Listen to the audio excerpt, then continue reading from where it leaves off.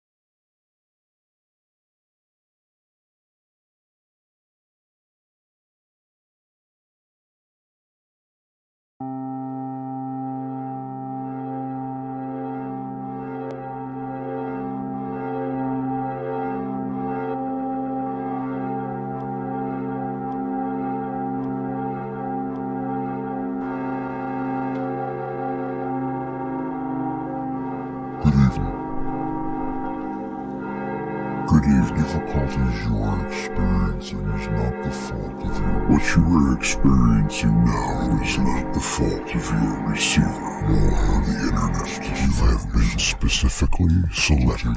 We have assumed and charted for another edition of Night Owls. So turn your red light on and bathe in the light of the whole other stuff.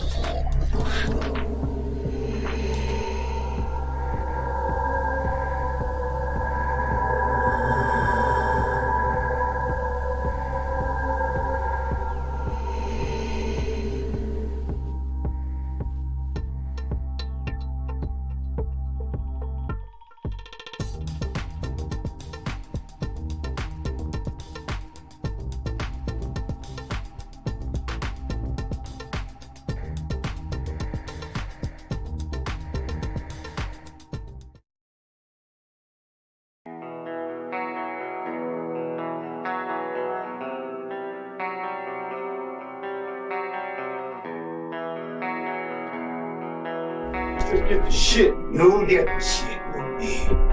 Me? Shit.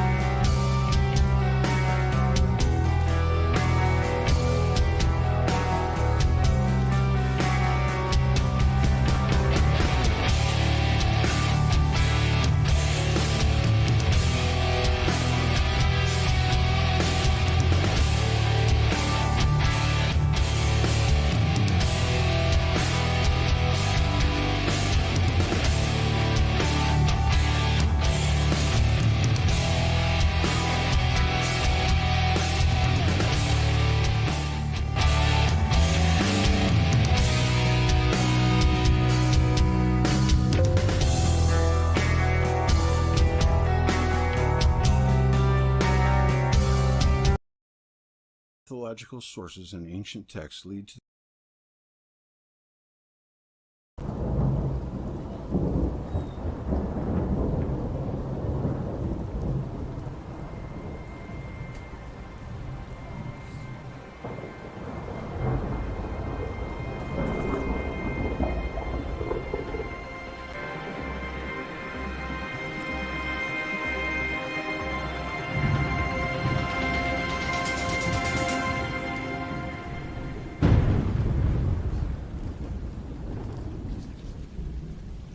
Saturn theory. The Saturn theory from the Velikovsky Encyclopedia. Since we're doing a synopsis, we'll do one on this too. The Saturn theory. Saturn model, Saturn myth, Saturn configuration is the idea based on comparative mythology that the Earth was once in closer proximity, or even a satellite of the planet Saturn, which appeared like a sun. It has received criticism on both mythological and physical grounds. Of course.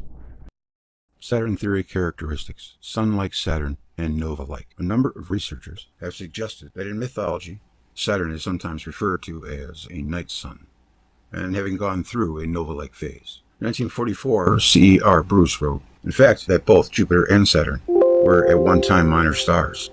Their satellite systems were formed as the result of minor or planetary nova outbursts. In 1973, William Mullen wrote, Velikovsky has suggested that as a result of disruption, Saturn went through a short nova-like phase in which its light would have obscured everything else visible from Earth. 1975, Louis M. Greenberg and Warner B. Sizemore wrote, the planet Saturn was designated as Shamash, or sun, by the Astro-Babylonian astrologers. And as far back as 1910, M. Jastrow, Assyriology, Volume 70, p. 171, proposed the idea that Saturn was a steady or permanent mock sun, performing the same function of furnishing light as Samos. The sun performed during the day. Furthermore, there is undeniable evidence that the concept of night sun, as well as a day sun, existed in ancient Babylonian astrological thought. 1977, Eduardo Cardona wrote, Diodorus Siculus was not the only writer of antiquity who stated that the Babylonians called Saturn the sun star. Hyginus also expressed his opinion that Saturn was called the star of the sun. Among modern Assyriologists, oh, they got Assyriologists too? Assyriologists. I wonder if they're as good as the Egyptologists. Well, I wouldn't know. It seems as if Thomson was one of the first to notice that the Babylonians designated the planet Saturn as Shamash. Yet Shamash, as a cursory glance through any work on Assyrio-Babylonian mythology will show, was very much like the Egyptian Ra, the usual Babylonian name for the sun. In 1979, Emanuel Velikovsky wrote, my conclusion that as a result of its interplay with Jupiter, Saturn became a nova. I found confirmed in many ancient sources in which Saturn is regularly associated with brilliant light. But I was led to this idea, first of all, by a certain clue contained in the biblical account of the deluge. It's interesting that the Oppenheimer Ranch project that Dave was talking about, the cataclysm 42,000 years ago, I think. I'm wondering, these different steps that it went through, there's evidence of it happening, and that is really interesting. But the time periods are really hard to nail for me. The last episode was what we went through with Venus and Mars. That's all I really know for sure, and that was within historical times, according to Velikovsky. Earth as a satellite of Saturn. Several authors have independently suggested that mythological sources in ancient texts lead to the conclusion that Earth was once a moon of the planet Saturn. And also we have axial tilts, the oxygen content matching up, the salt water. I don't know how much that matches up or if they have discovered a match in that yet, but as of right now we have 2 out of 3. I wouldn't be surprised if it did. Oh, wait a minute. No, it's 3 out of 3. The water in Saturn's rings and satellites is like that on Earth. Developing a new method for measuring isotopic ratios of water and carbon dioxide remotely, scientists have found that the water in Saturn's rings and satellite is unexpectedly like the water on Earth. How about that? It's 3 for 3. What more did they need?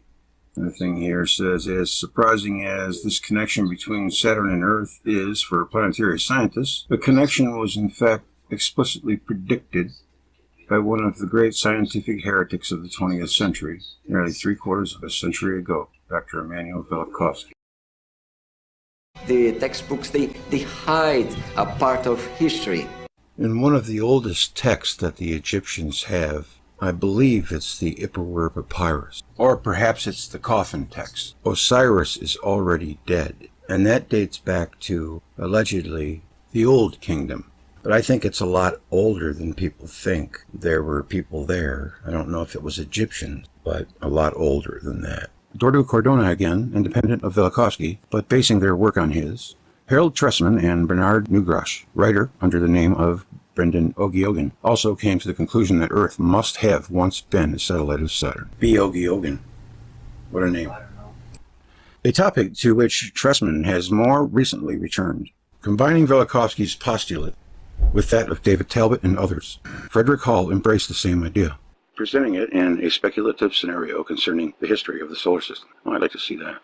There never is very much on YouTube about Saturn theory. Not much. A little bit, but not much. Alfred D. Gazia notes, I bought his book, by the way. The year 1977 marked the beginning of quantivolutionary publications about Saturn. 3 articles appeared, written by David Talbot and by Dordu Cordona, and jointly by Harold Tressman and B. Ogiogan. A few months later, Velikovsky, who had inspired the studies in each case without participating in them, released a fragment of his manuscripts on Saturn. Saturn was a second sun shining by day and night upon Earth. For example, Oscar Reichenbach is recalled by Dordu Cordona.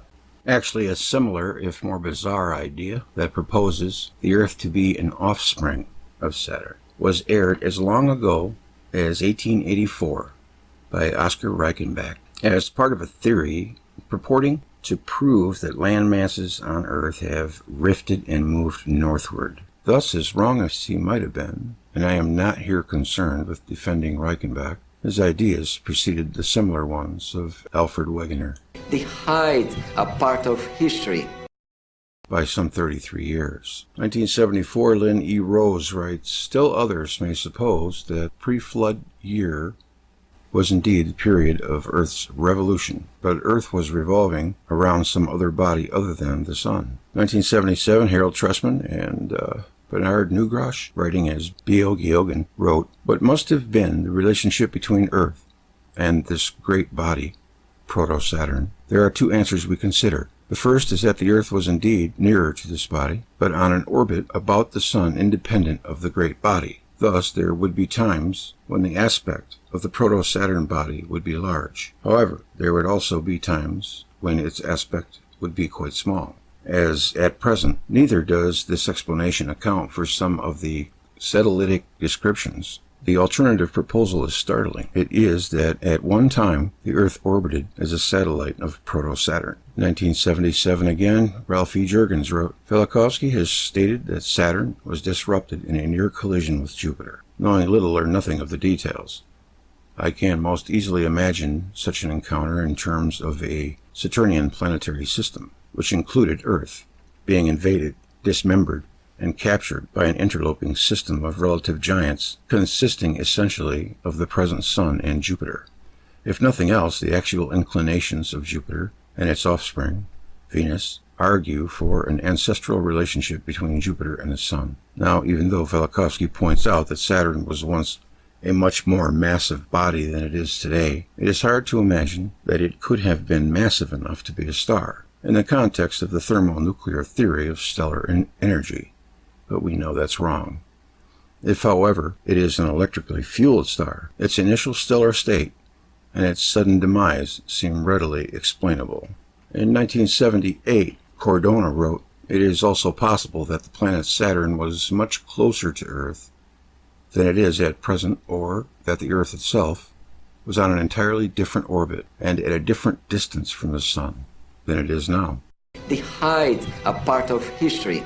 In fact, we have good reason to believe that, during the period of Earth history with which we are concerned, our little world was actually a satellite held in the electromagnetic and or gravitational embrace of the giant planet. In 1979, Velikovsky wrote, it is conceivable that the Earth was, at that time, a satellite of Saturn, afterwards possibly becoming a satellite of Jupiter.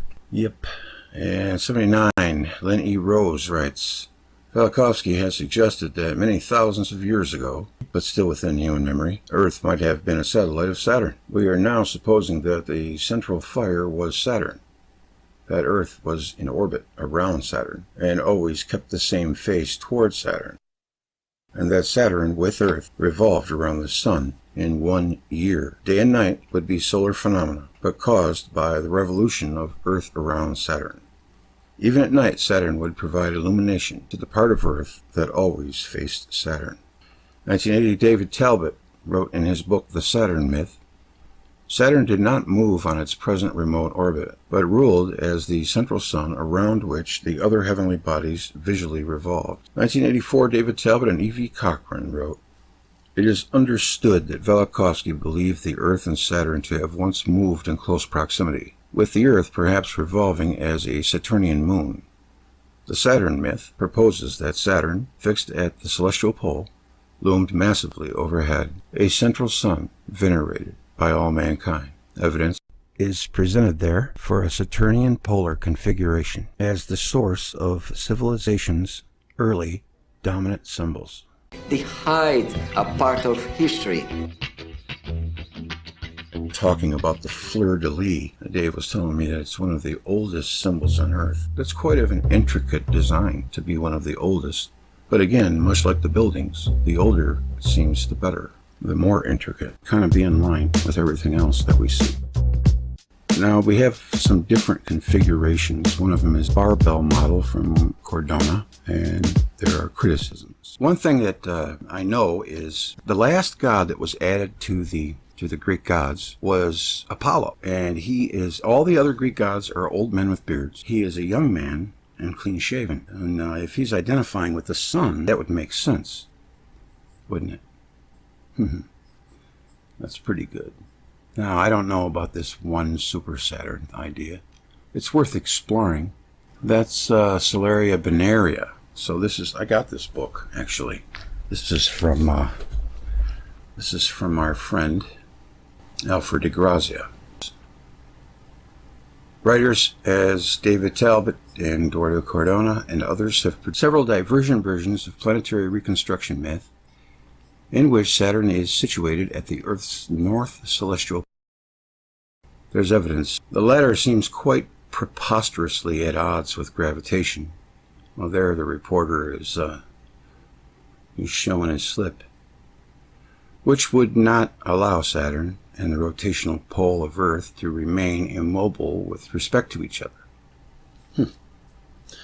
Rose has criticized the collinear model. I mean, we have to use that as a barometer to everything. What if that's wrong? Other Saturn theories have Earth's north rotational pole pointed at Mars, with Venus, Saturn, and Jupiter lined up directly behind Mars. Several variants of this have been proposed over the years. Okay, notably by Frederick Johannemann, David Talbot, Eduardo Cordona, and E.V. Cochran. That wasn't so bad.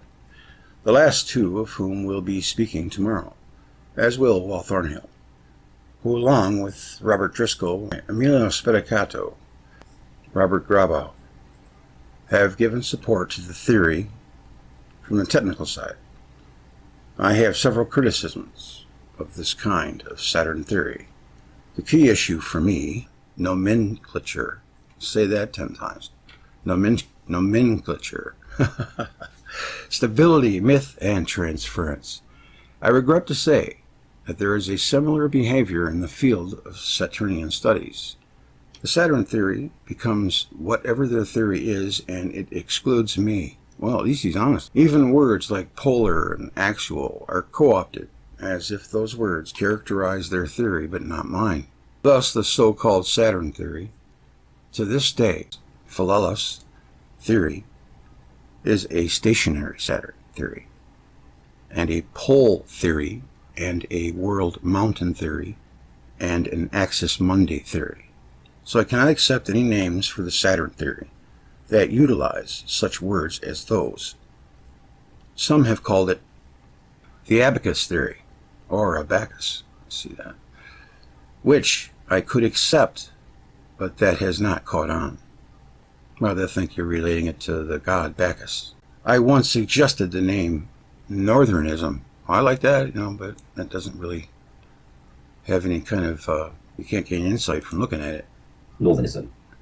I know what it means, the polar alignment. Since Earth's North Pole points at Mars, Venus, Saturn, and Jupiter. But that has not caught on either. 9. I would now like to propose the name God Kebab. Oh, yeah. Make it sound silly. No. For this overcrowded column of deities But the defenders of the theory probably won't like that any more than Northernism. Victor Slabinski, an astronomer in the aerodynamics section at Intelsat in Washington, D.C., who works on orbital mechanics of geostationary communication satellites, criticized Robert Grabau's polar configuration, PC, model and concluded that his paper gives insufficient mathematical analysis. Our results here show that Grabau's PC is untenable. On Spedicato's model, Cordona notes that the results from the equations involved did not confirm the required sustained dynamical stability of the model. On the contrary, it was found that the stability of such an axially aligned system would be lost rather fast, with its maximum duration corresponding to only about 3 months, when it's expected stability should extend at least over several thousands. And the bibliography, Velikovsky, Saturn and the Flood in the Beginning, I read that. That's in my playlist. E.V. Cochran, The Saturn Myth, online, Maverick Science. We'll have to check that out. I like E.V. He's good. Dordu Cordona, The Road to Saturn. So check that out on Eon Journal. Treshman Harold and B. Ogie Ogan. 1977, The Primordial Lights. Online at Harold Treshman's website. And Alfred de Grazia and Earl Milton. Golden Age and Nova of Super Saturn. All right. That'll do it. It says here that Osiris is associated with the Jed Pillar, and that reminds me of Tesla Tower. You would think, with all of this evidence that they have, you would think that somebody from mainstream would at least look at the evidence and the arguments. They don't even bat an eye. How could they ever get an answer right with an attitude like that? I suppose eventually, after they trip over it 7,000 times, they'll have no choice but to pick it up. And there's a story that intrigues me about the Scythians who came from the north, and they called them Saturn people. I want to know more about that. Something intrigues my intuition about that. I don't know what it is yet. For me, there's a ring of truth to this whole thing. I don't know if you can feel it or not, but I know you can't go on feelings and intuition, but it just feels right. And all the evidence leans in that direction. Since I've discovered this, I have not seen one thing that goes against it yet. In fact, it just makes it seem even more obvious.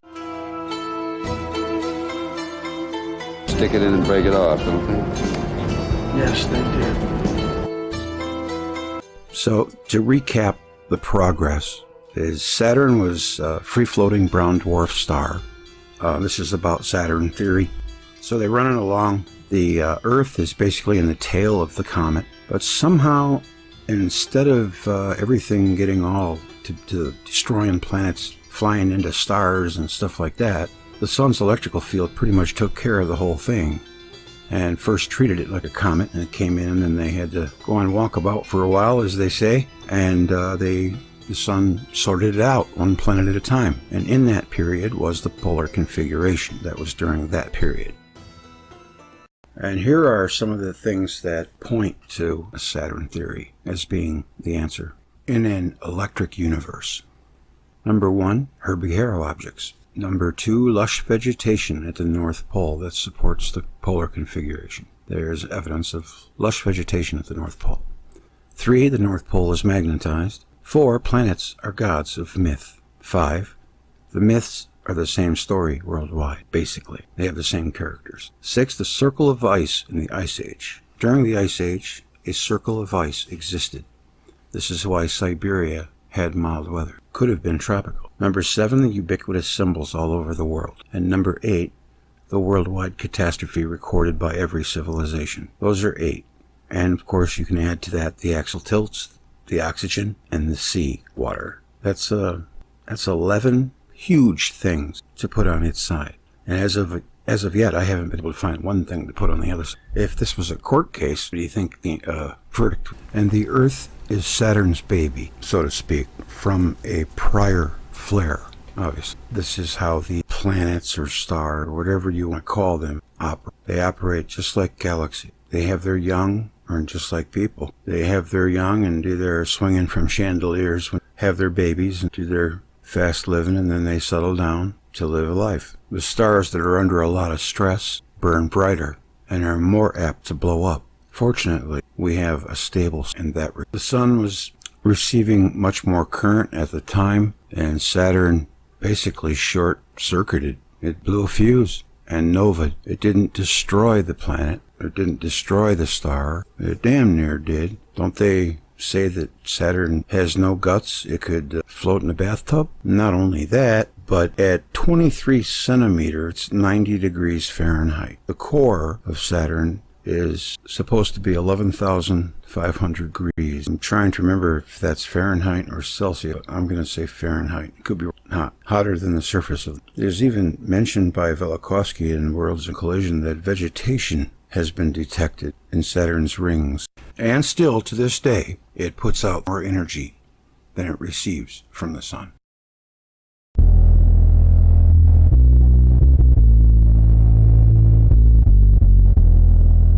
Simulation does is that it allows you to model the plasma regardless of size, put in the rather few basic initial equations, and then follow the simulation through its various nonlinear stages and the different morphologies or shapes that the plasma will take. In Tony Peratt simulations, as the current spirals into the center of the galaxy, turns around and moves out along the axis of the galaxy. In that central area where the current is extremely concentrated, there seemed again the potential for violent events. And Alfvén and Peratt raised the question, couldn't this be a way of explaining the extremely violent events that occur in the center of galaxies that are known as quasars, in which huge amounts of energy are released in what, by astronomical terms, is a relatively small amount of time. That is, millions of years compared with the billions of years galaxies exist. Initially, the time frames shown represent 1 billion years or so, but now we're going to carry it out for 10 billion years to see what happens to these double radio galaxies or quasars as the two filaments have evolved into. And you'll see that the tails start to elongate, and fairly soon you're going to start to see a spiral structure.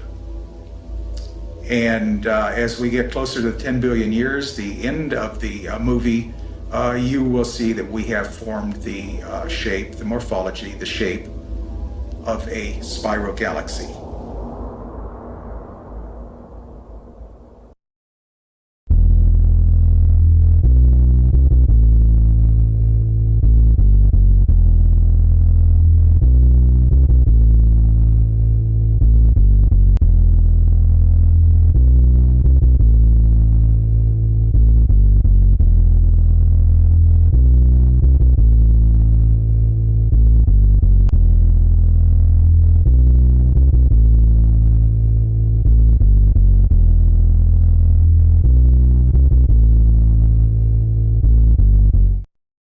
The Saturn Theory by David Talbot. Introduction. Planet Saturn today is recognizable only to those who know where to look for it. But a few thousand years ago, Saturn dominated the Earth as a sun, presiding over a universal golden age. Modern man considers it self-evident that our familiar heavens differ hardly at all from the heavens encountered by the earliest star worshipper. He assumes that the most distinctive bodies venerated in primitive times were the sun and moon, followed by the 5 visible planets, and various constellations all appearing as they do today. But for such ever so slight changes as the precession of the equinox, This long-lasting belief not only confines present discussion, but ancient myth and religion. It is the fixed doctrine of modern astronomy and geology, every prevailing theory of the solar system and of the Earth's past rests upon an underlying doctrine of cosmic uniformity. The belief that the clock-like regularity of the heavenly motions can be projected backwards indefinitely. But the evidence assembled in the following pages indicates that within human memory, extraordinary changes in the planetary system occurred. In the earliest age recalled by man, the planet Saturn was the most spectacular light in the heavens, and its impact on the ancient world overwhelming. In fact, Saturn was the one great god, invoked by all mankind. The first religious symbols were symbols of Saturn, and so pervasive was the planet god's influence that the ancients knew him as the creator, the king of the world, and Adam, the first man. Since the only meaningful defense of this claim is the entire body of evidence presented here, I shall not presume upon the reader's credulity, but only ask that he follow the narrative to its end. Myth and catastrophe. If our generation disdains the possibility of fact in the language of myth, it is because we are aware of discrepancy between myth and the modern worldview, as we ascribe it to the blindness or superstition of the ancients. There is hardly an ancient tale which fails to speak of world-destroying upheavals and shifting cosmic orders. Indeed, we are so accustomed to the catastrophic character of the stories that we hardly give it a second thought. When the myths tell of suns which have come and gone, or of planetary gods whose wars threatened to destroy mankind, we are likely to take them as amusing and absurdly exaggerated accounts of local floods, earthquakes, and eclipses, or write them off altogether as expressions of unconstrained fancy. How many scholars, seeking to unravel the astronomical legends and symbols of antiquity, have questioned whether the heavenly bodies have always coursed on the same paths they follow today. In the past 300 years, barely a handful of writers have claimed any connection between myth and actual celestial catastrophe. William Whitson published in 1696 a new theory of the earth, arguing that the biblical deluge resulted from a cometary cataclysm. The book produced a storm of scientific objections and had no lasting impact outside Christian orthodoxy. In 1882 and 83, two books by Ignatius Donnelly appeared: Atlantis, the Antediluvian World, and Ragnarok, the Age of Fire and Gravel. Relying on global myths, Donnelly claimed that a massive continent called Atlantis once harbored a primordial civilization. The entire land sank beneath the sea when a comet rained destruction on the earth. Both Donnelly's books became bestsellers and are still available today. Yet conventional theories of Earth and the solar system remain unaffected by these works. Around the turn of the century, Isaac Vail argued in a series of brief papers that myths of cosmic upheaval relate to the collapse of ice bands surrounding our planet. 3/4 of a century after his death, his work is familiar only to an esoteric few. In 1913, Hans Horbiger published his Glacial Cosmogony, contending that great catastrophes described in ancient myth occurred when the Earth captured another planet, which became our moon. The relatively small interest in Horbiger's thesis vanished within a couple decades.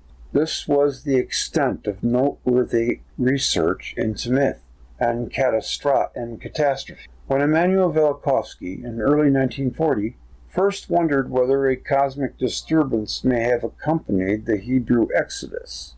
According to the biblical account, massive plagues occurred, Sinai erupted, and the pillar of cloud and fire moved in the sky. His quest for a solution led Velikovsky through a systematic survey of world mythology, and eventually to the conclusion that ancient myths constitute a collective memory of celestial disorder. The great gods, Velikovsky observed, appeared explicitly as planets. In the Titanic wars vividly depicted by ancient chroniclers, the planets moved on erratic courses, appearing to wage battles in the sky, exchanging electrical discharges, and more than once menacing the Earth. Velikovsky set forth his claims of celestial catastrophe in his book Worlds in Collision, published in 1950, proposing the first Venus and then Mars in the period 1500 to 686 BC, so disturbed the Earth's axis as to produce worldwide destruction. The book became an immediate bestseller and the focus of one of the great scientific controversies of this century.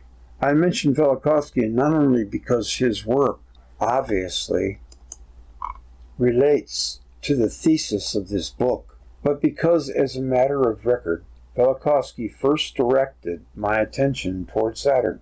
In a manuscript still awaiting publication, Velikovsky proposed that the now distant planet was once the dominant heavenly body, and he identified Saturn's epoch with the legendary Golden Age. While I have not seen Velikovsky's unpublished manuscript on Saturn, a brief outline of his idea inspired present inquiry.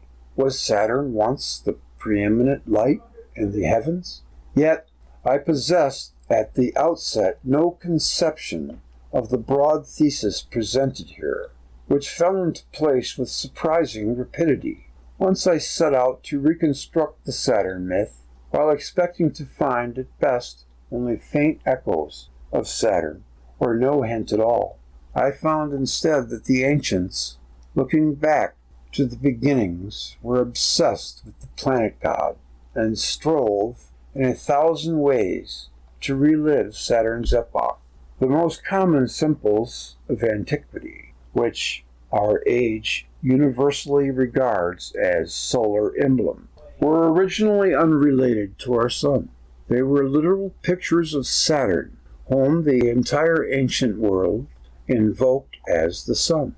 In the original age to which the myths refer, Saturn was no remote speck faintly discerned by terrestrial observers. The planet loomed as an awesome and terrifying light, and if we are to believe the widespread accounts of Saturn's age, the planet god's home was the unmoving celestial pole, the apparent pivot of the heavens, far removed from the visible path of Saturn today. At first glance, however, the Saturn myth seems to present an entanglement of bizarre images. The earliest, most venerated religious texts depict the great god sailing in a celestial ship, consorting with winged goddesses, fashioning revolving islands, cities, and temples, or abiding upon the shoulders of a cosmic giant. It is impossible to pursue Saturn's ancient image without encountering the paradise of Eden, the lost Atlantis, the fountain of youth, the one-wheeled chariot of the gods, the all-seeing eye of heaven, or the serpent dragon of the deep. Though celebrated as living, visible powers, none of Saturn's personifications or mythical habitats conforms to anything in our familiar world. Yet once one seeks out the concrete nature of these images, it becomes clear that each referred to the same celestial form. The subject is a Saturnian configuration of startling simplicity, whose appearance, transformation, and eventual disappearance become the focus of all ancient rites. I now have little doubt that if Velikovsky had pursued the Saturn question to the end, he would have perceived a vastly greater influence of the planet than he originally recognized. He would have discovered also that the full story of Saturn adds a new perspective to much of the mythological material gathered in Worlds in Collision. In this connection, I must stress that I alone am responsible for the themes and conclusions presented in this book. Realizing that Velikovsky has had to defend his own heresy for better than a quarter of a century, I have no desire to burden him with the heresy of others. Nothing came as a greater surprise to me than the sheer quantity of material bearing directly on the Saturn tradition. The scope of the subject matter made it necessary to separate the material into 2 volumes, the first dealing with the original Saturnian operation, the second with Saturn's catastrophic fate. This initial volume, then, focuses on the primordial age of cosmic harmony and the unified image of Saturn as king of the world. Chapter 2. The Great Father. Anyone attempting to trace the Saturn legend must reckon with the primordial god figure whom ancient races celebrate as the Great Father, and who is said to have first organized the heavens and founded the antediluvian kingdom of peace and plenty, the Golden Age. While few of us today could locate Saturn in a starry sphere, the earliest astro-religions insist that the planet god was once the all-powerful ruler of heaven. But paradoxically, they also declare that he resided on earth as a great king. He was the father both of gods and of men. This dual character of the Great Father has been the subject of a centuries-long exaggerated into cosmic divinity. This dual character of the Great Father has been the subject of a centuries-long but unresolved debate. Was he a living ancestor, subsequently exaggerated into a cosmic divinity? Or was he originally a celestial god whom later myths reduced to human proportions? For an explanation of the Great Father, researchers look to such varied powers as the solar orb, an esteemed tribal chief, or an abstract vegetation cycle. Almost uniformly ignored is the connection of the primordial man-god with the actual planet Saturn, even though it is precisely the latter that can tell us why the Great Father appears in both human and celestial form. The overwhelming preoccupation of ancient ritual is with an ancient great god. 1. The myths say that the god emerged alone from the cosmic sea as the preeminent power in the heavens. Out of watery chaos he produced a new order. The ancients worshipped him as the creator and the supreme lord of the cosmos. 2. This solitary god, according to the legend, founded a kingdom of unparalleled splendor. He was the divine ancestor of all earthly rulers. His kingdom, the prototype of the just and prosperous realm, throughout his reign, an unending spring prevailed. The land produced freely, and men knew neither labor nor war. 3. In the god-king's towering form, and ancients perceived the heaven man, a primordial giant, whose body was the newly organized cosmos. The legends often present the figure as the first man or primordial man, whose history personified the struggle of good and evil. 4.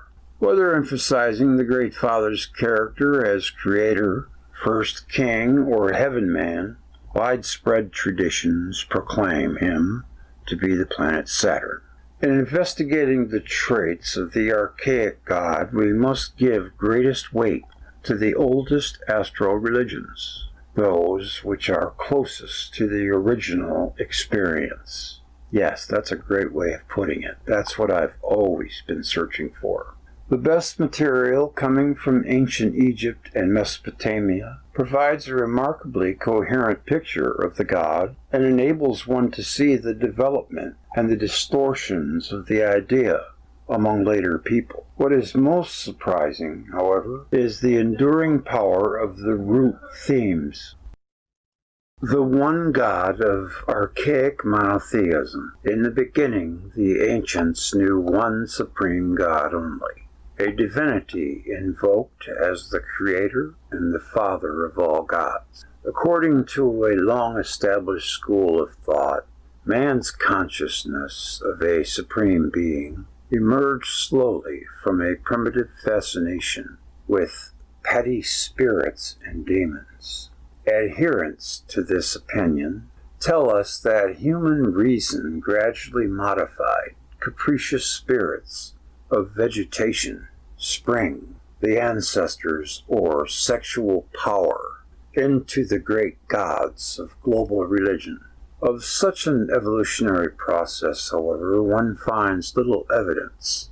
The great edifices erected by Herbert Spencer, E.B. Taylor, and James G. Fraser appear to rest exclusively on the assumption that one can learn the origins of theism by studying existing primitive cultures. The idea is that the civilized races of old must have first passed through primitive phases before the Hebrews, Greeks, or Hindus developed their elevated ideas of a supreme God.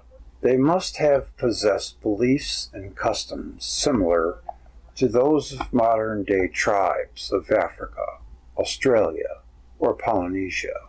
Only by slow development, say these theorists, could a race rise above the ludicrous magic totems and fetishes of the savage. It is interesting that the advocates of various evolutionary theories and their fascination with present-day primitive cultures almost never concern themselves with the oldest religious texts and symbols which have come down to us. The sacred hymns and eulogies of ancient Egypt and Mesopotamia reveal a tradition of a great god reaching back into prehistoric times. Moreover, a comparison of early and later sources rather than of a once unified idea into magic, astrology, totemism, and other elements with which the evolutionists associate the first stages of religion. There are grounds for speaking of an archaic monotheism, astral in nature, existing long before the idea of God received its spiritual and philosophical elevation in Hebrew and Greek thought. To the ancients themselves, the entire question was simply a matter of concrete history. The present world is a fragmented copy of an earlier age, in which the supreme light God stood alone in a primeval sea, accompanying the cosmic center. Ancient Egyptian texts repeatedly invoke a singular figure, worshipped as the great and highest light of the primeval age. One of his many names was Atum, a god born in the abyss before the sky existed, before the earth existed. These are worlds of the pyramid texts, perhaps the world's oldest religious hymns, but the texts of all periods look back to the same primordial time when Atum shone forth alone. I came into being of myself in the midst of the primeval waters, states the god in the Book of the Dead. More than once, the coffin texts recall the time when Atum was alone before he had repeated himself. He was alone in the primeval waters, they say. I was the spirit in the primeval waters, he who had no companion when my name came into existence.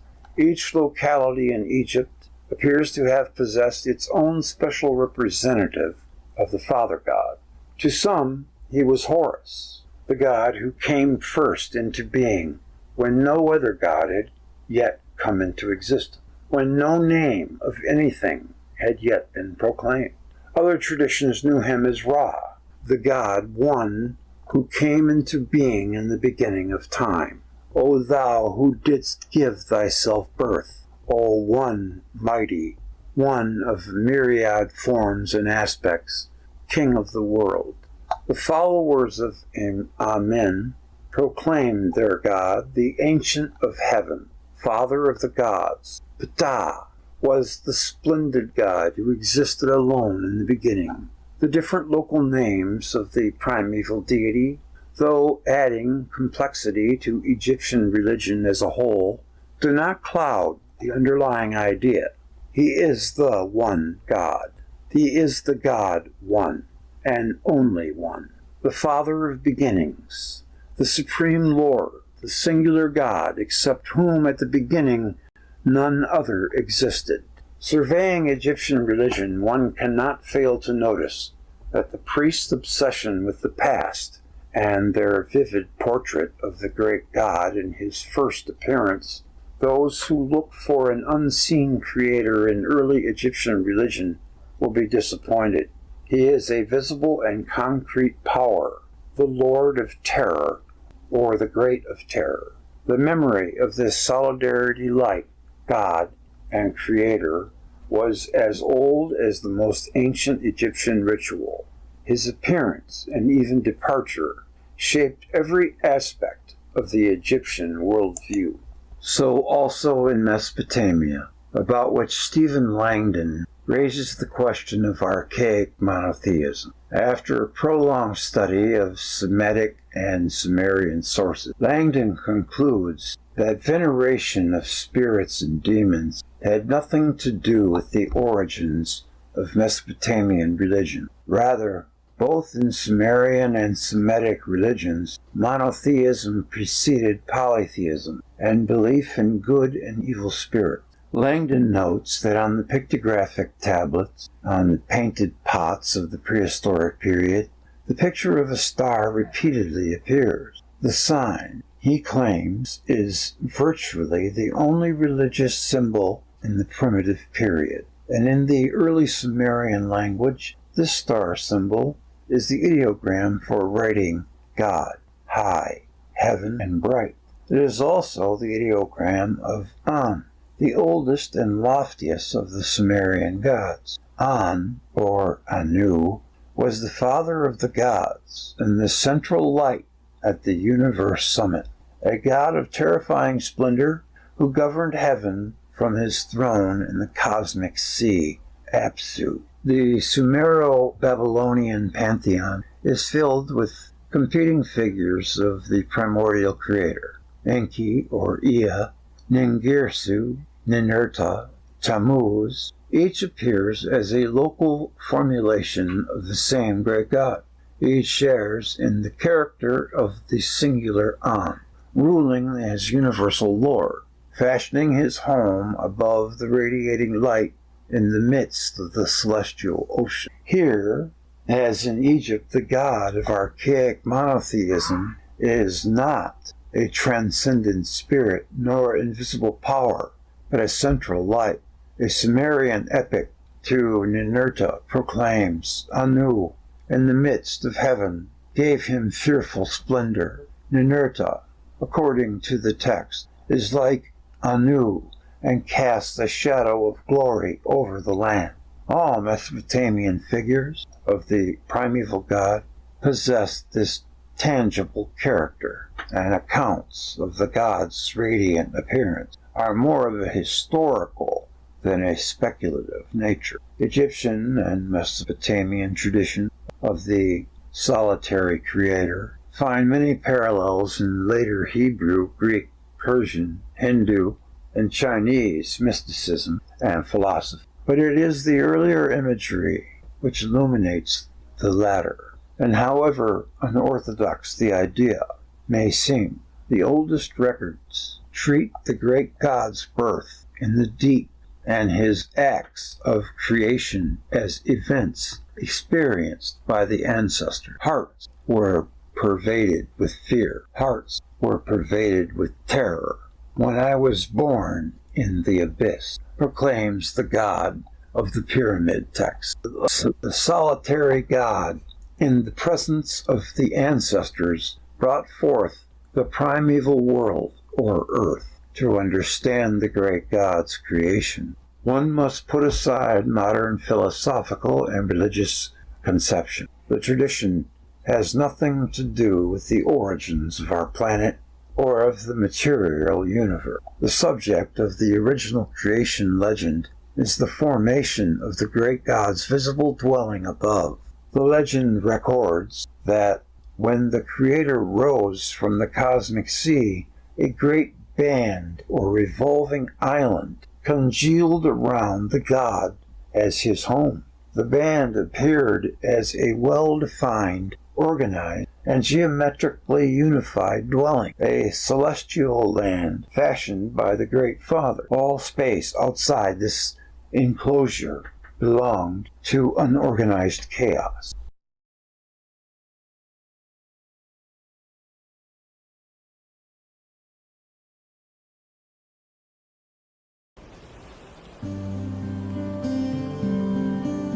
In a later section of this book, I intend to show that ancient races the world over recorded pictures of the great god and his circular abode. The images were of the circle inside the bigger circle, and then the cross inside the circle. The second more complete form, showing streams of light radiating from the god to animate his city of heaven. The words which, in the ancient languages, denote this enclosure receive various translations as heaven, cosmos, world, land, earth, netherland, terms which take on vastly different meanings in modern usage. In their original sense, the words signified one and the same thing, a band of light which appeared to set apart the sacred ground of the great God from the rest of space. One cannot begin a survey of the Great Father without confronting his celestial enclosure. But a full discussion of this dwelling will be possible only after certain other aspects of the single God receive clarification. I mention the enclosure now in order to indicate the general and unconventional direction of this investigation.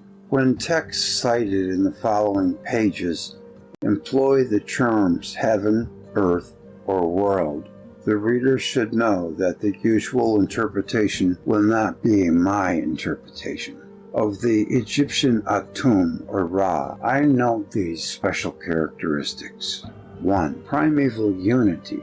Atum is the one, but also the all. Though he is the solitary god of beginnings, an assembly of lesser gods emanate from him and revolve in his company. These secondary deities, the Puat or P-A-U-T or circle of the gods, constitute Atum's own limbs. Atum's body is the primeval cosmos, denoted by the circle in the sign. 2. Regulator. Atum is the stationary god, the firm heart of the sky. His hieroglyph, however, is the primitive sledge, signifying to move. As the central light or pivot, he imparts motion to. As the central light or pivot, he imparts motion to, or moves, the heavens, while he himself remains Imhotep, at rest. The celestial motions and the related cycles, he becomes the god of time. 3. The Word.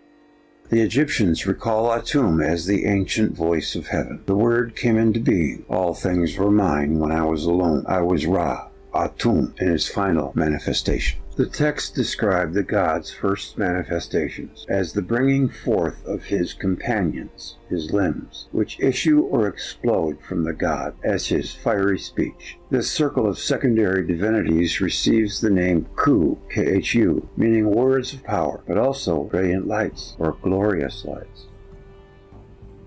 4. Water god. The well-known character of the Book of the Dead includes this description of Ra. I am the great God who created himself. Who is he? The great God who created himself is the water. It is the abyss, the father of the gods. The great God and the celestial ocean, a lake of fire, are fundamentally one. The waters issue from the God, yet paradoxically give birth to him. 5. The seed. Atum is the masculine power of heaven, the luminous seed embodying all the elements of life, water, fire, air, etc., which flow from him in streams of light. He is the universal source of fertility, animating and impregnating the cosmos. What is most compelling about the portrait of Atum-Ra is the numerous Egyptian divinities duplicate the image. The very traits of the great god, outlined above, are endlessly repeated in the figures of Osiris, Ptah, Horus, Khepera, and Amen, each of whom appears as the solitary god in the fiery sea, the God One who brought forth the company of gods as his own limbs, the God of the reverberating speech, the unmoving God producing celestial revolutions, the final source of waters and the impregnating seed of the cosmos, the universal monarch.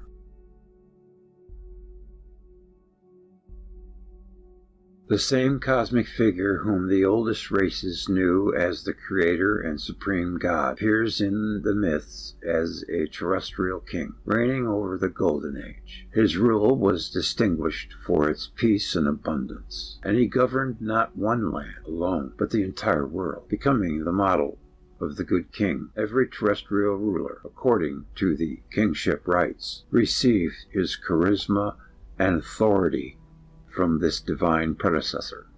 No mythical figure remains more enigmatic than the great king, to whom so many ancient peoples trace their ancestry. Who was Osiris, the legendary ruler who led the Egyptians out of barbarism and reigned as king of the world? Who was Enki, whom the ancient Sumerians revered as the universal lord and founder of civilization? The same figure appears repeatedly as one passes to India, Greece, China, and the Americas. For the Hindus, it was Yama. For the Greeks, Kronos. For the Chinese, Hong-Ti. The Mexicans insisted that the white god Quetzalcoatl once ruled not only Mexico, but all mankind. In North America, the same idea attached to the primordial figure Manabozho. So vivid are the recollections of the universal monarch that his story usually forms the first chapter in the chronicles of kingship, and the kingship rites meticulously preserve a memory of the god king's rule. Each stage in the inauguration of a new king reenacts the first king's life and death.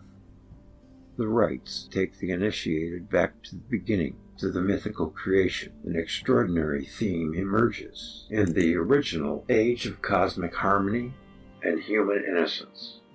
The gods dwelt on earth. Presiding over the epoch of peace and plenty was the universal monarch, who founded temples and cities and taught humanity the principles of agriculture, law, writing, music, and other civilized arts. This golden age, however, ended in the god king's catastrophic death. What is most puzzling to modern commentators is that the king of the world, ruling on earth, is at the same time the creator, the God One. How did the ancients come upon this paradoxical notion? The Age of Kronos. Greek legends recall a remote and mysterious era of Kronos, the creator god who, wielding his sickle, ruled from the summit of Olympus, eventually displaced by his own son, against whom he warred violently. Kronos seemed to have appeared to the Greeks as a split personality, at once a radiant god, the very author of the world, and a dark demonic power. But in an old tradition with roots in the earliest antiquity, Kronos is preeminently the good king, his darker side concealed. First of all, the deathless gods who dwell on Olympus made a golden race of mortal men who lived in the time of Kronos. reigned in heaven without sorrow of heart, remote and free from toil and grief. Miserable age rested not on them. The fruitful earth, unforced, bare them fruit abundantly, and without stint. They dwelt in ease and peace upon their lands, with many good things, rich in flocks, and loved by the blessed gods. When Hesiod wrote these lines, the golden age of Kronos was but a faint and often confused memory. To observe antiquity of the idea, one need only refer to the cradles of ancient civilization, Egypt and Mesopotamia. Among the Egyptians, the father of the paradisal age possessed many names, but each tradition proclaimed the same original excellence of creation, subsequently corrupted. The peaceful epoch was distinctly the age of Kronos, under a different title. Throughout their history, the Egyptians believed in a time of perfection at the beginning of the world, observes Clark. In the earliest age, say the Egyptian sources, the great god was the first king, a ruler whose life served as a model for all succeeding ages. With the god-king Osiris, the Egyptians constantly associated a vanished golden age. As King Osiris, the beneficent being, taught his subjects to worship the gods, gave them the arts of civilization and city, and disseminating wisdom from one land to another, he became the benefactor of the whole world. But his eventual murder brought worldwide destruction. Among classical writers, Herodotus, Diodorus, Plutarch, the idea prevailed that Osiris lived on our earth as a man, or a man-god. Egyptian sources, too, often portray him in human form. Yet the early religious texts say again and again that Osiris was the supreme light of heaven, ruling from the cosmic center. He was, in fact, the Lord of the gods, God One. His body formed the circle of the Duat, the celestial residence of the gods, and the secondary gods themselves constituted the limbs of Osiris. Indeed, the traditions of Osiris melt into those of Ra and God One, who came into being in primeval time. Just as Osiris' followers remembered his rule on earth, so did other Egyptians recall the terrestrial reign of the creator Ra. To this age, states Lerner, the Egyptians continually look back with regret and envy, to declare the superiority of one thing above all other things imaginable. It was enough to affirm its like had never been since the days of Ra. Its like never had been since the days of Ra. Ra, the father of the gods, reigned over the terrestrial world, but wandered away when the heavens fell into disorder. All chronological tradition affirms that Ra had once ruled over Egypt, writes Budge, and it is a remarkable fact that every possessor of the throne of Egypt has proven, by some means or other, to have the blood of Ra flowing in his veins. But the same belief applied to Horus, the god-king par excellence, as well as Atum, Khepra, Ptah, and Amen. The fact which must be explained is the memory of the creator king and his original age of abundance was far broader than any local tradition, and the story was not limited to Egypt, according to the theologian and historian Eusebius, who relates the account of the Babylonian priest-historian Berosus. The ancient tribes of Chaldea owed their civilization to a powerful and benevolent figure named Onans, who ruled before the deluge. Prior to Onans, the tribes lived without order, like beasts, but the new god-king who issued from the sea instructed mankind in writing and various arts, the formation of cities and the founding of temples. He also taught them to use the use of laws, of bounds and of division, also the harvesting of grains and fruits, and in short, all that pertains to the mollifying of life he had delivered to men, and since that time nothing more has been invented by anybody. The lands was simply the Greek name for the Babylonian Ea, the Sumerian Enki, worshipped in the cities of Eridu at the mouth of the Euphrates. The tradition dates to the earliest stage of Sumerian history, a time when the myths say that Enki and his wife, Damkina, governed the lost paradise of Dilmun, the pure place of man's genesis. They alone reposed in Dilmun, where Enki and his wife reposed. That place was pure, that place was clean. In Dilmun, the raven croaked not, the kite shrieked not kite-like, the lion mangled not, the wolf ravaged not the lambs. The inhabitants of this paradise lived in a state of near perfection, drinking the waters of life and enjoying unbounded prosperity. Ruling over this favored domain, Enki introduced the civilization to mankind, founded the first cities and temples, and set down the first laws. If, in the account of Berosus, the bringer of civilization appears as a man, or part fish, the earlier accounts call him the creator. His home was the cosmic sea, Apsu, the celestial waters of fire, rage, splendor, and terror. The priests of Ea, or Enki, deemed him Mumu, the creative word. How about that, Mumu? The creative word.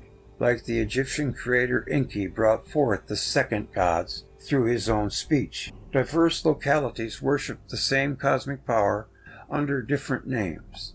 In the ancient city of Lagash, the priests honored the god Ninurta as the father of the paradisal age. Ninurta founded temples and cities, and years of his rule connected with the beginning of the world were years of plenty. Ninurta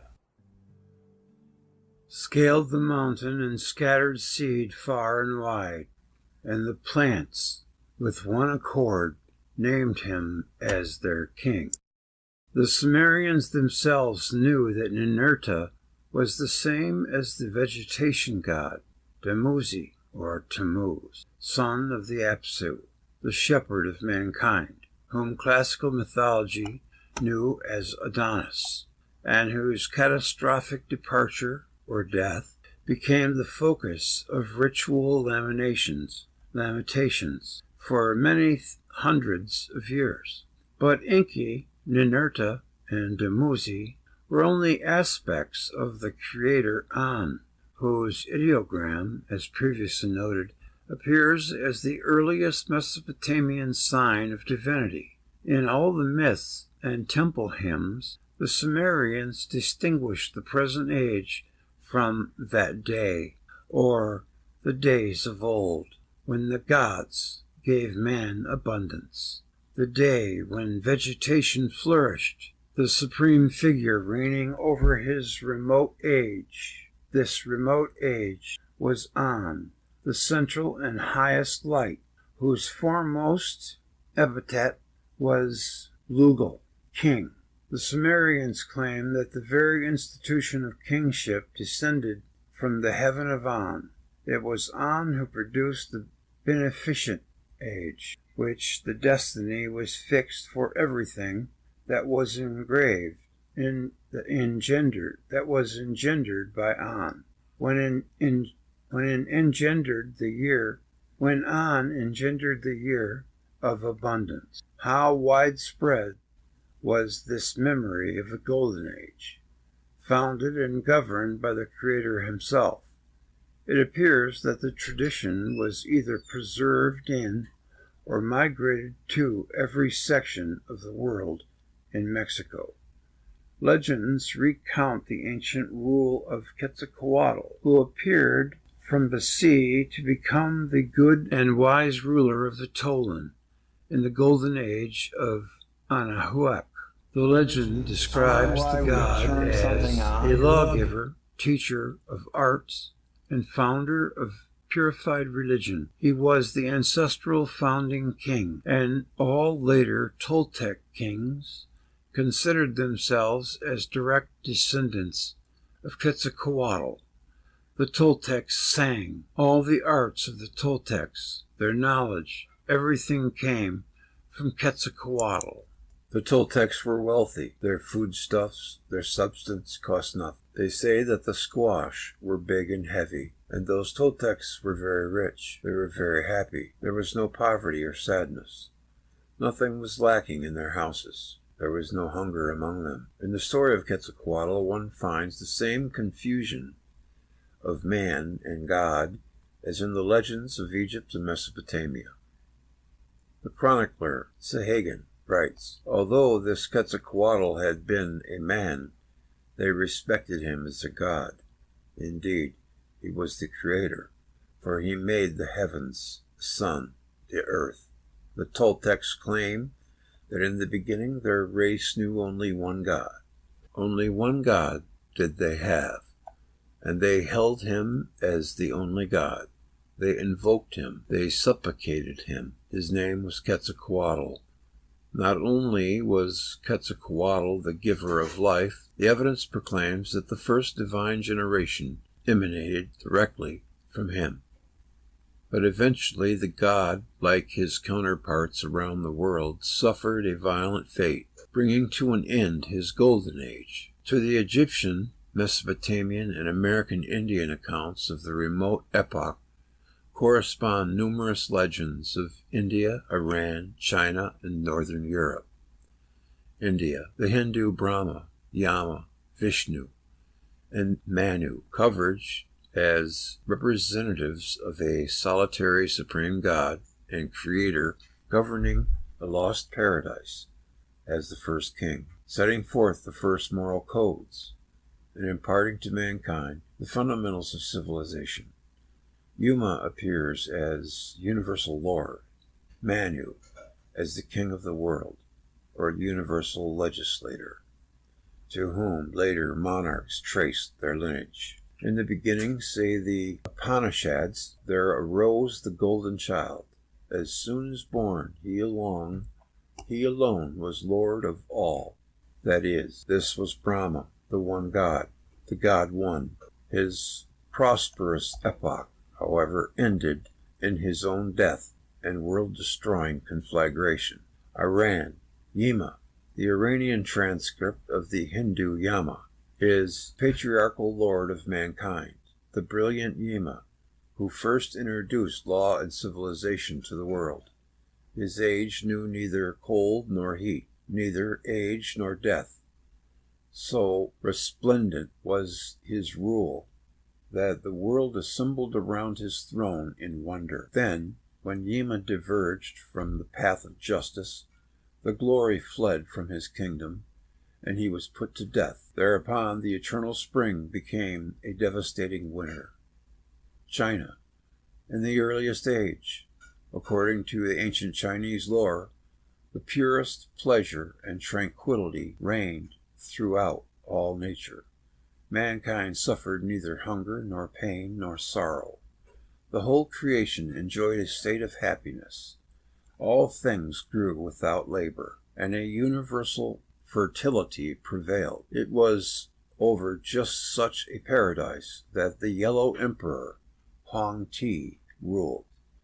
Considered the father of the Taoist religion, Huang Ti was the creator, a universal lawmaker and founder of arts and civilization. He was also immortal, and his fruitful era vanished upon his death. Northern Europe. During the Peace of Frodi, a mythical Danish king, no man injured another, and a magical mill ground out peace and plenty for the entire land. Frodi was the Norse god Frey, founder of temples and religious rites, the generous lord under whom peace and fruitfulness abounded, both the lord of the Swedes and god of the world, in the footsteps of the Scandinavian Odin, the creator. Well-being, peace, and good seasons followed. The legends style him the first king, the inventor of arts, and the source of human wisdom. But the age of Frey dissolved in flames, just as Odin and his prosperous kingdom came crashing down in the fires of Ragnarok. Here then is a worldwide motif, deeply ingrained in the religious and historical records of all principal races. The idea of Edenic happiness of the first human beings constitutes one of the universal traditions, states Lerner. Ministering over his age is the universal monarch, while extolled as the solitary supreme God and the creator of the world. He yet appears as a ruler on earth, the ancestor of terrestrial kings. By his teaching, mankind rose from barbarism, but in the end, the god met a catastrophic fate, and his death or departure brought a violent termination of the First World Order. The rites of kingship. The ritual surrounding ancient kings amounts to a summary of ancient beliefs about the universal monarch. For every local sovereign was the successor and representative of the great god, who ruled the world during the Golden Age. The rites of kingship testify to the enormous power which the collective memory of this god-king held over later generations. Chronicles of kingship from Egypt to Mesopotamia, to Persia, to China, to Italy, to Northern Europe, to pre-Columbian Mexico, all trace the line of kings back to the first king, a supreme cosmic deity who founded the kingship rites. When history begins, there are kings, the representatives of the gods, states Hokart. No greater mistake could be made by historians than to assume that the sovereignty of kings grew out of economic or material concerns. Instead, the crucial forces were religious. The king was a product of ancient ritual, and the ritual centered on cosmic beliefs, which for several millennia could not be shaken loose. To comprehend the mighty influence of kingship in the ancient world, one must penetrate the mystery of the king's prototype, the universal monarch. In the first king's life and rule originated the prerogatives and obligations of all local sovereigns. It was the duty of every king to perform the rites instituted by the great god in the beginning, and to renew, if only symbolically, the primordial era of peace and plenty. In the ritual, the king turns the wheel of law, first turned by the great god, rides on the god's own cosmic ship, takes spouse the great mother, mistress of the great father, builds temples and cities patterned after the god's celestial abode, and subdues the forces of darkness, barbarians, just as the god defeated chaos in the beginning. Whatever the marvels of the Great Father, is the duty of each local king to repeat them, or at least ritually to reenact these accomplishments, as if he were the great god himself. In his study of kingship in Egypt, Henry Frankfurt tells us that the great god was the first king. Whether named Ra, Khepri, or Atum, he is the prototype of Pharaoh, and the texts abound in phrases drawing the comparisons. To certify his authority as a successor of the universal monarch, the king credits himself with having introduced the age of abundance, like that of ancestral sovereign. Thus, Thutmose III not only sits upon the throne of Atum, but claims to have achieved what had not been done since the time of Ra, and have restored conditions as they were in the beginning. Amenhotep III strives to make the country flourish as in primeval times. Similarly, when the Sumerian king Dungi ascended the throne, the people supposed that a champion had arisen to restore the paradise which existed before the flood, but was lost through transgression. Each king, states Alfred Germanius, primeval king. Each king, states Alfred Germanius, was expected to reproduce the wonders of the great god, the primeval king. Thus does Ansabernerpal proclaim that upon his ascension to the throne, Raman has sent forth his rain. The harvest was plentiful, The corn was abundant. The cattle multiplied exceedingly. Among the Hebrews, every king is a Messiah, and at times the hope is expressed that the king will introduce a new golden age. Each is the test of the just or good ruler, who brings prosperity and a fruitful earth. This belief, which seems to have held sway over the entire ancient world, receives insufficient attention from historians. It points directly to an extraordinary memory of the universal monarch.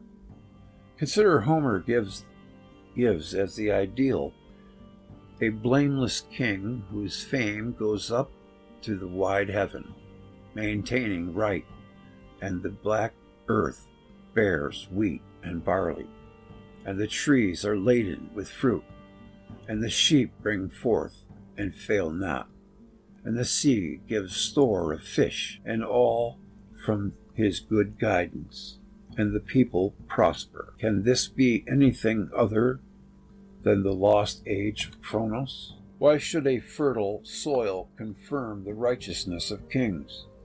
The connection becomes clear once one takes the universal monarch as more than an esoteric fiction and recognizes him as the shaping force behind the ideals of kingship. Just as peace and plenty followed in the footsteps of the first ideal good king, they should follow those of his successors who share the charisma of the great predecessor. The further we go back in history, observes Young, the more evident does the king's divinity become. And in the Near East, the whole essence of kingship was based far more on theological than political considerations. It was self-evident that the king was the magical source of welfare and prosperity, and for the entire organic community of man, animal, and the plant. From him flowed life and prosperity of his subjects, the increase of the herds, and the fertility of the land. This image of the local king is drawn directly from the image of the universal monarch. Thus did the ancient ruler call himself king of the world, and claim to radiate power and light. Thompson tells us that the Mayan ruler declared himself as something like king of kings, ruler of the world, regent on earth of the great Itzamna, a sort of divine right of kings, which would have turned James I green with envy. Walt Thompson calls an inflated notion of grandeur, seems to characterize all ancient kings, who shine like the sun and direct the heavenly motions. But the reason must be appreciated. Every king was, in a magical way, the universal monarch reborn. The institution and ritual of kingship point to the same great God and the same golden age, as do the myths of cosmic beginnings. And what historical conditions did this collective memory originate? And if the universal monarch governed the entire heavens as God one, why was he called an ancestor? The subchapter, The Heaven Man, will be next.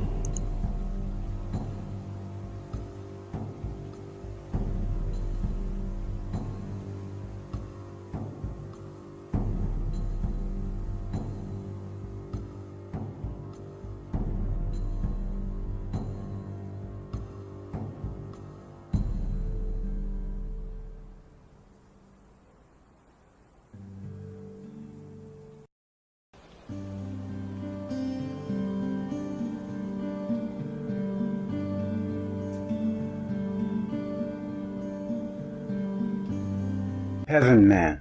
So vivid was the Great Father's celestial image, and so overpowering was his influence on civilization in its infancy, that the ancient chroniclers often gave him human form, recalling him as the first man. But he was no mortal of flesh and blood, a celestial giant whose body encompassed all the gods and composed the primeval matter of creation. The Great Father reigned over the prosperous age, and then departed amid great upheaval. The mythical accounts give this imposing figure such tangible and human traits. More than one scholar reduces him to a living man, an esteemed tribal ancestor whose heroic exploits succeeding generations progressively enlarged until the entire universe came under his authority. This is the approach of William Ridgway, who, in a survey of the best-known figures of the Great Father, argues that only an actual tribal chief could have left such a profound imprint on primitive communities. Ridgway asks us whether the abstract sky or the solar orb or a vegetation spirit, common explanations of the Great Father, could produce such devotion as is evident in the annual lamentations over the ruler's catastrophic death. Osiris, Brahma, Tammuz, Quetzalcoatl. Their devotees remember each as a living ancestor, whose passing was a terrifying calamity. Of course, Ridgway does not assume that one man alone accounts for all the traditions of a great father. Rather, he seeks to identify each in terms of a historical figure, quite distinct from the venerated ancestors of other tribes. If his argument against prevailing astronomical and vegetation theories carried great weight, they fail to explain the global parallels between the respective myths. Nor can one reconcile Ridgway's interpretation with the incontrovertible fact that, in the earliest accounts, the Great Father is manifestly cosmic. That many sacred histories, however, present the Creator King in human form is a paradox requiring an explanation. The solution lies in the nature of the legendary first man. Who was Adam? If one compares the traditions of Adam with the global image of the Great Father, there can be little doubt that this primeval ancestor was simply a special form of the universal monarch. According to Hebrew legend, Adam's stature was so great that he extended from earth to the center of heaven. His countenance obscured the sun. Like the universal monarch, Adam was Lord on earth, to rule and control it, teaching his subjects first arts, then sciences. Well, he had his priorities straight. The myths say that the terrestrial creatures took him to be their creator, and they all came to offer him adoration. While the chroniclers call this a mistake, substantial evidence shows that the tradition pertained more to a god than a man. In Gnostic and other mystic systems, Adam is not a mortal but a cosmic being whose body contained the seed of all later creation, as observed by G.G. Shalom. Summarizing the traditions of the Hebrew Kabbalah, Adam, or Adam Kadmon, is the primordial man, that is, a vast representation of the power of the universe, which is concentrated in him. This Adam is the man of light, occupying the center of the cosmos and radiating energy along the axis of the universe. He is creator and supporter of the world, whose body encloses all the elements of life. And one interesting side note is that in astrology, which is also Hermeticism, basic principles, they have the cosmos in the shape of a man, and his head is by, I believe it's the Pleiades, which represents man's third eye, the pineal gland. Islamic mystics called Adam the universal man, or perfect man, upholding the cosmos. To the Ophites of the early Christian era, he was Adonis, the man from on high, or, in the words of Lerner, the typical perfect man, that is, the heavenly prototype of man. It is one of the cosmonic fragments preserved in the extracts of Sanchitirathon, as recorded by Philo of Byblos. Adam is born at the beginning of all things, and is identical with the Greek Uranos, heaven, the modern-day Mandeans of Iraq, know Adam as the king of the universe, a personification of all spiritual man, of all that spiritual man is intended to be and achieve. This, of course, sounds almost exactly like the primordial God One of global legend. Indeed, in the myths of many lands, the first man and creator king are identical, though the Hindu Yama and his counterpart Manu appear as the creator and king of the world. They also signify the primal ancestor. Their character as the first man, however, does not mean flesh and blood. They are the celestial prototypes, notes Lenormand, symbolic of man in general. The role in the Hindu Yama is filled in Persian myth, not only by Yama, but also by Gea Maritan, a legendary first king, a man of perfect purity, produced brilliant and white, radiant and tall. Sounds like an extraterrestrial. He too appears as the prototype of mankind. Many myths make no distinction between the creator and the first man. The oceanic Tiki is at once the first man and the creator or progenitor of man. Among the Koryak, the creator of the world is also the first man, the father and protector of the Koryak. In Assembleon, North American Sayun tribe say that it was the first man who brought the world out of the primeval water. They also say that the first man, the creator, that no man made him, and that he is immortal. The Archaic Tartars similarly speak of a world man or first man.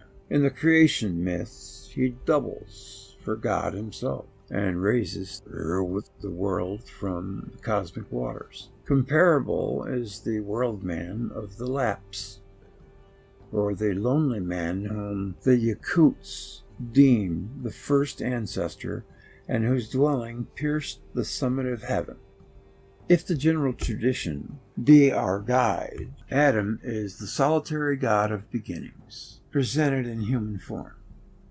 This was the opinion of the controversial Gerald Massey, who, enchanted by the depth of Egyptian cosmology, proposed that the Hebrew Adam echoed the older Egyptian Atum, the god who shone forth alone in the abyss.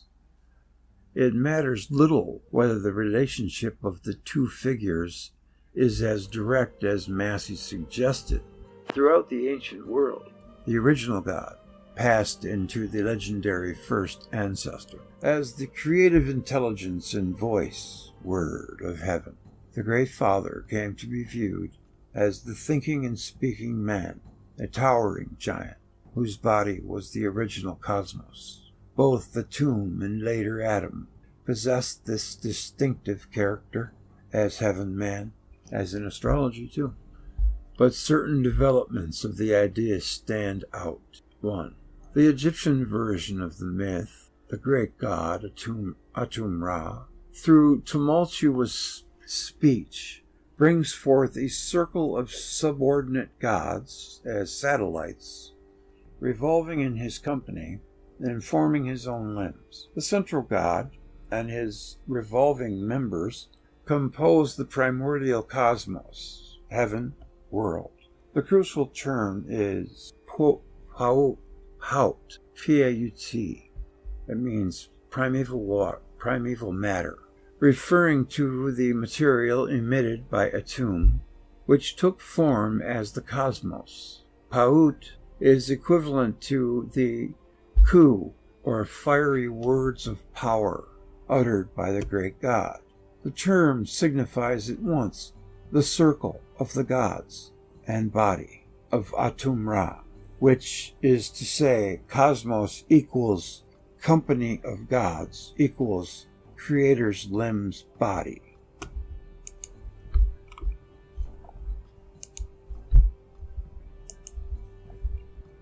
That the created cosmos emanated from the primordial God is a theme which persisted in later traditions of Adam. From Adam Kadmon sprang successive degrees of creation. Gnostic tradition knew Adam as the prima materia of the cosmos, a remarkable parallel to the Egyptian primeval matter, the limbs of Atum-Ra. The great god's body embraces and is heaven, not only in Egyptian but all principal cosmology. Like Atum, the Sumerian An encompasses the entire heaven. Indeed, this very name signifies heaven, and one can trace the equation of God in heaven, or shining heaven, through all of the ancient languages. The Chinese Tian signifies both the high God and heaven, as does the Archaic Tengri, the Sanskrit Dias and heaven, as does the Archaic Tengri. Dias, Latin Deus, carries the double meaning of God and heaven. It is useless to look to the open sky for an explanation of this equivalence.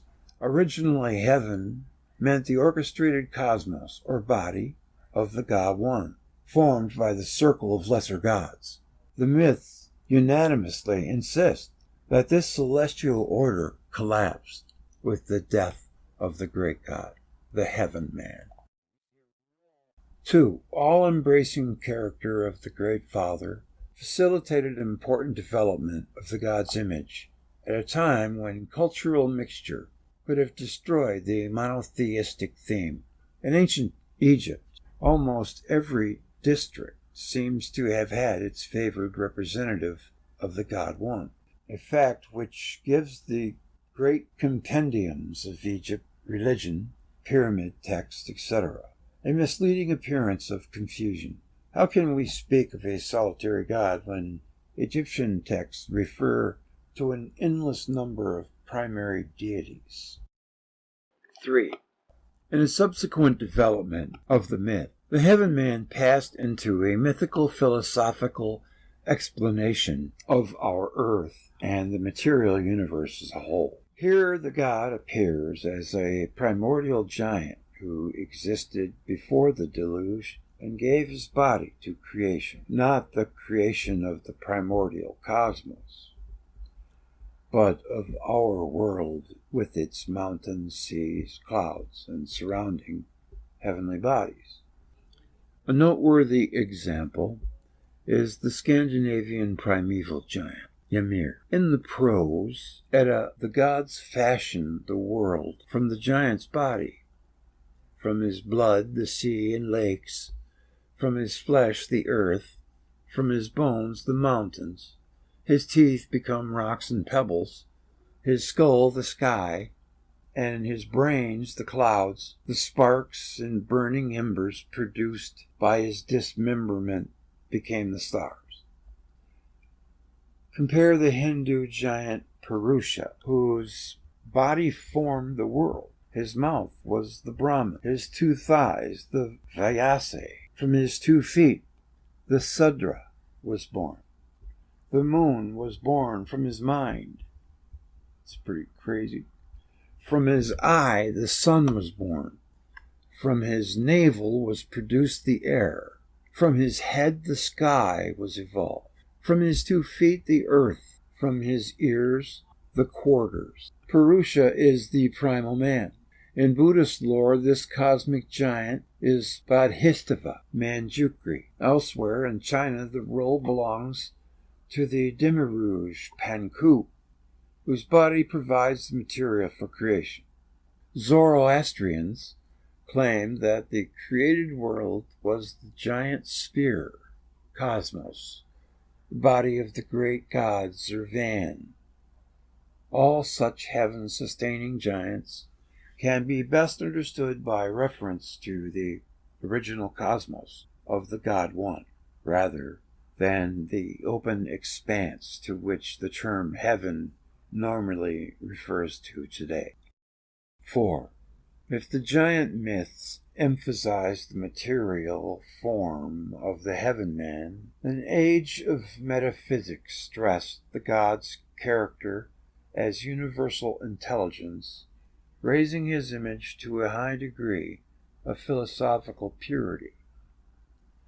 The God One became the first principle, first cause, mind, word or self, logos, Sophia, Tao, etc.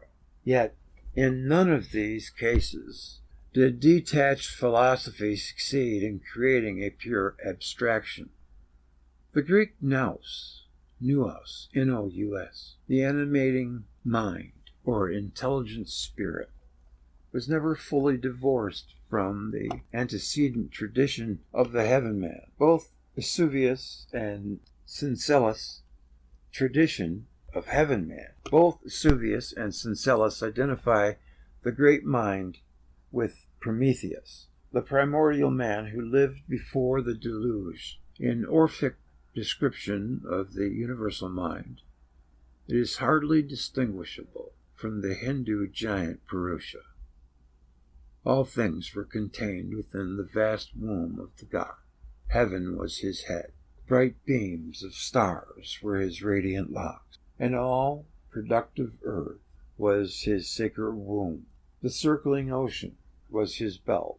His body, the universe, was radiant, immovable, eternal, and pure ether was his intellectual soul. The ancients knew the mighty nous, by which he pervades, animates, preserves, and governs all things. Nous was the primordial one, from which all things emanated. The central light which produced and regulated the cosmos body. An exactly equivalent notion was the Hindu universal self. There, the original concept certainly did not mean invisible soul, or anything like it. The cosmic self was Brahma, or Prajapati, the golden child, who appeared alone on the first occasion. In the beginning, say the Upanishads, Prajapati stood alone. The same texts say, in the beginning there was self alone. From the primordial self, enclosed all the life elements, issued the creation in successive degrees. From the self sprang ether. From the ether, air. From air, fire. From fire, water, etc. Adam Kadmon radiated the elements in similar fashion. Hindu thought portrays the universal self as the first form in the animating soul of the heaven man. In the beginning, this universe was nothing but the self in the form of a man. It looked around and saw there was nothing but itself, whereupon its first shout was, "It is I," whence the concept I arose. Then the self poured forth the creation. The created world, cosmos, in Hindu myth, took form as the giant Purusha, recognized as the body of Prajapati, Brahma self. Numerous traditions, the emanation or pouring out of creation, as the Greek god's speech. This is the root meaning of the Greek and Hebrew word, which signify really visible speech. The Chinese Tao, the primeval unity or first cause, also conveys the idea to speak. By the word of the Lord the heavens were made, states the Hebrew psalmist 33:6. This idea of the creative word of God, observes John Allegro, came to have a profound philosophical and religious importance and was, and still is, the subject of much metaphysical debate. But originally it was not an abstract notion. You could see the Word of God. In the Hebrew creation legend, the speech of the Creator is poured out as spittle or seed. The most forceful spurting of this seed is accompanied by thunder and the shrieking wind. The imagery takes us back to the thundering voice of Atum.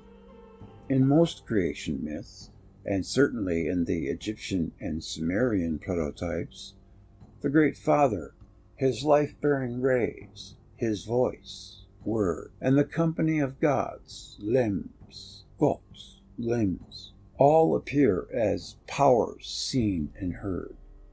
The god is the celestial man, whose history became the overwhelming obsession of ancient ritual, residing at the stationary center, the domain, which the Egyptians called the Mat, M-A-A-T, truth or wisdom, and the Mesopotamians denominated Apsu, residence of wisdom. The god commanded the cosmic revolutions. He was, in short, the creative intelligence, producing a new and harmonious celestial order. This was the heaven man, the ideal man, and the ideal king.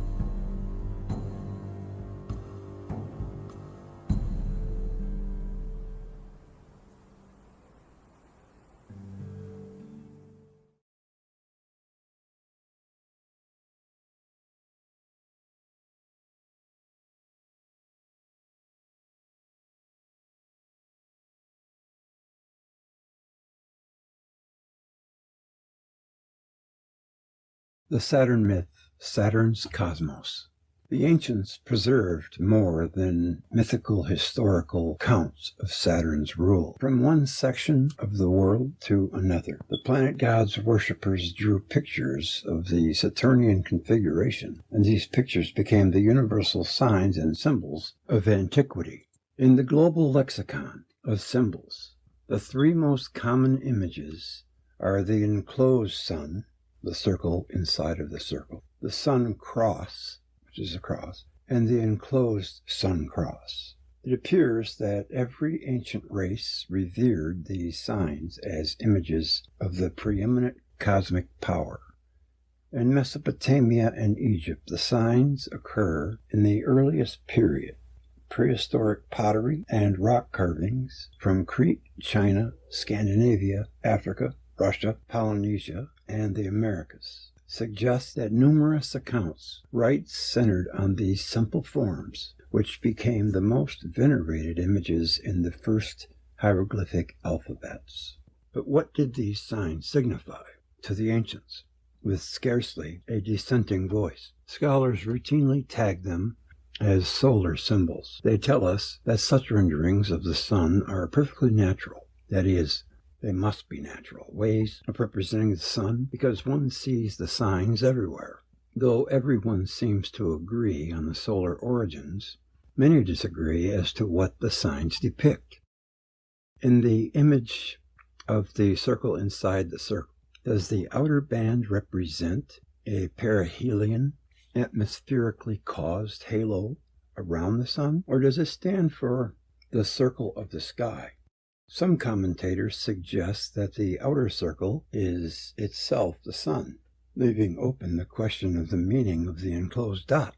Similarly, in evaluating the sign of the cross inside the circle, the experts cannot agree whether the 4 arms of the cross denote rays of the sun or 4 quarters of the world. It is also said that the 4 arms depict spokes of an imagined sun wheel rolling across the sky each day.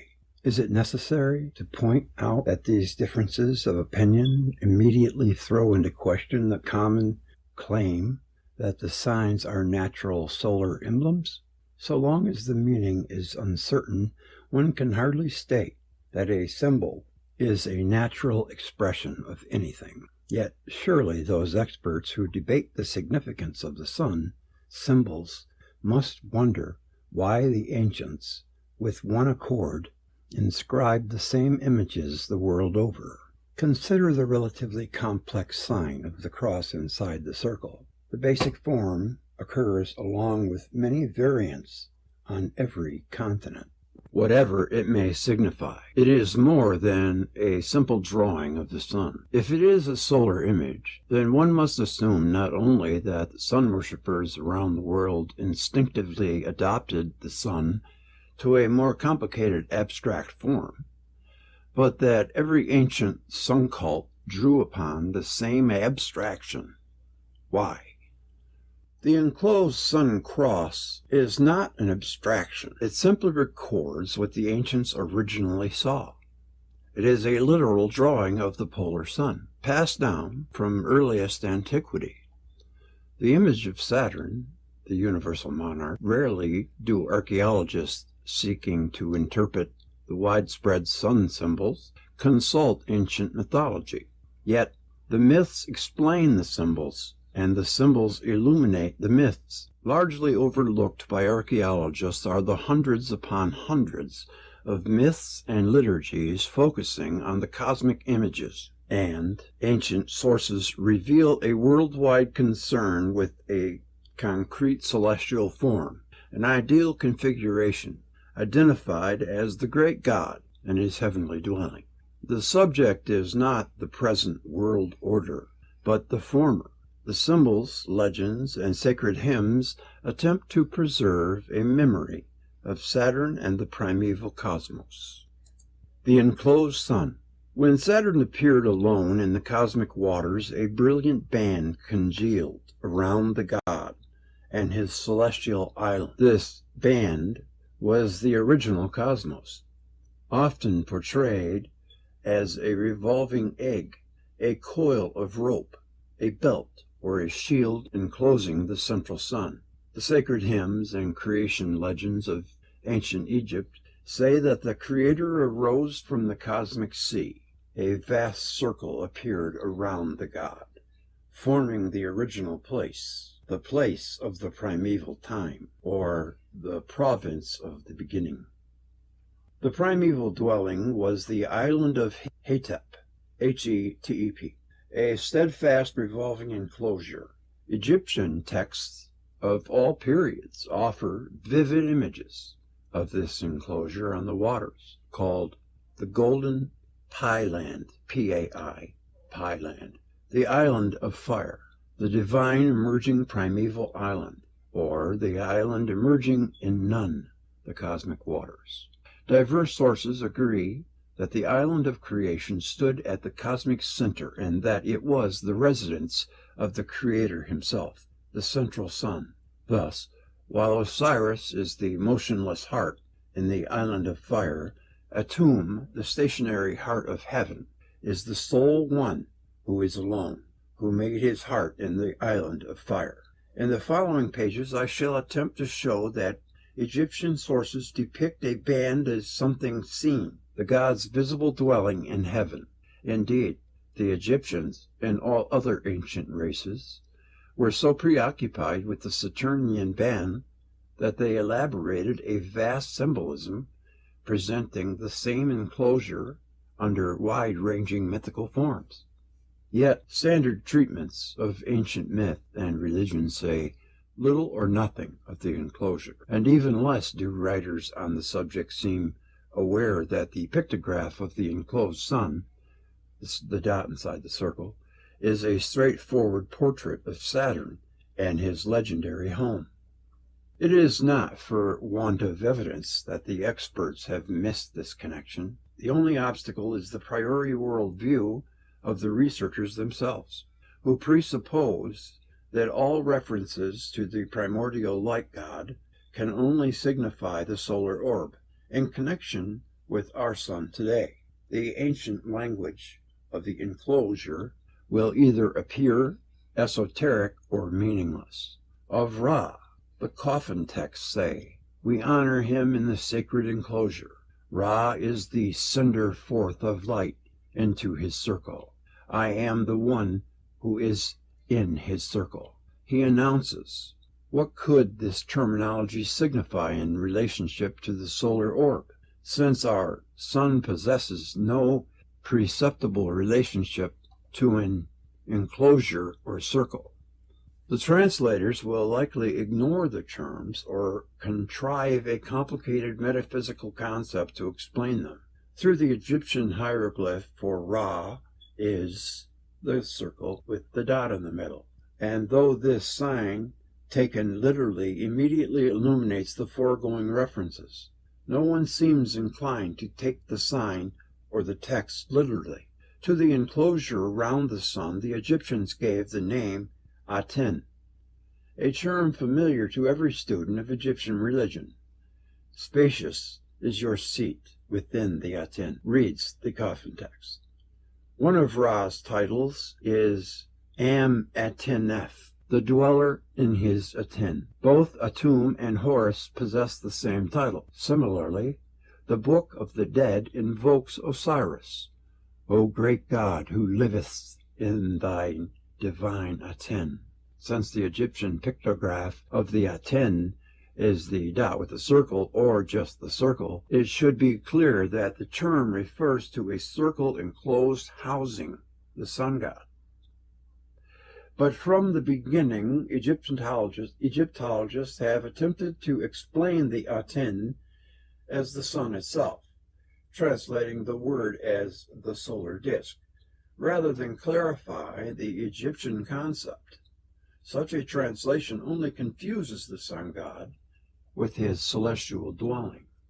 One Egyptologist, for example, states that the Aten was the sun, and that the sun was conceived as the window in heaven, through which the unknown God, Lord of the Disk, shed a portion of his radiance upon the world. Having identified the Aten with the solar orb, the writer concludes that the God who resides in the Aten is the invisible God. Budge voices a similar opinion when he calls the Aten the material body of the sun wherein dwelt the god Ra, as if Ra himself were an invisible power and the solar orb the visible emanation of the dwelling of the god. It is impossible to reconcile such a metaphysical interpretations without the concrete imagery of the Aten in Egyptian texts. The Aten is indeed the visible window in heaven and the body of the sun.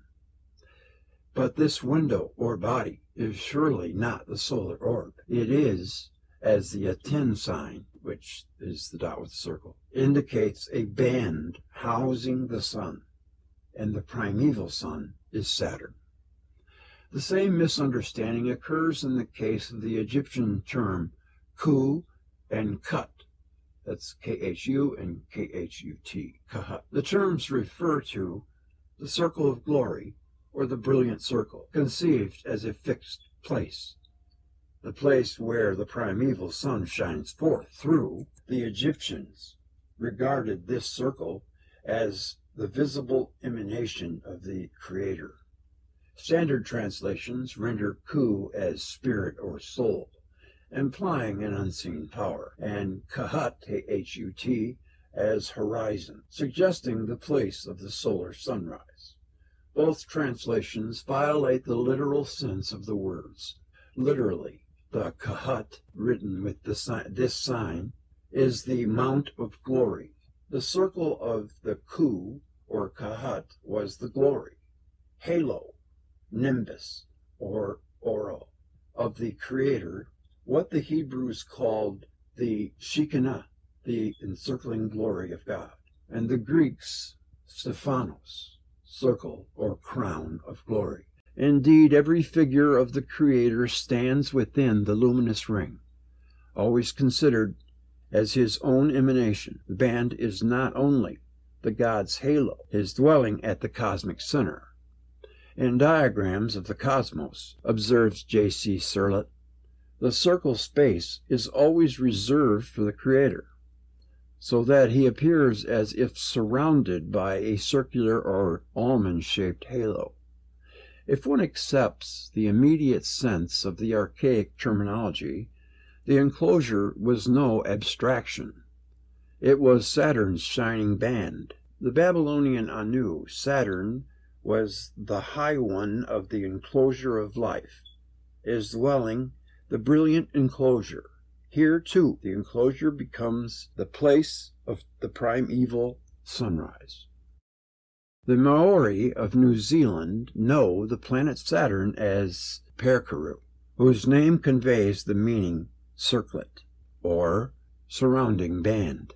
From this name of Saturn, Stowell concluded that the natives could see the present Saturnian ring with the naked eye, something all astronomers know to be impossible today. When the African Dogon draw Saturn, they depict it as an orb within a circle, a fact which Robert Temple, in his book The Serious Mystery, cites as evidence for seemingly inexplicable Dogon astronomical knowledge, which he contends was introduced to the ancients by extraterrestrial visitors. But no one asks whether the order of the solar system may have changed, allowing for a once visible Saturnian band.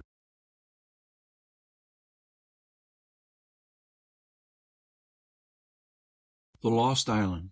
For the primeval enclosure, the Egyptians employed a variety of interrelated symbols. The circle of the Ku, or Aten, was nothing other than the island of fire, the province of beginning. A single spell of the coffin text thus identifies Ra as the noble one who is at the land of the island of fire, but also calls Ra the god who is in the Aten. The subject is not two different enclosures, but one enclosure under two different titles.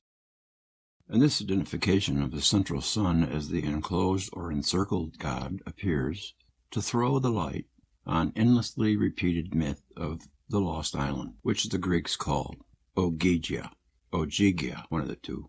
The island of Kronos, Saturn, in the farthest north, occurs under many different names the world over: the White Island, the Floating Island, the Revolving Island. May not these primeval dwellings simply echo the Saturnian enclosure?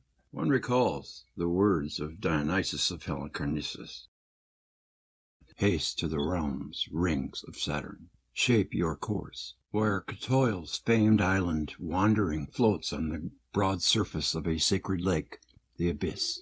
Not of our earth, the lost isle floated in the sea of heaven." Japanese legends recall the ancient cradle of life as Anagora, a floating island, the drifting land, which congealed on the waters. This was the Isle of Congealed Drop.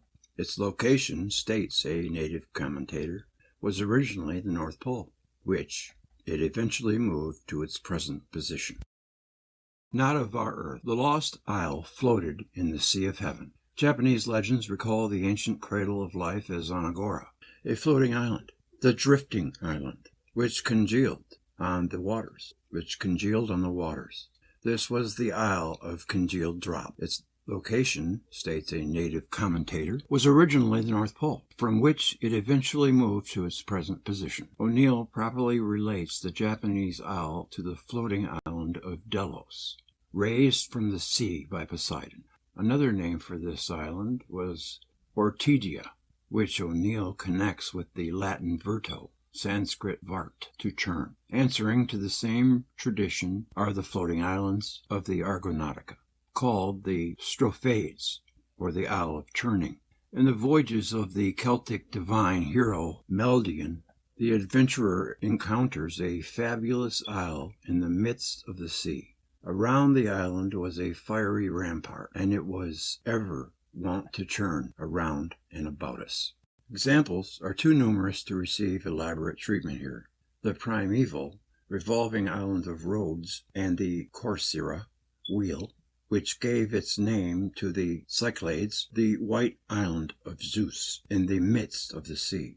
The floating Hindu white island, Shweta Dwipa, at the polar center.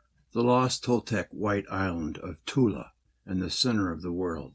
Without exception, the shining, floating, revolving islands are esteemed as the place where history began and seem to answer to the same archaic tradition as the Egyptian province of the beginning. The revolving enclosure around the central sun. It is possible that the ancients actually saw the mythical island, that the isle was not a geographical location, but a visible band enclosing Saturn.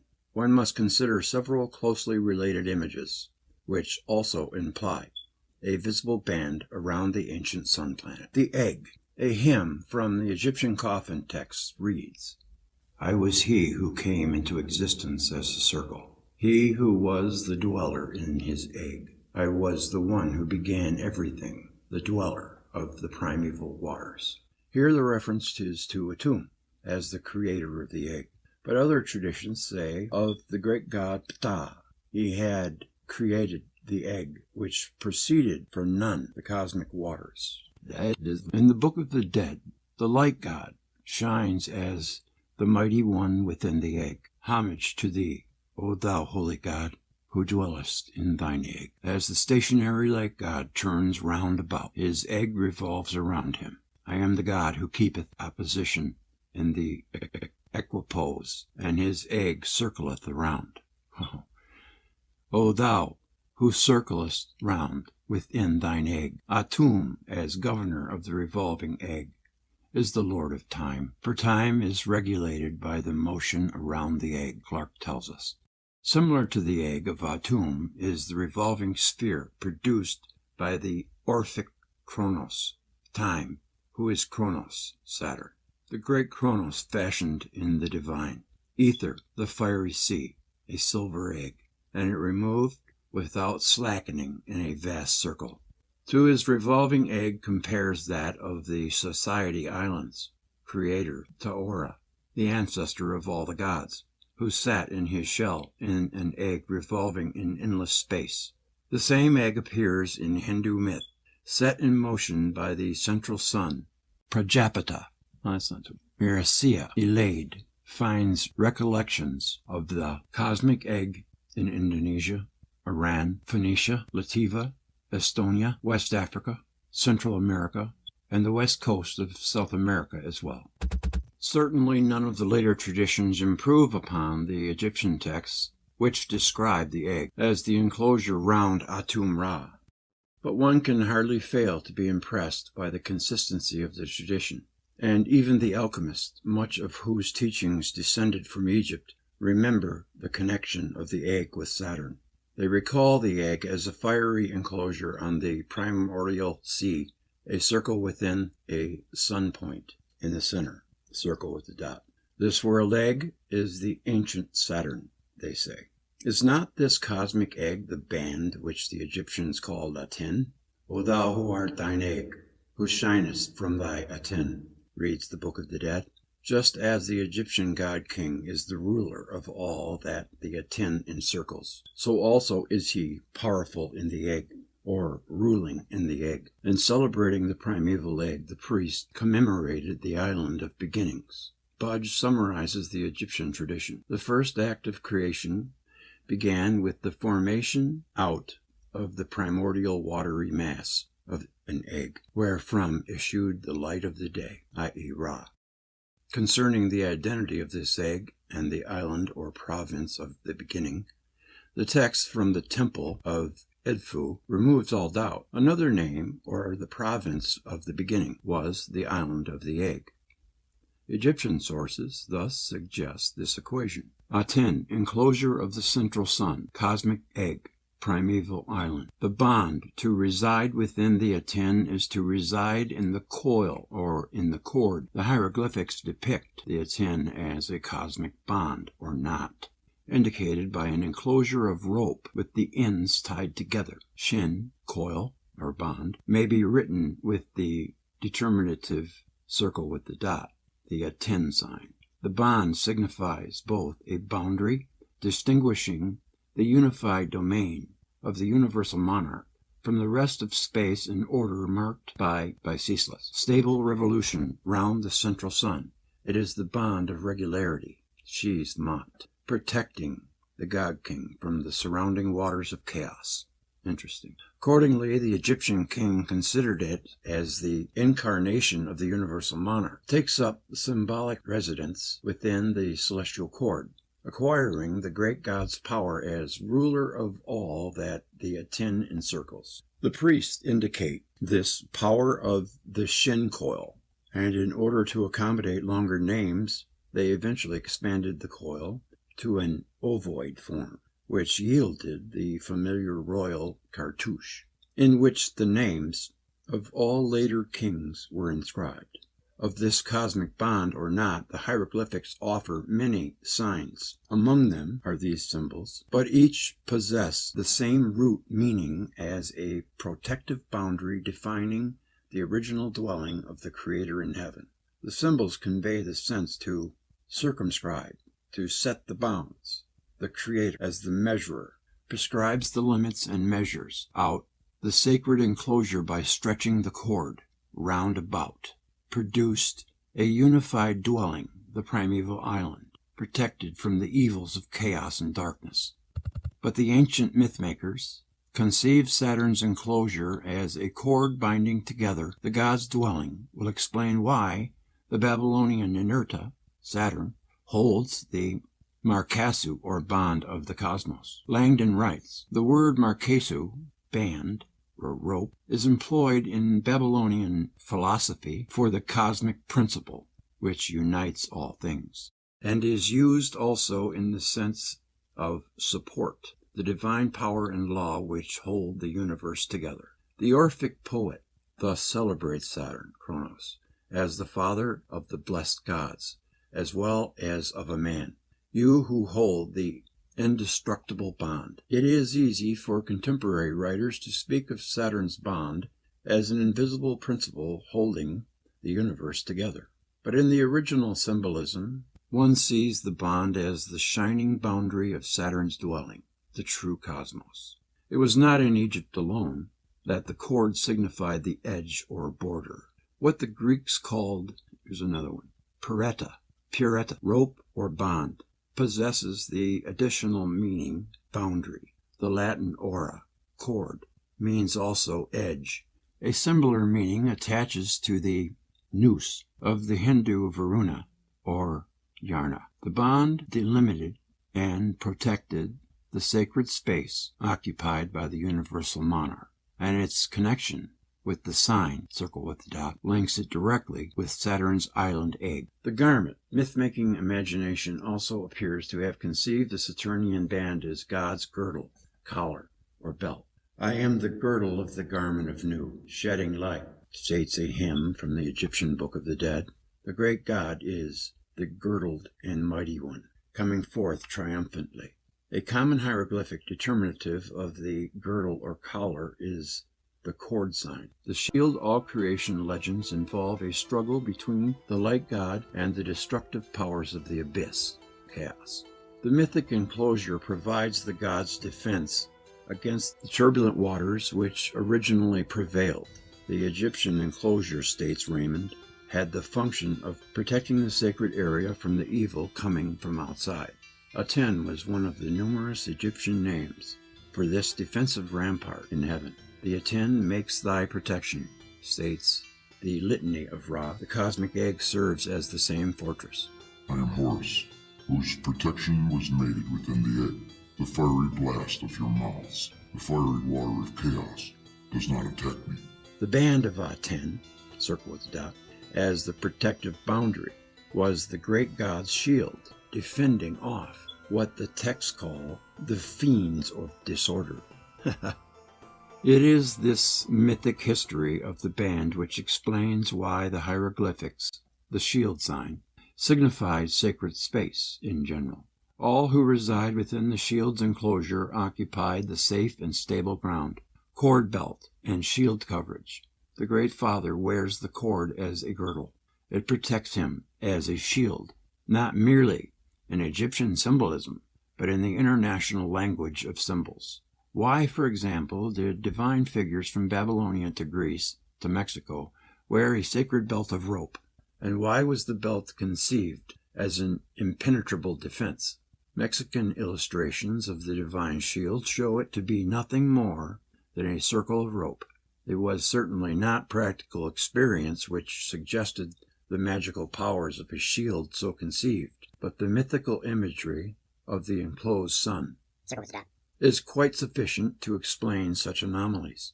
The great god's shield and the celestial cord signified one and the same protective enclosure.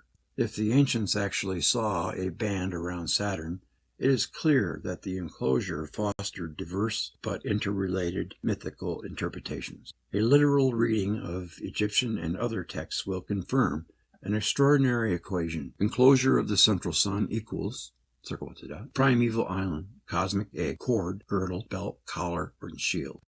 Concerning the overlapping images, much more needs to be said. The signs and the myths become comprehensible only when one relates them to the heavens of ancient times. Celestial shining, celestial island, egg, cord, girdle, and shield mean nothing more than a shining, revolving enclosure around the great god. Interesting. Was this band real or imagery? The equation can be answered by exploring certain other aspects of the enclosure. End of subchapter. The cosmos and the divine assembly. The sign of the enclosed sun, the circle with a dot, portrays a circle of secondary lights revolving about the stationary god and forming Saturn's cosmos. The mystic traditions farther present an apparent paradox. Obviously, he is the God One, the solitary God in the cosmic sea. Yet, he is the All, embracing a company of lesser gods. This is not a contradiction. In the first phase of creation, the god brought forth a circle of secondary lights. These issued directly from the god to become his visible limbs. It is the fundamental character of the God One, the Heaven Man, to unite in a single body all the secondary powers of the cosmos. In Pythagorean, Napoleonist, and Gnostic systems, the primal figure is the One, the All, whose symbol is the enclosed sun, circle the dot. Hindu mysticism offers the latter sign as an image of the primordial unity, and the same interpretation is repeated by the alchemists. Today one naturally thinks of the All as boundless space. The terms which translators render as cosmos, heaven, firmament, sky, or universe suggest to the modern mind a limitless arena of the sun, moon, planets, and constellations. But the original meaning of the All is bounded space, a place, the place, or place par excellence. The cosmos simply means the province of the God One, who as Lord of the All governs the province and is the whole of its parts. Having overlooked this restricted sense of the terminology that translators replace concrete meanings with ambiguity in the guise of modern-sounding metaphysics, the once visible dwelling of the central sun thus becomes, in all translations, all existence. Almost without exception, the translators fail to notice, 1, that the creator was Saturn, recalled as the central sun, and 2, that the sign of the central sun and the sun of the All were the same image. circle with the dot. The true cosmos was Saturn's enclosure. And nothing else is necessary in order for one to understand the ancient characterization of Saturn as the heaven man, whose body encompassed the cosmos. When Hildegard Louis reports that the Sumero-Babylonian priests of Saturn regarded the planet god as the embodiment of the whole universe, the modern mind boggles. Could the ancients have been so frivolous as to identify Saturn, the present barely discernible point of light, with the whole universe? The answer is that Saturn was not a mere speck of light, but a gigantic globe at the polar center, and the universe did not mean the open heavens, but Saturn's dwelling, the Anki, or band of the cosmos. Saturn's towering form filled the Anki. Zoroastrian texts describe the original cosmos as the body of Zervan, time, Saturn, a revolving wheel called the Spiller, the Spihr, S-P-I-H-R, which remained ever in the same position. The fall of the stationary wheel coincided with the collapse of the primordial era. The imagery suggests not unlimited space, but the tangible configuration of the enclosed sun. Accordingly, the latter mystic traditions, as reviewed by Jung, describe the image, circle with a dot, as the cosmic form of Adam, the anthropos, the original man, or man on high, identified as Saturn. Always the body of this primal man means cosmos. The interrelated myths and symbols of Saturn's cosmos receive remarkable clarification in the creation accounts and the liturgies of ancient Egypt. Though I briefly touched on the Egyptian texts in earlier discussions of the heaven man, amplification is necessary. End of subchapter.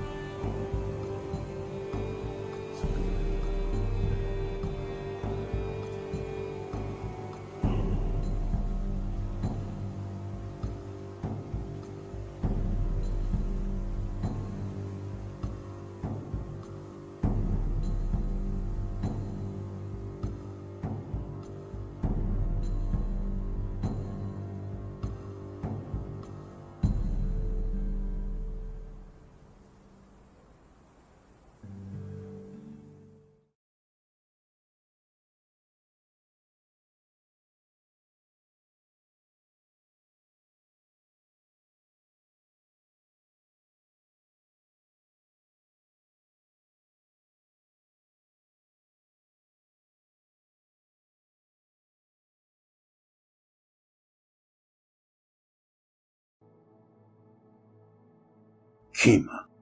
In the tractate Brakat of the Babylonian Talmud, it is said that the deluge was caused by two stars that fell from Kima toward the earth. The statement reads, "When the Holy One wanted to bring a flood upon the world, he took two stars from Kima and brought a flood upon the world." I have already mentioned that Rashi, the medieval exegete, whose authority is unsurpassed among the rabbis, says that in the quoted sentence, Kima means a star with a tail, or a comet. This explanation found its way into the works of several Gentile theologians. Should it be understood so that two large meteorites fell from a comet and falling on Earth caused tidal waves?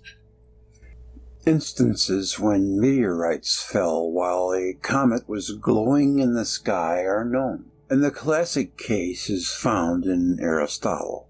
Should a meteorite equal in mass to one which, by its impact, formed the Arizona crater, fall into the ocean, tidal waves of a wide spread would result, possibly circling the globe. Then are we to understand the deluge as a huge tidal wave rushing across the continents? This picture differs widely from the story in Genesis, according to which water was falling for a long period from the sky, and the waters of the depths rose, covering the surface of the earth.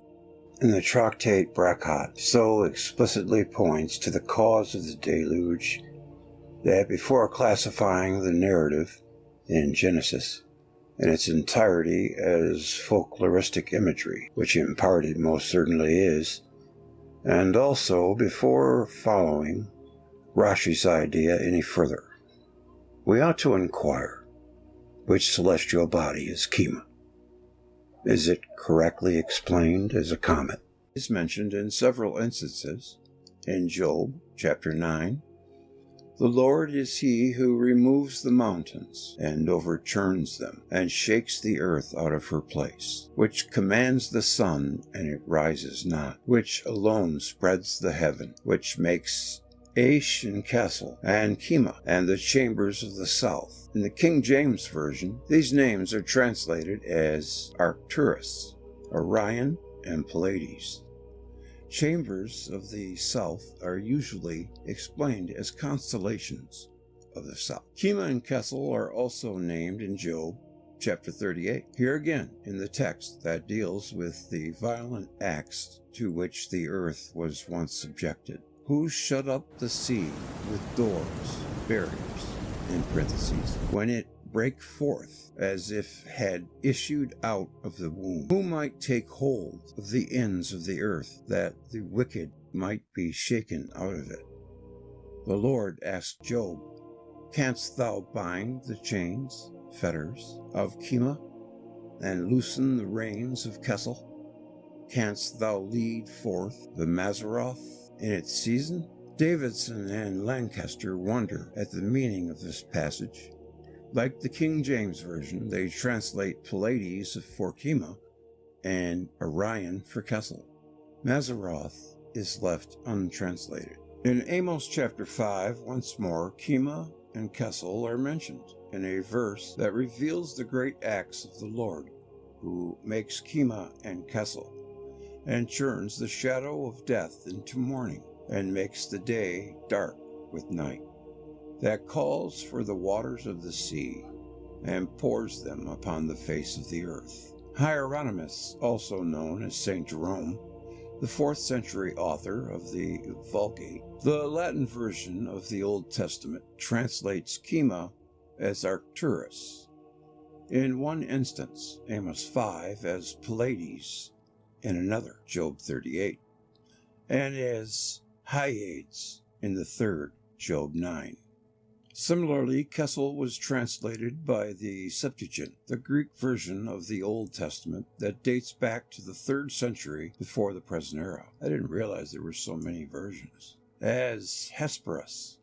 Arcturus in the Vulgate is rendered as Pleiades by the Septuagint. Obviously, the true meaning of these names was lost, because one and the same authority in various instances used different star constellations or planets for each of them. Kessel, Kima, Mazzaroth, Aish, later interpreters groped in the dark.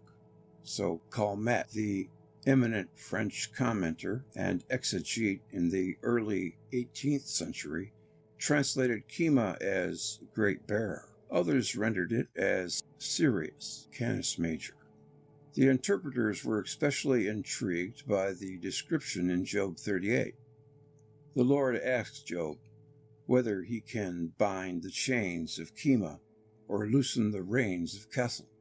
The word in the second clause is from a root always meaning to draw. Which star is in chains, and which star is drawn by reins, as if by horses? The identities of Kima and Kessel, Aish and Mazzaroth, were of lesser importance when it amounted to finding their meaning for their own sake in poetical sentences of Amos and Job. But such identification, especially of Kima, grows in importance if the quoted sentence from the tractate Peratt may contribute to an understanding of the etiology of the deluge, as the ancients knew or thought to know it. In Worlds in Collision, I have already explained that Mazzaroth signifies the morning, evening star. The Vulgate has Lucifer for Mazzaroth, and the Septuagint reads, "Canst thou bring forth Mazzaroth in his season, and guide the evening star by his long hair?" I have already shown why the morning-evening star was described as having hair or coma, and why Venus did not appear in its seasons. Apparently, the other members of the group were planets too, and actually, we could have started by the disclosure that in the rabbinical literature, Kima is referred to as Mazel Kima. Mazel means planet. Then, which planet is Kima? If we can find out which of the planets is Kima, then we may know also to which planet the Talmud assigned the physical cause of the world inundation. As we have seen, the biblical texts by themselves do not contain the means to determine which of the planets Kima and Kessel are. Were it not for the heat of Kessel, the world could not endure the cold of Kima. Were it not for the cold of Kima, the world could not endure the heat of Kessel. This sentence is found, too, in the Babylonian Talmud, in the tractate Peratt. Kessel means fool. From the biblical texts, it is not apparent why one of the planets received this adverse name, or why, more probably, the word fool was derived from the name of the planet.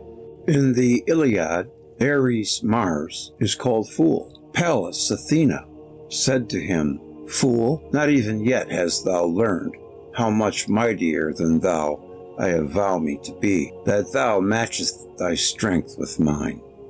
These words explain also why Mars was called fool. It clashed repeatedly with the planet comet Venus, much more massive and stronger than itself. To the peoples of the world, this prolonged combat must have appeared either as a very valiant action on the part of Mars, not resting, but coming up again and again to attack the stupendous Venus, or it must have appeared as a foolish action of going again and again against the stronger planet. Homer described the celestial battles as actions of foolishness on the part of Mars. Thus, Kessel, or fool, among the planets named in the Old Testament, is most probably Mars. In Pliny, we find a sentence which reads, "The star Mars has a fiery glow, owing to its excessive heat and Saturn's frost. Jupiter, being situated between them, combines the influence of each and renders it healthy." The heating effect ascribed in the Talmud to Kessel is ascribed by Pliny to Mars, and the cooling effect of Kima to Saturn. By this sentence of Pliny, we are strengthened in our identification of Kessel as the planet Mars. It corroborates the conclusion we just made with the help of the Iliad. But what is even more important, Pliny helps to identify the planet Kima. It is Saturn. Cicero also wrote that Saturn has a cooling influence, whereas Mars imparts heat. Porphyry, the author of the 3rd century, wrote similarly with Pliny and Cicero. The power of Kronos, Saturn, they perceive to be sluggish and slow and cold. The power of Ares, Mars, they perceive to be fiery. Porphyry's contemporary, Plotinus, wrote, "When the cold planet Saturn is in opposition to the warm planet Mars, both become harmful." Other statements to the same effect are found in Vitruvius and Proclus. In these sentences, as in those of Pliny and of the Talmud, Mars is regarded as being a fiery planet, Saturn as being a cold planet. The passage in the book of Job 38:31 can now be read. Canst thou bind the bonds of Saturn and loosen the reins of Mars? The bonds of Saturn can be seen even today with a small telescope. The reins of Kessel I discussed in Worlds in Collision section The Steeds of Mars. Two small moons of Mars, Phobos and Deimos, were known to Homer and are mentioned by Virgil. They were regarded by the peoples of antiquity as steeds yoked to Mars' chariot. The passage in the Talmud makes the planet Kima responsible for the deluge, means two stars erupted from the planet Saturn and caused the deluge.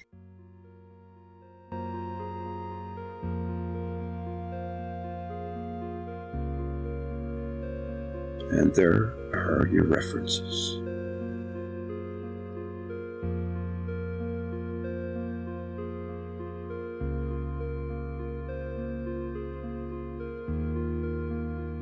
Saturnian comets. Before searching ancient traditions for any possible association of Saturn with the deluge, let us notice that the idea that Saturn may have anything to do with the origin of some of the comets of the solar system is not without a theoretical foundation. A group of short-period comets carries the name of the Saturnian family of comets. They revolve on ellipses that approach closely. A larger family of short-period comets carries the name Jovian, and Jupiter is regarded as having something to do with their origin. Their orbits come close to the orbit of Jupiter. The usual explanation for the Saturnian and Jovian families of comets is that they had originally traveled on extremely elongated or even parabolic orbits and passing close to one of the large planets, were changed into short-period comets, traveling on ellipses. It is usual to say that they were captured. However, the Russian astronomer K. Vishatsviatsky of the Kiev Observatory, one of the leading authorities on comets, has brought strong arguments to show that the comets of the solar system are very youthful bodies, only a few thousand years old, and that they originated in explosions from the planets, especially from the major planets Saturn and Jupiter, or their moons. By comparing the observed luminosity of the periodic comets on their subsequent returns, he found it failing, and their masses rapidly diminishing by loss of matter to the space through which they travel.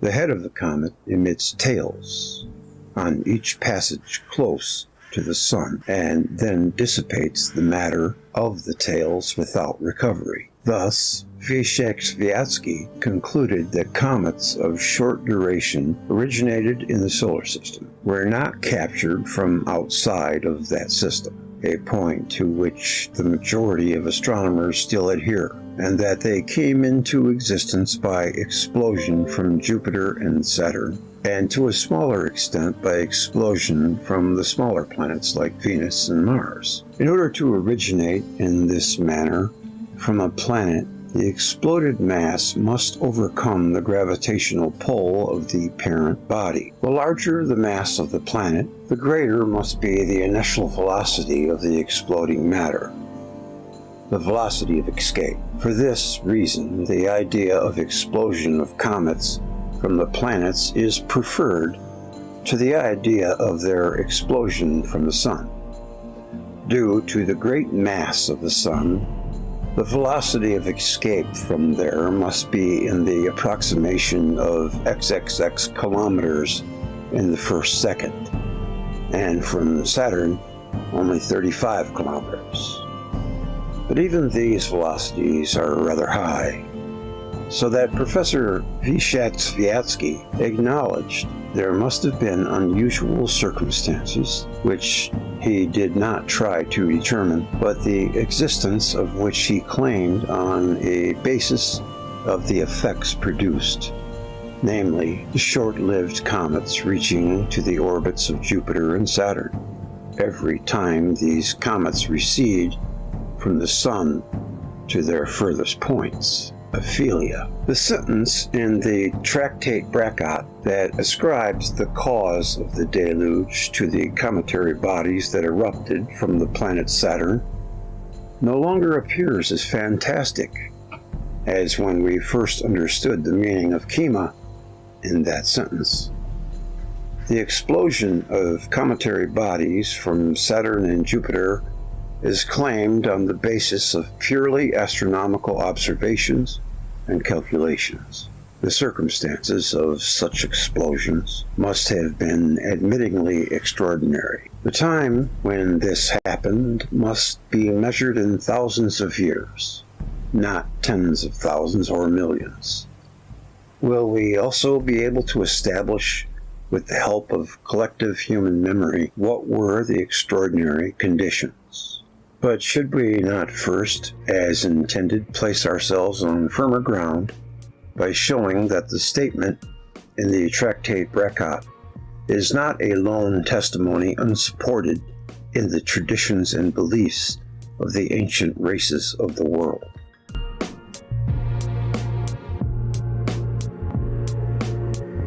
Saturn and the deluge. Following the rabbinical sources which declare that the deluge was caused by two comets ejected by the planet Kima, and our interpretation of the planet Kima as Saturn, we begin to understand the astrological texts, such as certain passages in the Tetrabiblos of Ptolemy, which attribute to the planet Saturn floods and all catastrophes caused by high water. The planet's presence in Aquarius, especially, brought expectations of heavy rains and flooding, as is attested, among others, by the 1st century Roman author Lucan. Many of the ancient astrologers were in agreement on this point. In a work entitled Spectrum Astrologia, Tontinus ascribes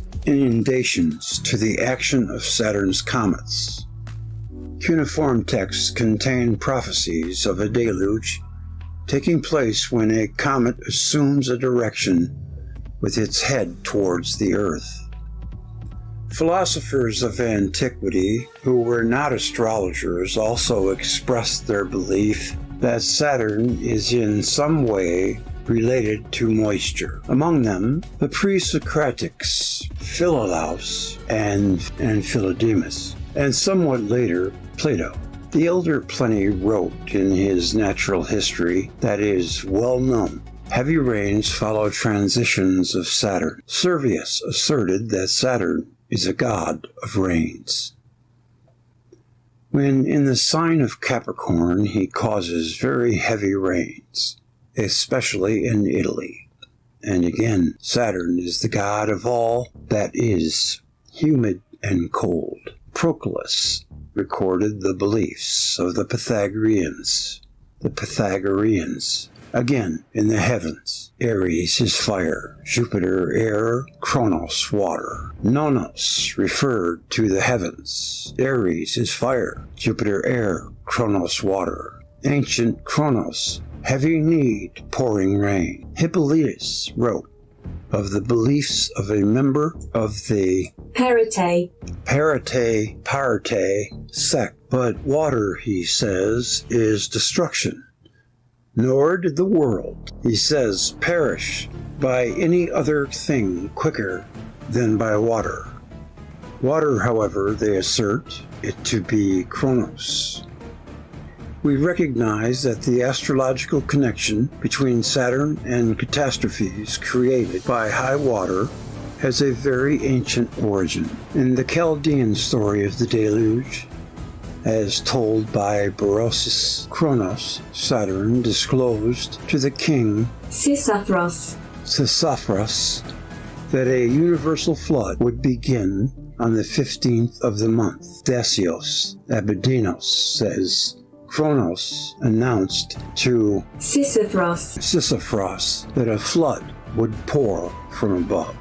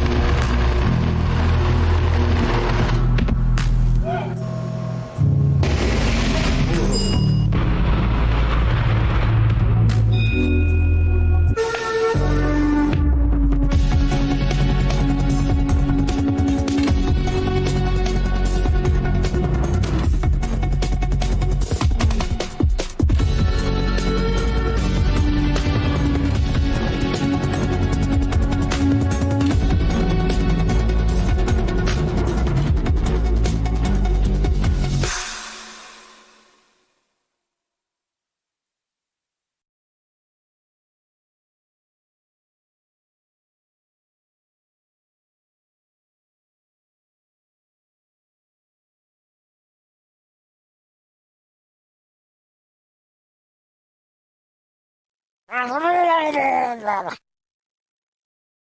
his ways, and they shall not break their ranks.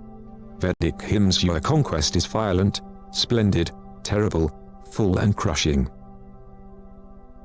The terrible train of untiring Marats, full of terrible designs, like giants. 27 Joel describes how these warriors, coming with fire and clouds, will run upon the wall, enter in at the windows, run to and fro in the city, and the sword can do them no harm.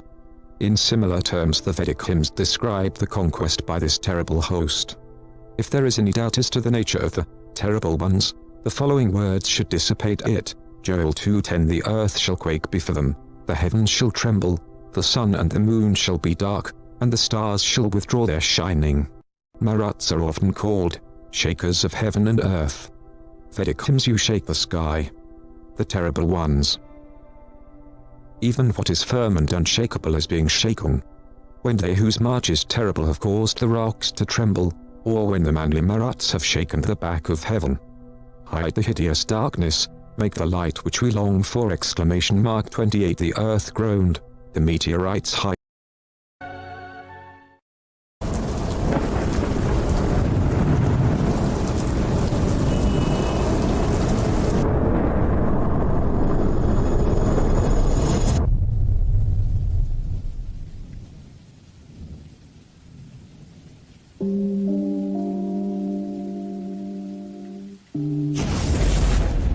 Quarters of the world displaced. The tradition gathered in a section before last referred to various epochs. Actually, Herodotus and Mela say that according to Egyptian annals, the reversal of the west and east recurred. The sun rose in the west, then in the east, once more in the west, and again in the east. It was the cosmic catastrophe that terminated a world age in the days of the fall of the Middle Kingdom and of the Exodus. One of these occasions. And did the Earth change the direction of its rotation at that time? If we cannot assert this much, we can at least maintain that the Earth did not remain on the same orbit, nor did its poles stay in their places, nor was the direction of the axis the same as before. The position of the globe and its course were not settled when the Earth first came into contact with the onrushing comet.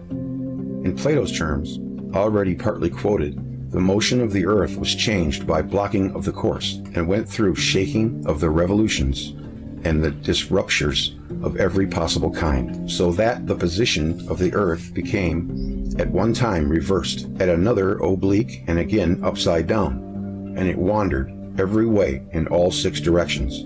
The Talmud and other ancient rabbinical sources tell of great disturbances in the solar movement at the time of the Exodus, and the passage of the sea, and the law-giving. In old Midrashim, it is repeatedly narrated that 4 times the sun was forced out of its course in the few weeks between the day of the Exodus and the day of the law-giving. The prolonged darkness and the prolonged day in the Far East, the earth shock, i.e. the 9th and 10th plagues, and the world conflagration were the result of these disturbances in the motion of the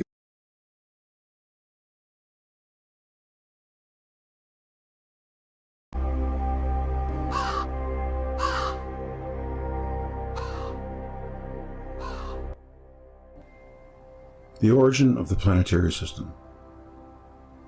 All theories of the origin of the planetary system. We're getting down towards the end. Just going to show a couple more members. Go back to the gravitational theory and the celestial mechanics of Newton.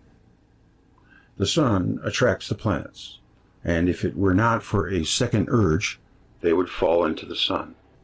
But each planet is impelled by its momentum to proceed in a direction away from the sun, and as a result, an orbit is formed. Similarly, a satellite or a moon is subject to an urge that drives it away from its primary. But the attraction of the primary bends the path on which the satellite would have proceeded if there had been no primary, if there had been no attraction between the bodies. And out of these urges, the satellite's orbit is traced.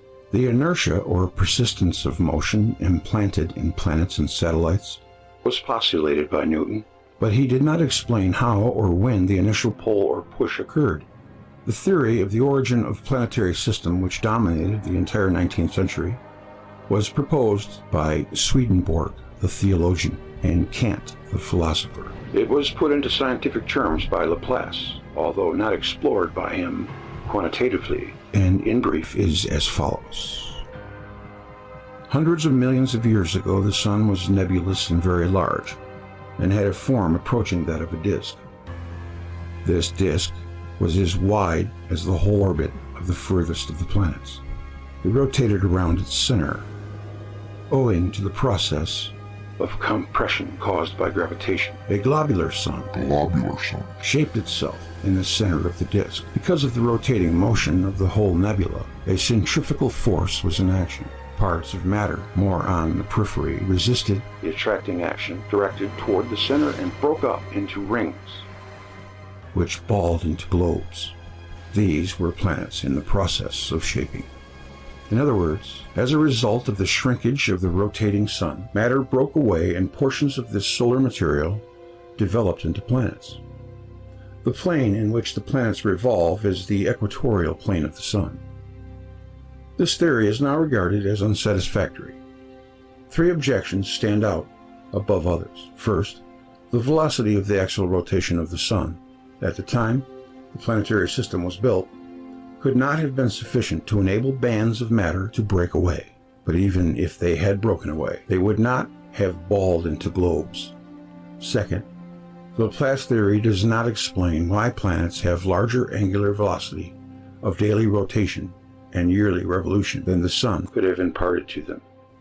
Third, what made some of the satellites revolve retrogradely, or in a direction opposite to that most of the members of the solar system? It appears to be clearly established that whatever structure we assign to a primitive sun, a planetary system cannot come into being merely as the result of the sun's rotation. If a sun rotating alone in space is not able of itself to produce its family of planets and satellites, it becomes necessary to invoke the presence and assistance of some second body. This brings us at once to the tidal theory. The tidal theory, which in its earlier stage was called the planetesimal theory, assumes that a star passed close to the sun. An immense tide of matter arose from the sun in the direction of the passing star and was torn from the body of the sun, but remained in its domain, being the material out of which the planets were built. In the planetesimal theory, the mass that was torn out broke into small parts which solidified in space. Some were driven out of the solar system, and some fell back into the sun, but the rest moved around it because of its gravitational pull. Sweeping into elongated orbits around the sun, they conglomerated, rounded out their orbits as a result of mutual collisions, and grew to form planets and satellites around the planets. The tidal theory does not allow the matter torn from the sun to disperse first and reunite later. The tide broke into a few portions that rather quickly changed from gaseous fluid and then to the solid state. In support of this theory, it was indicated that such a tide, when broken into a number of drops, would probably build the largest drops out of its middle portion and the small drops from its beginning near the sun and its end most remote from the sun. Actually, Mercury, nearest to the sun, is a small planet. Venus is larger, Earth a little larger than Venus. Jupiter is 320 times as large as the Earth in mass. Saturn is somewhat smaller than Jupiter. Uranus and Neptune, though large planets, are not as large as Jupiter and Saturn. Pluto is quite small as Mercury. The first difficulty of the tidal hypothesis lies in the very point adduced in its support, the mass of the planets. Between the Earth and Jupiter there revolves a small planet, Mars, a 10th part of the Earth in mass, where according to the scheme, a planet 10 to 50 times as large as the Earth should be expected. Again, Neptune is larger and not smaller than Uranus. Another difficulty is the allegedly rare chance of an encounter between two stars. One of the authors of the tidal theory gave this estimate of its probability. You remember the load of dust, the Burnham model? Two specks of dust, 4.5 miles apart, the sun and its nearest star. It's amazing when you look at it that way. At a rough estimate, we may suppose that a given star's chance of forming a planetary system is 1 in 5, that would be millions, billions, trillions, quadrillion. See how many sets of zeros? 1, 2, 3, 4, 5, 6 sets of zeros with 5 quadrillion years. But since the lifespan of a star is much shorter than this figure, only about 1 star in 100,000 can have formed a planetary system in the whole of its life. But we know that's not true now. In the galactic system of 100 million stars, planetary systems form at a rate of about 1 per 5 billion. Our own system, with the age of the order of 2 billion years, is probably the youngest system in the whole galactic system of stars. The nebular and tidal theories alike regard the planets as derivatives of the sun, and the satellites as derivatives of the planets. The problem of the origin of the moon can be regarded as disturbing to the tidal theory. Being smaller than the Earth, the moon completed earlier the process of cooling and shrinking, and the lunar volcanoes had already ceased to be active. It is calculated that the moon possesses a lighter specific weight than the Earth. It is assumed that the moon was produced from the superficial layers of the Earth's body, which are rich in light silicon, whereas the core of the Earth, the main portion of its body, is made of heavy metals, particularly iron. But this assumption postulates the origin of the moon as not simultaneous with the origin of the Earth. The Earth, being formed out of a mass ejected from the sun, had to undergo a process of leveling, which placed the heavy metals in the core and the silicon at the periphery, before the moon parted from the Earth by a new tidal distortion. This would mean 2 consecutive tidal distortions in a system. The chance of even one is held extremely rare. If the passing of one star near another happens among 100 million stars once in 5 billion years, 2 occurrences like this for one and the same star seem quite incredible. Therefore, as no better explanation is available, the satellites are supposed to have been torn from the planets by the sun's attraction on their first perihelion passage. When sweeping along on stretched orbits, the planets came close to the sun. The circling of satellites around the planet also confronts existing cosmological theories with difficulties. Laplace built his theory on the origin of the solar system, on the assumption that all planets and satellites revolve in the same direction. He wrote that the axial rotation of the sun and the orbital revolutions and axial rotations of the 6 planets, the moon, the satellites, and the rings of Saturn present 43 movements, all in the same direction. One finds by the analysis of the probabilities that there are more than 4,000 billion chances to 1 that this arrangement is not the result of chance. This probability is considered higher than that of the reality of historical events, with regard to which no one would venture a doubt. He deduced that a common and primal cause directed the movements of the planets and satellites. Since the time of Laplace, no members of the solar system have been discovered. Now we know that though the majority of the satellites revolve in the same direction as the planets revolve, and the sun rotates, the moons of Uranus revolve in a plane almost perpendicular to the orbital plane of their planet, and 3 of the 11 moons of Jupiter, 1 of the 9 moons of Saturn, and 1 moon of Neptune revolve retrogradely. These facts contradict the main argument of the Laplace theory. A rotating nebula could not produce satellites revolving in 2 directions. The tidal theory. In the tidal theory, the direction of the planets' movement depend on the star that passed. It passed in a plane of which the planets now revolve, and in a direction which determined their circling from west to east. But why should the satellites of Uranus revolve perpendicularly to that plane in some moons of Jupiter, and Saturn in reverse directions? This, the tidal theory fails to explain. Circling currents. According to all existing theories, the angular velocity of the revolution of a satellite must be slower than the velocity of rotation of its parent.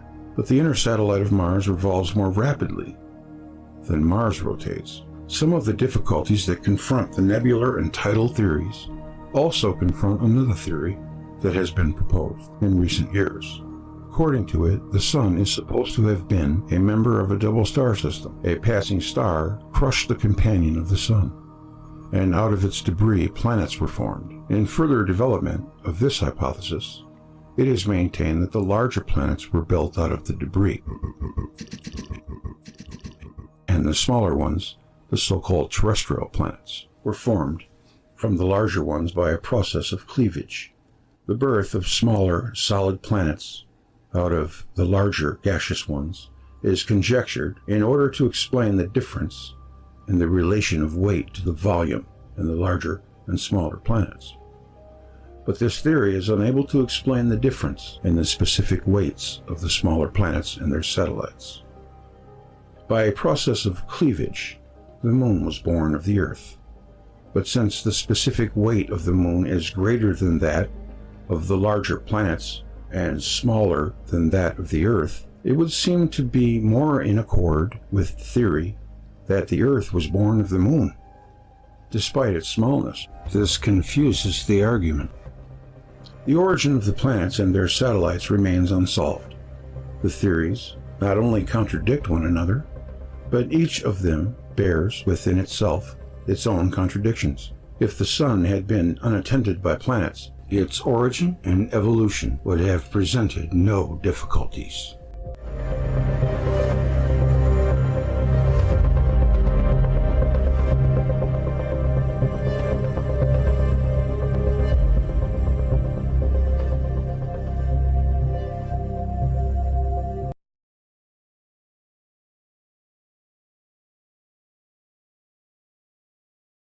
In an immense universe, a little globe revolves around a star. It is the third star in a row. Mercury, Venus, Earth, of the planetary family. It is of a solid core covered over most of its surface with liquid. It has a gaseous envelope. Living creatures fill the liquid. Other living creatures fly in the gas, and still others creep and walk upon the ground on the bottom of the gaseous ocean. Man, a being of erect stature, thinks himself the prince of creation. He felt like this long before he, by his own efforts, came to know how to fly on wings of metal around the globe. He felt godlike before he could talk to his fellow man on the other side of the globe. Today, he can see the microcosm in a drop of water, and the elements in the stars. He knows the laws governing the living cell and its chromosomes, and the laws governing the macrocosm of the sun, moon, planets, and stars. He assumes that gravitation keeps the planetary system together. Man and beast on their planet, the sea within its borders. For millions and millions of years, he maintains, the planets have rolled along on the same paths, and their moons around them, and man in these eons has arisen from a one-cell infusorium all the long way up the ladder to his status of Homo sapien. Is man's knowledge now nearly complete? Are only a few more steps necessary to conquer the universe?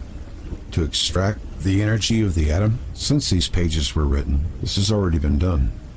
To cure cancer, to control genetics, to communicate with other planets, and learn if they have living creatures too. Here begins Homo ignoramus. He does not know what life is, or how it became to be, whether it originated from inorganic matter. He does not know whether other planets of this sun or of other suns have life on them, whether the forms of life there are like those around us, ourselves included. He does not know how this solar system came into being, although he has built up a few hypotheses around it. He knows only that the solar system was constructed billions of years ago. He does not know what this mysterious force of gravitation is that holds him and his fellow man on the other side of the planet, with their feet on the ground. Although he regards the phenomenon itself as the law of laws, he does not know what the Earth looks like 5 miles under his feet. He does not know how mountains came into existence, or what caused the emergence of the continents, although he builds hypotheses around these. Nor does he know from where oil came. Again, hypotheses. He does not know why, only a short time ago, a thick glacial sheet pressed upon most of Europe and North America, as he believes it did. Nor how palms could grow above the polar circle, nor how it came about that the same fauna fill the inner lakes of the old and the new world.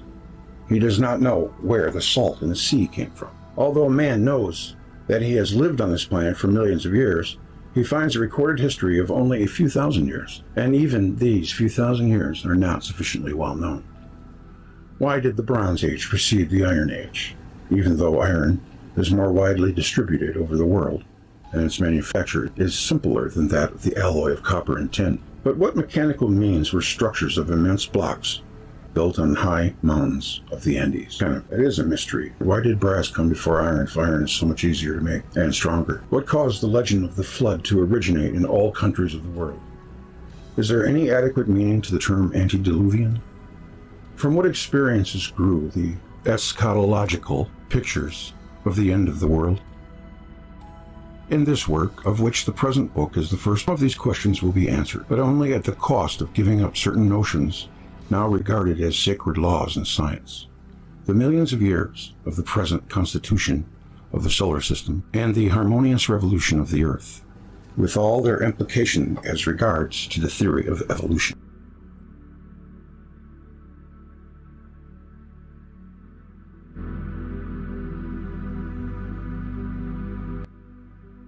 The celestial harmony. The sun rises in the east and sets in the west. The day consists of 24 hours. The year consists of 365 days, 5 hours, and 49 minutes. The moon circles the earth, changing its phases: crescent, full, decrescent. The terrestrial axis points in the direction of the polar star. After winter comes spring, then summer, then fall. These are common facts. Are they invariable laws? Must it be forever? Was it always so? The sun has 9 planets. Mercury has no satellites. Venus has no satellites.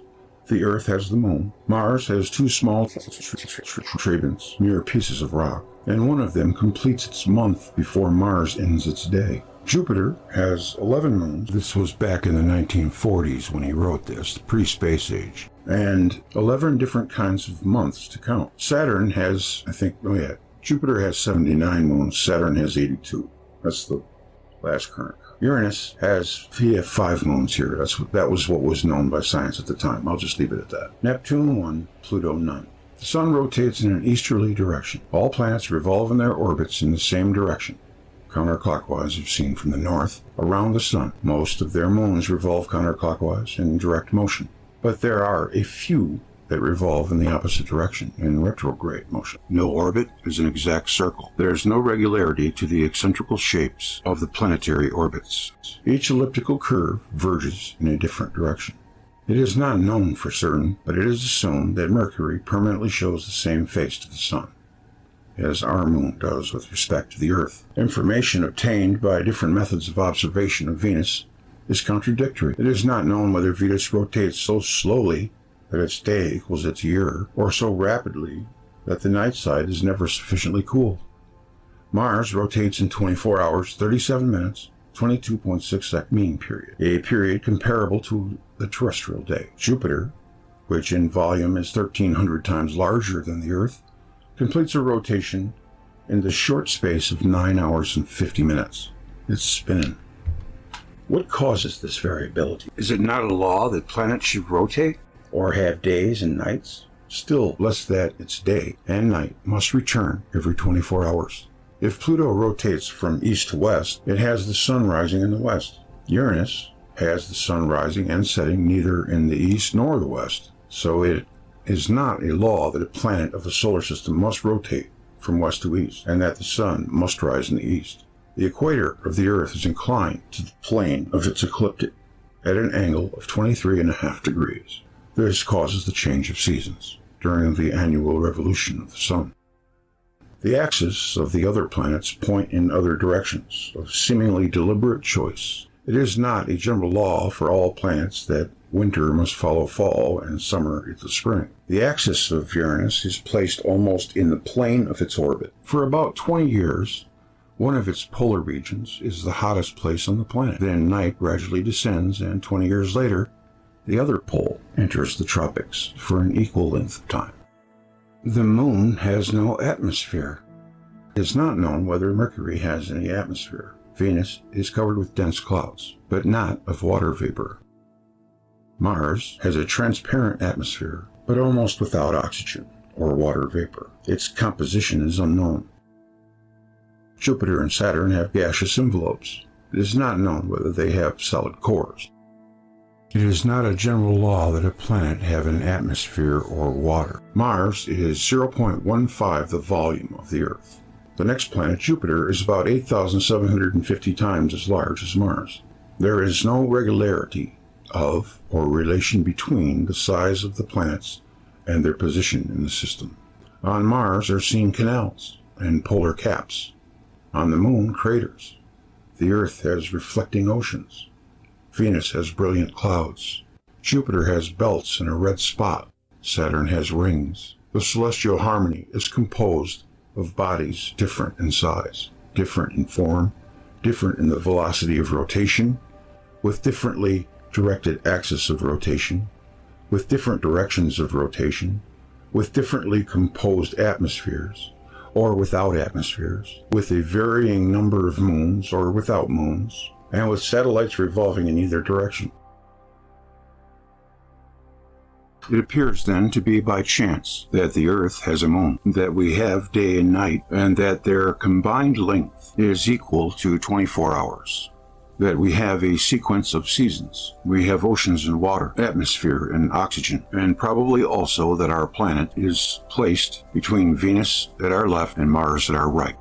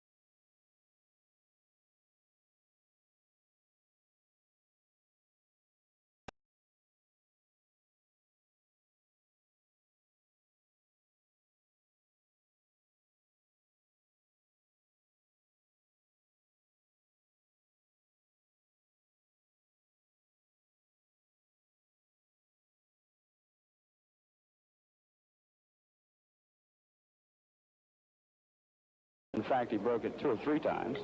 He went out into the...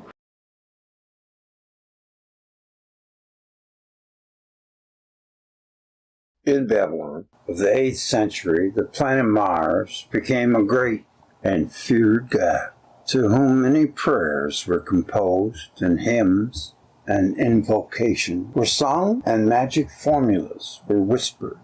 Such formulas are referred to as magic words, with raising the hand to the planet Nergal, Mars. These prayers were addressed directly to the planet Mars. Like the Greek Ares, Nergal is called King of Battle, who brings the defeat, who brings the victory. Nergal could not be regarded as favoring the people of double streams. On a most fateful night, he inflicted a defeat on Sennacherib. Shine of horror, God Nergal, Prince of Battle, thy face is glare, thy mouth is fire. Raging flame god, God Nergal, thou art anguish and terror, great sword god. Lord, who wanderest in the night, horrible raging flame god, whose storming is a storm flood. In one of its great conjunctions, Mars' atmosphere was stretched so that it appeared like a sword. Often before and later too, celestial prodigies assumed the shape of swords. Thus, in the days of David, a comet appeared in the form of a human being between the earth and the heaven, having a drawn sword in his hand, stretched out over Jerusalem. The Roman god Mars was pictured with a sword. He became the god of war. The Chaldean Nergal is called sword god. Of this sword Isaiah spoke when he predicted the repetition of the catastrophe, a stream of brimstone, flame, storm, and reeling of the sky. Then shall the Assyrian fall with the sword, not of a mighty man, and the sword not of a mean man, shall devour him, and his princes shall be afraid of the instant, and all the host of heaven shall be dissolved, for my sword shall be bathed in heaven. But I was going to say blood. And the ancients classified the comets according to their appearance. In old astrological texts, as in the book of prophecies of Daniel, comets that took the form of a sword were originally related to the planet Mars. Besides the sword-like appearance of the atmosphere of Mars, elongated on its approach to the Earth, there was also another reason to make of the planet Mars the god of war. A bellicose or martial character was ascribed to the planet because of the great excitement it caused. The excitement that brought anxiety to peoples, that brought migrations and to wars. Since early times, celestial prodigies have been regarded as portents that forecast great commotions and great wars. We're still in the age of Mars, still in the age of wars. A planet that collided with other planets in the sky and rushed against the Earth as if with a fire sword became the god of battle, wresting this title from the hands of Athena Ishtar. The gods of heaven put themselves in war against thee, the hymns to the planet miracle say, and this is the war. Yeah, it's got to mean something. It really does. We're singing hymns to it. That was recounted in the Iliad. Nergal was named Koriduradu, the great warrior. He waged war against gods and the earth. The most frequent ideogram for Nergal in Semitic cuneiform is read Namsaru, which means sword. Planet Mars, in the Babylonian inscriptions of the 7th century, was called the most violent among the gods. Herodotus said that the Scythians worshipped Ares, Mars, and that a scimitar of iron was their image of him. To him, they made human sacrifices and poured the blood on the scimitar. Silenus wrote of the people of Scythia, the god of this people is Mars. Instead of images, they worship swords. War in heaven among the colliding planets. War on earth among the nations. Wandering in unrest. As above, so below. A planet running toward the earth with an outstretched flaming sword, attacking land and sea. Participating. Oh yeah, well, that was the, Axis Monday. In some cases, I guess, took it as a sword. In other cases, it was a mountain. Interesting, because it was probably always changing. An outstretched flaming sword attacking land and sea. Participating in the wars among the nations. All these made Mars the god of war. Yeah, wouldn't it be terrible, you have your village wiped out of most of the people, and some other race army comes in to make matters worse and just rape the rest of you. And that's how it was. Brutal. The sword of God of battle was not like the sword of a mighty man. It was not thrust into the belly, and yet it caused sickness and death. The god of war scattered pestilence. In a prayer to the planet Mars, Nergal, it is said, radiant abode that beams over the land, who is thy equal? When thou ridest in the battle, when thou throwest down, who can escape thy look? Who can run away from thy storming? Thy word is a mighty catch-net, stretched over sky and earth. His sword makes human beings sick. It enfeebles them. His word, when he makes his way above, makes the country sick. The outbreak of pestilence that appears to have accompanied the first contact with the planet Mars was repeated on each subsequent contact. Amos uttered these words. I have smitten you with blasting and mildew. I have sent among you the pestilence after the manner of Egypt. The planet Nergal was regarded by the Babylonians as the god of war and pestilence. Thus, too, did Greeks regard the planet Ares, the Romans the planet Mars. End of subject. Fenris Wolf. In the Babylon astrological text, it is said that a star takes the shape of diverse animals: lion, jackal, dog, pig, fish. This, in our opinion, explains the worship of animals by ancient peoples, notably by the Egyptians. The planet Mars, its atmosphere distorted by its approaches to other celestial bodies, Venus, Earth, Moon, took on different shapes. The Mexicans narrated that Huitzilopochtli, the bellicose destroyer of cities, took the form of various birds and beasts. On one occasion, Mars very characteristically resembled a wolf or a jackal. In Babylonia, Mars had 7 names. Jackal was one of them. Also, the god with the head of a jackal or wolf in the Egyptian pantheon was apparent in Mars. Of him it is said that he is a prowling wolf circling this land. In the Chinese chart of Suchao, in which it is related, on the authority of more ancient sources, that once Venus suddenly ran into the wolf star. Wolf star apparently means Mars. Wolf, or Lupus Martius, was the animal symbol for Mars of the Roman religion. It gave rise to the legend about Romulus, son of Mars, who was fed by a she-wolf. According to the tradition, the conception of Romulus took place during a prolonged eclipse. The Slavic Vukadlak, who followed the clouds and devoured the sun or moon, had the shape of a wolf. The North Germanic tribes, too, spoke of the wolf skull, Skoll, that pursued the sun in the Edda.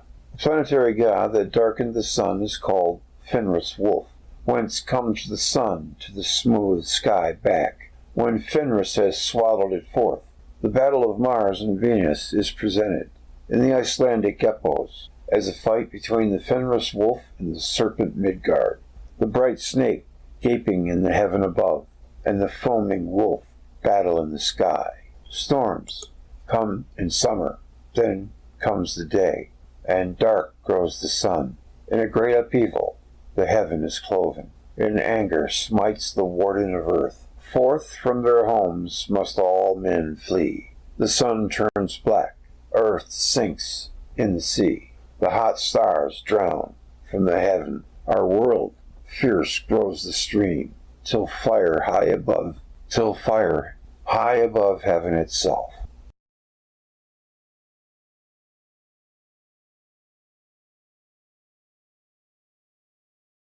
The Stormer of Walls. Following the upheavals, in which, in the words of the Babylonians, Mars Nergal moved the earth off its hinges, and in the words of Isaiah, the earth moved exceedingly, and was removed out of her place. Mighty and repeated earthquakes devastated whole countries, destroyed cities, shattered the walls of strongholds. Blood-stained Stormer of Walls is the ever-repeated epithet of Ares in Homer. Hesiod too calls Ares sacker of towns. Behold, said Amos, the Lord commandeth, and he will smite the great house with breaches into pieces. Then came the commotion of the days of Uzziah, and of the days of Ahaz, and of the days of Hezekiah, when the bricks are fallen down, Isaiah 9:10. And only a very small remnant of people remain, Isaiah 1:9. Those were days of trouble, and of treading down, and of perplexity by the Lord God of hosts, and breaking down the walls, Isaiah 22:5. Recurrent displacement of the terrestrial globe, torsion of the lithosphere, and migration of the inner parts of the globe must have caused a succession of earthquakes over a prolonged period. But in comparison with the great catastrophes when heaven reeled, the local earthquakes received only slight attention. In reports of the astrologers of Nineveh and Babylon, earthquakes are often mentioned in just a single line, as in the following message. Last night there was an earthquake. The frequent trembling of the earth became a source of omens for magicians, which were reduced to formulas. When the earth quakes in a month of Shavat, or when the earth quakes in the month of Nisan, then one or another event will take place, as in the following sentence. The observation could be basically correct. When the earth quakes, through the whole day, there will be a destruction of the land. When it quakes continuously, there will be an invasion of the enemy.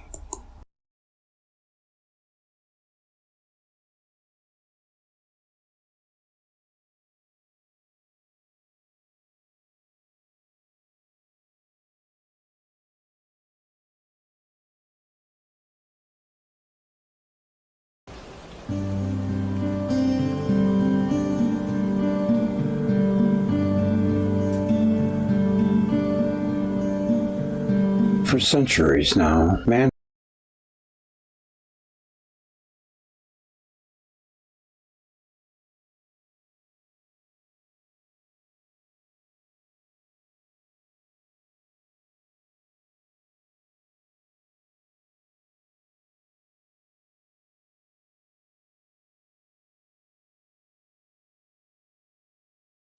what caused Venus and Mars to shift their orbits. When Venus became a new member of the solar system, it moved in a stretched ellipse, and for centuries imperiled the other planets. Because of its dangerous circling, Venus was diligently observed in both hemispheres, and records were kept of its movement. In the last centuries before this era, the 225-day year of Venus, and apparently also its orbit, were practically the same as in modern times. As early as the second half of the 7th century before this era, Venus, watched until then with anxiety, had already ceased to be a cause of dreadful expectation. It probably reached then the orbital stage in which it was found in the last centuries before this era, and where we still find it today.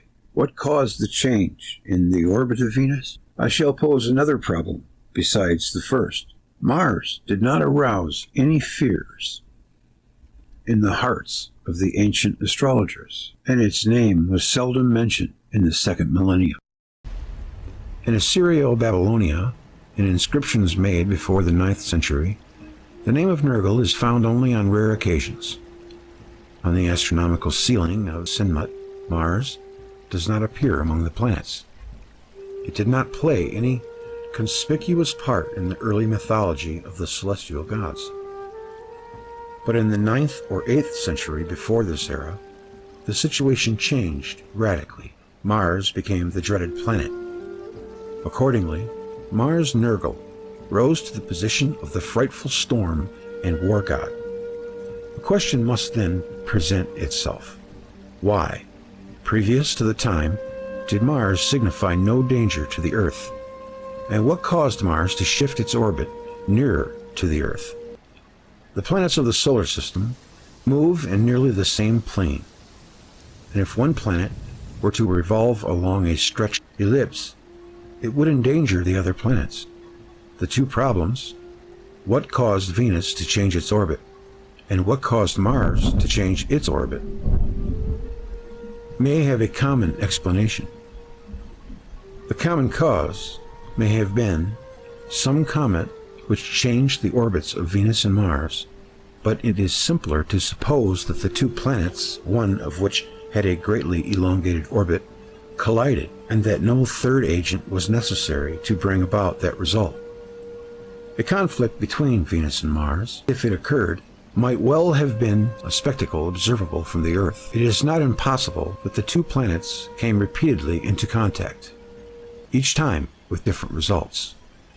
If a contact between Venus and Mars really occurred and was observed from the Earth, it must have been commemorated in traditions or literary monuments.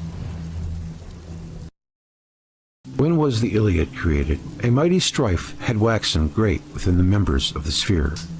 Empedocles. I wonder if that's where we get the word impede from. To this day, it has not been established at what date the Iliad and the Odyssey were composed. Even ancient authors differed greatly in reckoning the time when Homer lived. It was established to be as late as 685 BC. The historian Theopompus, and as early as 1159 BC, certain authorities quoted by Philostratus. Herodotus wrote that Homer and Hesiod created the Greek pantheon not more than 400 years before me, which would mean not prior to 884 BC or 484 BC being regarded as the year of Herodotus' birth. The question is still debated. Some authors argue that there was a long interval between the time when the epic works of Homer were composed and the time when they were put into writing. Others think that these works must have been created not long before the Greeks acquired the art of writing, about 700 BC. It is also argued that the Greeks must have known this art long before 700 BC, on the assumption that Homeric works were created much before that date. It is generally assumed that the fall of Troy antedated Homer by several generations, and also the great epic works were the creation of generations. The fall of Troy is sometimes thought to have taken place in the 12th century. On the other hand, it has been shown that the cultural background of the Homeric epos is that of the 8th or even the 7th century. The Age of Iron was well underway, and many other details would preclude an earlier scene. It is highly probable that the Homeric works were created at that time or shortly thereafter. Whether these poems were first sung by a bard who lived centuries after the destruction of Troy depends on the time when Troy was destroyed. The tradition about Aeneas, who, saved when Troy was captured, went to Carthage, a city built in the 9th century, and from there to Italy, where he founded Rome, a city first built in the middle of the 8th century, implies that Troy was destroyed in the 8th or late 9th century. But for what purpose do I burden my present work with this question? It may seem that the two problems, how Venus changed its orbit to a circle and how Mars changed its orbit so as to come in contact with the Earth, are weighted with a third problem, from a far-removed field and in itself complicated. And even if these matters have something in common, how can a problem with three unknowns be solved? We shall come closer to a solution of the astronomical problem with which we are concerned, and the problem of the epics of Troy, if we recognize the cosmic scene of these epics. A simple test can be made. If Ares, the Mars of the Greeks, is not mentioned in the creations of Homer, this would support the view that the Iliad and Odyssey were created in the 10th century or earlier, or at least that the drama they describe had taken place not later than this time. But if Ares is presented as a war god in these epics, it would indicate that they were composed in the 8th century or thereafter. It was in the 8th century that Mars Nergal, an obscure deity, became a prominent god. Epic poems rich in mythology that originated in the 8th or 7th century would not be silent about Mars, Ares, who became outrageous at that time. With this yardstick at hand, the epic poems of Homer must be re-examined. The task will not be difficult. The Iliad is full of descriptions of the violent deeds of Ares, and in this epic, the story is told of the battles which the Greeks, besieging Troy, waged against the people of Priam, king of Troy.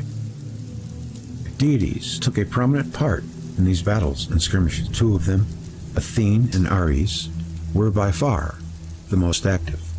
Athene was the protectress of the Greeks.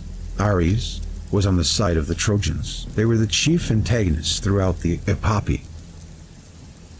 At first, Athene removed Ares from the battlefield, and flashing-eyed Athene took furious Ares by the hand and spake to him, saying, Ares, Ares, thou bane of mortals, thou blood-stained stormer of walls, shall we not now leave the Trojans and Achaeans to fight? She led furious Ares forth from the battle, but they met together again in the field.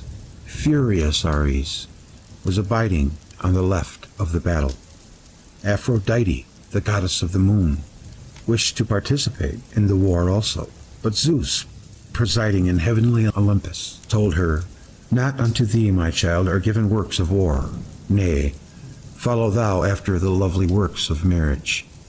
And all these things shall be the business of swift Ares and Athene." Athena or Athene? I'm going to find out. Thus the god of the planet Jupiter admonished the goddess of the moon to leave the combat, that it might be fought out by the god of the planet Mars and the goddess of the planet Venus. Phoebus, Apollo, the god of the sun, spoke to the god of the planet Mars. Then unto furious Ares spake Phoebus, Apollo, "Ares, Ares, thou blood-stained stormer of walls, wilt thou not now enter into the battle?" And baneful Ares entered amid the Trojans' ranks. He called, "How long will ye still suffer your host to be slain by the Achaeans?" The battlefield was darkened by Ares, and about the battle furious Ares drew a veil of night to aid the Trojans. He saw that Pallas, Athene, was departed, for she it was that bare aid to the Danaans. Hera, the goddess of the earth, stepped upon the flaming car, and self-bidden groaned upon their hinges. The gates of heaven, which the hours had in their keeping, to whom are entrusted great heavens and Olympus. She spoke to Zeus. "Zeus, hast thou no indignation with Ares for these violent deeds, that he hath destroyed so great and so goodly a host of the Achaeans recklessly? Wilt thou in any wise be wroth with me if I smite Ares?" And Zeus replied, "Nay, come now, rouse against him, Athene, who has ever been wont above others to bring sore pain upon him." So came the hour of battle. Then Pallas, Athene, grasped the lash and the reins, and against Ares first she speedily drave. Athene put on the cap of Hades, to the end that mighty Ares should not see her. Ares, the bane of mortals, was attacked by Pallas Athene, who sped the spear mightily against his nethermost belly. Then brazen Ares bellowed loud as 9,000 warriors or 10,000 cry in battle when they join in the strife of the war god. Even as a black darkness appeareth from the clouds when after heat a blustering wind ariseth, even in such wise did brazen Ares appear, as he fared amid the clouds unto broad heaven. In heaven he appealed to Zeus with bitter words of complaint against Athene. "With thee are we all at strife, for thou art father to that mad and baneful maid, whose mind is ever set on deeds of lawlessness. For all the other gods that are in Olympus are obedient unto thee, but to her thou payest no heed, for that this pestilent maiden is thine own child." And Zeus answered, "Most hateful to me art thou of all gods that hold Olympus. Forever is strife dear to thee, and wars and fightings." The first round was lost by Ares. Hera and Athene made Ares, the bane of mortals, to cease from his manslaying. In his vein the poem proceeds, its allegorical features being only too readily overlooked. In the 5th book of the Iliad, Ares is called by name more than 30 times, and throughout the poem he never disappears from the scene, whether in the sky or on the battleground. The 20th and 21st books describe the climax of the battle of the gods at the walls of Troy. Athene would utter her loud cry, and over against her spouted Ares, dread as a dark whirlwind, calling with shrill tones to the Trojans. Thus did the blessed gods urge onto the two hosts to clash in battle, and amid them made grievous strife to burst forth. Then terribly thundered the Father of gods, and men from on high, and from beneath did Poseidon cause the vast earth to quake. and the steep crests of the mountains. All the roots of many fountained Ida were shaken, and all her peaks, and the city of the Trojans, and the ships of the Achaeans, and seized with fear in the world below was Aeneas, lord of the shades, lest above him the earth be cloven by Poseidon, the shaker of earth, and his abode be made plain to view for mortals and immortals. So great was the din that arose when the gods clashed in strife. In this battle of gods above and beneath, Trojans and Achaeans clashed. Together the whole universe roared and shivered. The battle was fought in gloom. Hera spread a thick mist. The river rushed with surging flood and roused all his streams tumultuously. Even the ocean was inspired with fear of the lightning of great Zeus and his dread thunder, when so it crasheth from heaven. Then rushed into battle a wondrous blazing fire. First on the plain was the fire kindled, and burned the dead, and all the plain was parched. Then to the river turned the gleaming flame. Tormented were the eels and the fish in the eddies, and in fair streams they plunged this way and that. The fair streams seethed and boiled, nor had the river any mind to flow onward, but was stayed, unable to protect Troy. Upon the gods fell strife heavy and grievous. Together then they clashed with a mighty din, and the wide earth rang, and round about great heaven pealed as with a trumpet. Zeus, the heart within him, laughed aloud in joy as he beheld the gods joining in strife. Ares began the fray, and first leapt upon Athene, brazen spear in hand, and spake a word of reviling. These passages sound like they were written by Shakespeare or Francis Bacon. Wherefore now again, thou dogfly, art thou making gods to clash with gods in strife? Rememberest thou not what time thyself in sight of all didst grasp the spear, and let drive straight at me, and didst rend my fair flesh? This second encounter between Ares and Athene was also lost by Ares. He, Ares, smote upon her tasseled aegis. Thereon blood-stained Ares smote with his long spear, but she gave ground and seized with her stout hand a stone that lie upon the plain, black and jagged and great. Therewith she smote furious Ares on the neck, and loosened his limbs. Pallas Athene broke into a laugh. Fool, not even yet hast thou learned how much mightier than thou I avow me to be, and that thou matchest thy strength with mine. Aphrodite came to the wounded Ares. So Aphrodite is the moon, took him by the hand, and sought to lead him away. But Athene sped in pursuit. She smote Aphrodite on the breast with her stout hand, and her heart melted. And her heart melted? Sounds like it would be the seas of the moon. These excerpts from the Iliad show that some cosmic drama was projected upon the fields of Troy. The commenters were aware that originally Ares was not merely the god of war, and that this quality is a deduced and secondary one. The Greek Ares is the Latin planet Mars.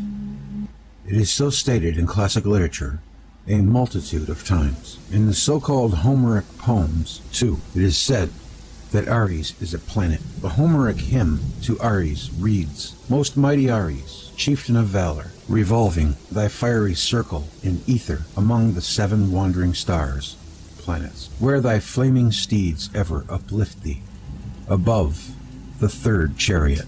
But what might it mean that the planet Mars destroys cities, or that the planet Mars is ascending in the sky in a darkened cloud, or that it engages Athene, the planet Venus, in battle? Ares must have represented some elements in nature. Guess the commentators. Ares must have been the personification of the raging storm, or the god of the sky, or the god of light, or a sun god, and so on. These explanations are futile. Ares Mars is what his name says, the planet Mars. I find in Lucian a statement which corroborates my interpretation of the cosmic drama in the Iliad. This author of the 2nd century of the present era writes in his book on astrology, this most significant and most neglected commentary on the Homeric epics. All that he, Homer, hath said of Venus and Mars, and of Mars, his passion, is also manifestly composed from no other source than this science, astrology. Indeed, it is the conjecture of Venus and Mars that creates the poetry of Homer. Lucian is unaware that Athene is the goddess of the planet Venus, and yet he knows the real meaning of the cosmic plot of the Homeric epic, which shows that the sources of his instruction in astrology were cognizant of the facts of the celestial drama. My interpretation of the Homeric poem, I find, has been anticipated by still others. Who they were, it is impossible to say. However, Heraclitus, a little-known author of the 1st century, who should not be confused with the philosopher Heraclitus of Ephesus, wrote a work on Homeric allegories. In his opinion, Homer and Plato were the 2 greatest spirits of Greece, and he tried to reconcile the anthropomorphic and satiric description of gods by Homer with the idealistic and metaphysical approach of Plato. In paragraph 53 of his allegories, Heraclitus confutes those who think that the battles of the gods in the Iliad signify collisions of the planets. Thus I find that some of the ancient philosophers must have held the same opinion at which I arrived independently after a series of deductions. The problem of the date when the Homeric epics originated was raised here, to be solved with the help of this criterion. If the cosmic battle between the planets Venus and Mars is mentioned there, then the epics could not have originated much before the year 800 BC. If the Earth and the Moon were involved in this struggle, the time of the birth of the Iliad must be lowered to 747 BC at least, and probably to an even later date. The first earth-shaking contact with our planet had already taken place, and for this reason Ares is repeatedly called Bane of Mortals, blood-stained stormer of walls. Homer was thus, at the earliest, a contemporary of the prophets, Amos and Isaiah, or more likely he lived shortly after them. The Trojan War and the cosmic conflict were synchronous. The time of Homer was not separated from the time of the Trojan War by several centuries, possibly not even by a single one. The statement by Lucian regarding the inspiring drama of the Homeric epics, the conjunction of the planets Venus and Mars, can be refined. There was more than one fateful conjunction between Venus and Mars. At least 2 are described in the Iliad. In the 5th and 21st books, the conjunctions were near contacts. The mere passage of one planet in front of another could not have provided material for a cosmic drama right now. End of subchapter. Stay tuned.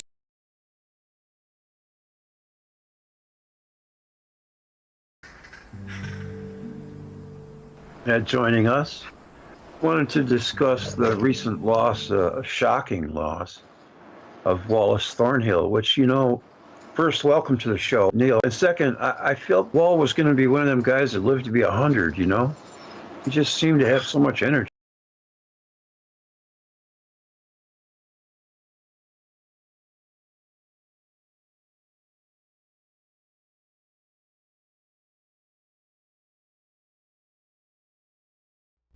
Well, guys, that's going to do it for me tonight. I'm tired. I'm going to go to sleep. Be out in a minute. Say goodbye.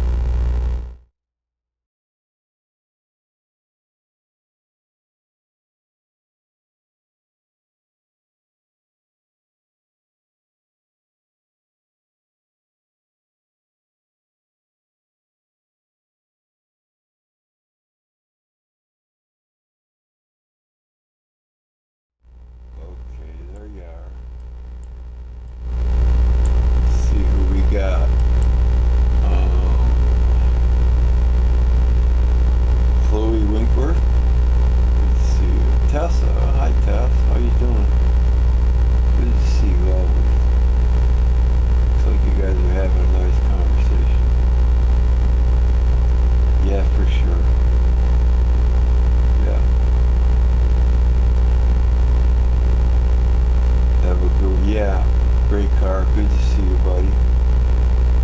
And Ray. Wow. It went by fast, didn't it? I kind of dozed off for a few minutes, but... Hey, Frank, what's up? Let me try to find something. I want to play one more thing for you. And then we'll call it a night.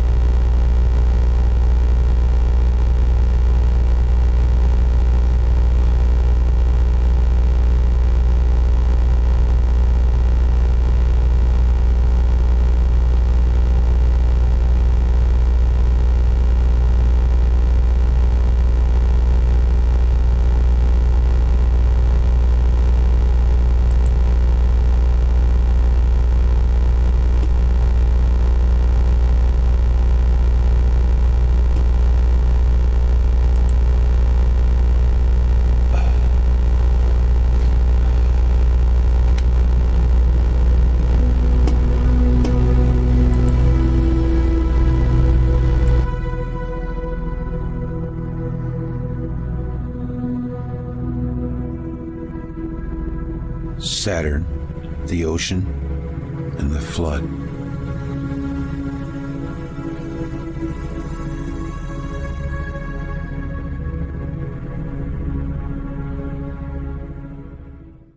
Of Saturn I intended already, for some 2 decades, to write in a volume, Saturn and the Flood, in which, as the title discloses, I would endeavor to identify this planet as the prime cause of the greatest of all catastrophes in human history, the universal flood, or deluge.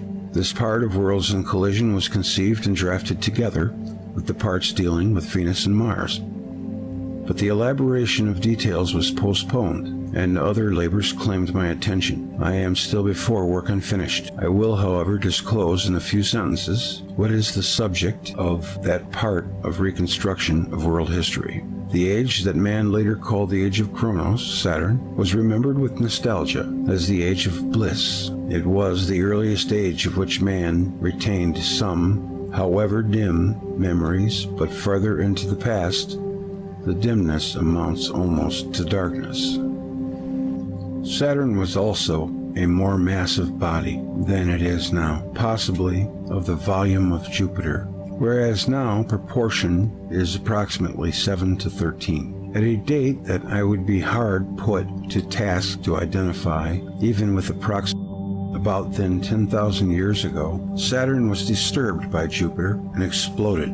Actually became a nova. The solar system and reaches beyond it were illuminated by the exploded star, and in a matter of a week, the Earth was enveloped in waters of Saturnian origin. Told in such brevity, the story sounds fantastic. I had the choice not to mention these events here at all, or to refer to them and ask indulgence on the part of the readers for having said something unusual, and at the same time ask them to wait for a detailed narrative at some intermediate time. I selected the latter. I have already mentioned that the major planets were in some way connected with earlier cataclysms, one of which was the deluge. When in 1946 the manuscript of Worlds in Collision was first offered to the publishers, Macmillan and Company, New York, it contained the story of the deluge and of the catastrophe that terminated the Old Kingdom in Egypt. But at the suggestion of the reader for the publishing company, the book should have concentrated on one event. We compromised and presented the published volume in 2 series of catastrophes. Those that took place in the 15th century before the present era and were caused by near approaches of Venus, and those which occurred in the 8th century before this era, and were caused by close approaches of Mars. The unused material was left for collaboration in the 2 volumes, Saturn and the Flood and Jupiter of the Thunderbolt. With this hardly even a summary as told on this page, I should possibly dispel any misconception as to what is the design of my manuscript is slow in the making. As to predictions, I could make several, and I offer them cognizant of the fact that a prediction in science needs to be elaborated on, the reasons that led to it. I assumed in the first place that the planet Saturn must contain water to the extent that it is a water planet. It is also possible that water that have enveloped the Earth following the explosion of Saturn was at least partly formed by hydrogen combining with oxygen of the terrestrial atmosphere. There are indications that I intend to discuss in my book on the deluge, which point toward a sudden drop in oxygen content in the terrestrial atmosphere. But the fact that comets were observed consisting of water, ice, according to their spectral picture, permits the conclusion that water, ready-made, came from the planetary nova. Actually, in years subsequent to my concept of worlds in collision, water was identified as present on Saturn. Further, I assume that sodium chloride, or common salt, as an ingredient of the Saturnian atmosphere. Geophysicists have long wondered as to the origin of salt in the ocean. Sodium could have been derived from terrestrial rocks, but they are poor in chlorine. To some extent, chlorine in oceans could have come from volcanic eruptions, but it would require eruptions on an almost unimaginable scale to produce all of the chlorine locked in the salt of the oceans. The ancient traditions of deluge refer also to the water arriving from space as salty and warm. I have thought also of free chlorine, not combined into salt, on Saturn, but it is possible that vegetable life, at least, is present on Saturn, and free chlorine would interfere with vegetation. The reasons, though not compelling, for this assumption of vegetation on Saturn are also reserved for the detailed discussion. The tradition found in ancient texts refers to innumerable new forms of life in animal and plant kingdom following the flood, which could have been solely a result of multiple mutations. But there exists in ancient lore an ever-reoccurring association of seeds and new plant forms with Saturn, Osiris, Tammuz, and Kronos, all of whom I understand as personifications of the planet Saturn. In recent years, I have chanced to read the view of Joseph Shklovsky, a Russian astrophysicist, that a nova would be a source of cosmic rays even thousands of years after the explosion. Shklovsky and his collaborators offered the suggestion that at some past time the Earth, or the entire solar system, passed through clouds of cosmic rays resulting from a nova star that caused the extinction of various forms of life on Earth, dinosaurs and others.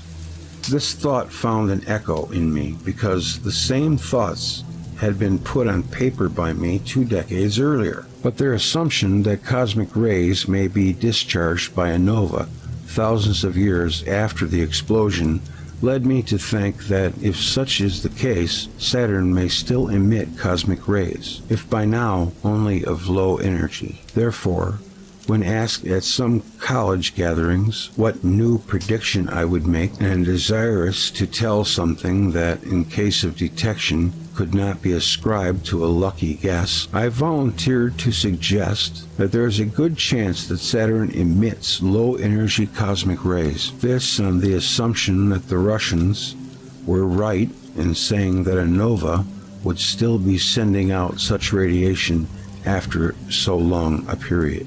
Finally, Saturn must emit more heat than it receives from the Sun. Reasons for such conditions of Saturn are at least 2.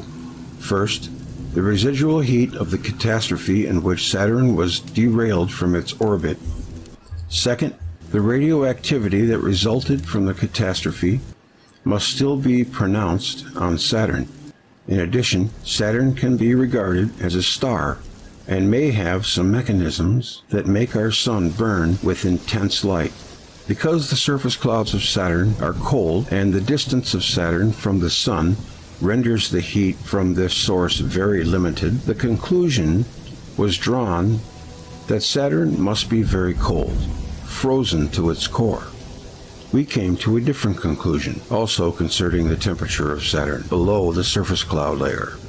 In 1966, Dr. K.I. Kellerman described in Icarus the surprising fact that Saturn, at the wavelength of 21.3 centimeters, shows a temperature of 90 degrees Fahrenheit, which cannot be explained by solar radiation. It will be found of still higher temperature. The rings are formations of less than 10 or 12,000 years old. They must consist largely of water in the form of ice. But since the ancient lore all around the world tells us that it was Jupiter who put these rings around Saturn, they may have some other components too. Since these lines were written, spectroscopic study of the Saturnian rings has revealed that they consist mainly of water in the form of ice. 1966. Sodium chloride and cosmic rays are two phenomena still waiting to be investigated. Therefore, I presented to Dr. H. Hess, in his capacity as chairman of the Space Board of National Academy of Science, a memorandum dated September 11, 1963. Subsequently submitted also to Dr. Homer Newell, in his capacity as director of NASA. I included these lines concerning Saturn. Saturn tests should be devised for detection of low-energy cosmic rays emanating from Saturn, especially during the weeks before and after a conjunction of Earth-Jupiter-Saturn.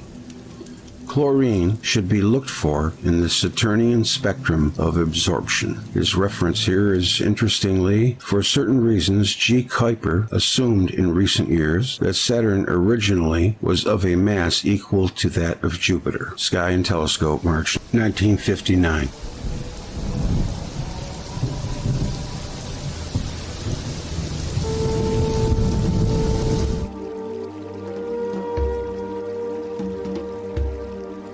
It must have been at the very beginning of my occupation with the problems later developed in my books and in not yet published manuscripts that I came upon the question of the origin of salts in the sea and oceans.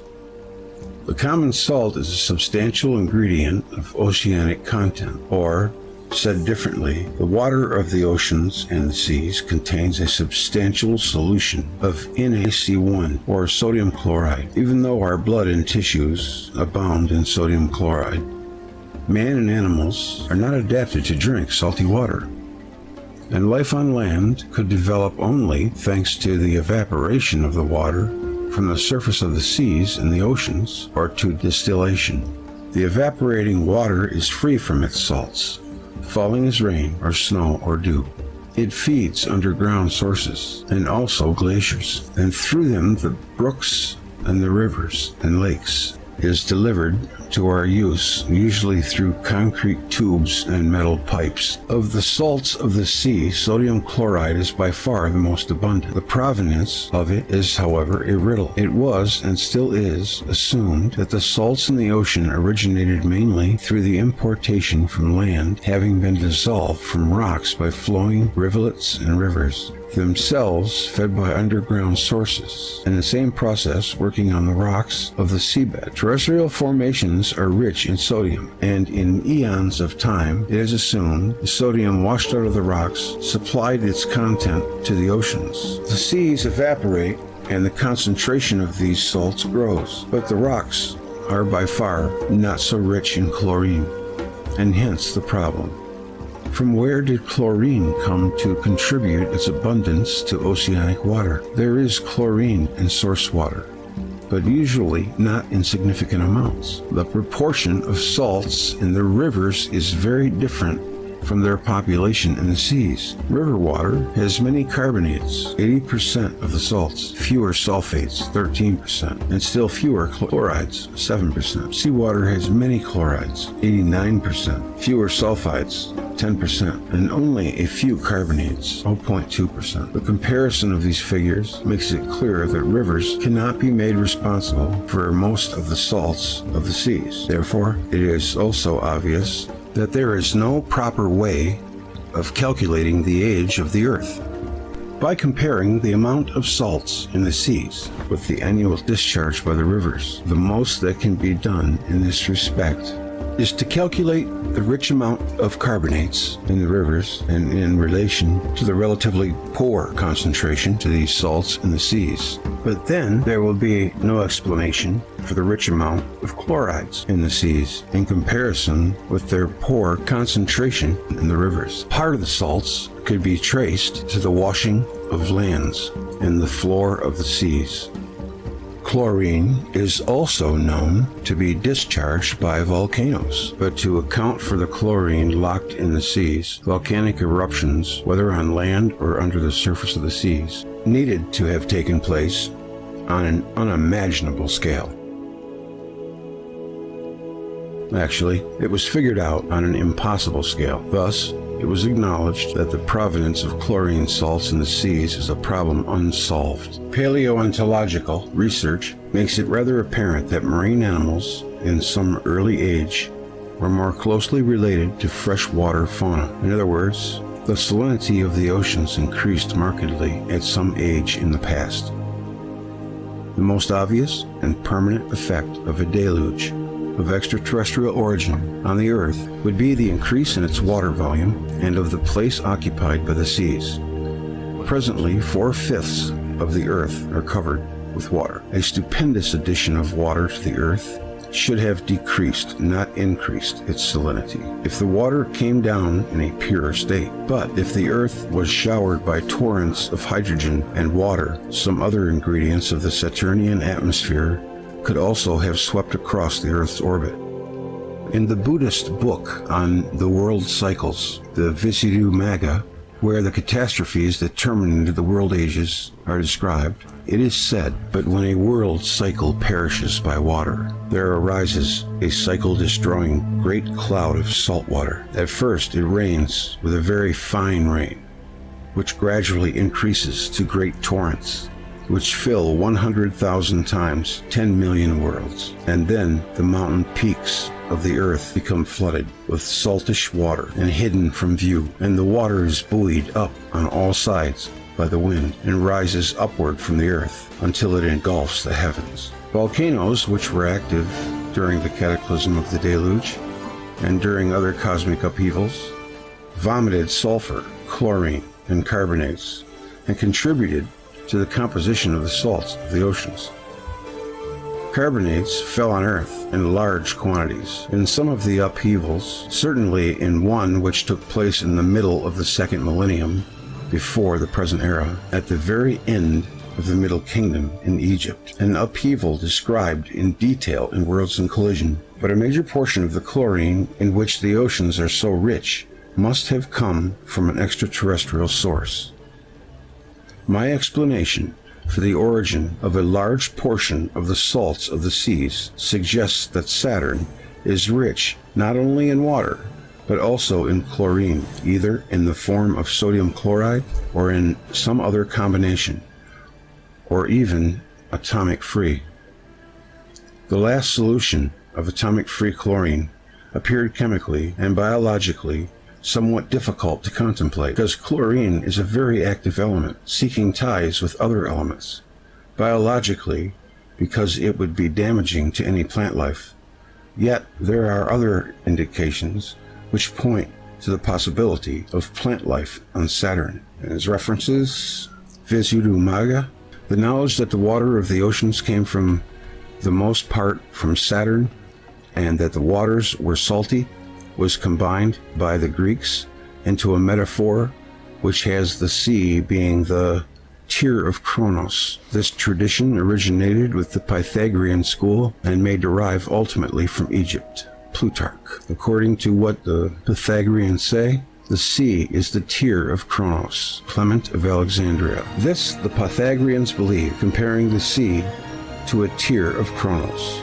The same is found in a fragment of Aristotle in the edition of V. Rose, 1886, Life of Pythagoras.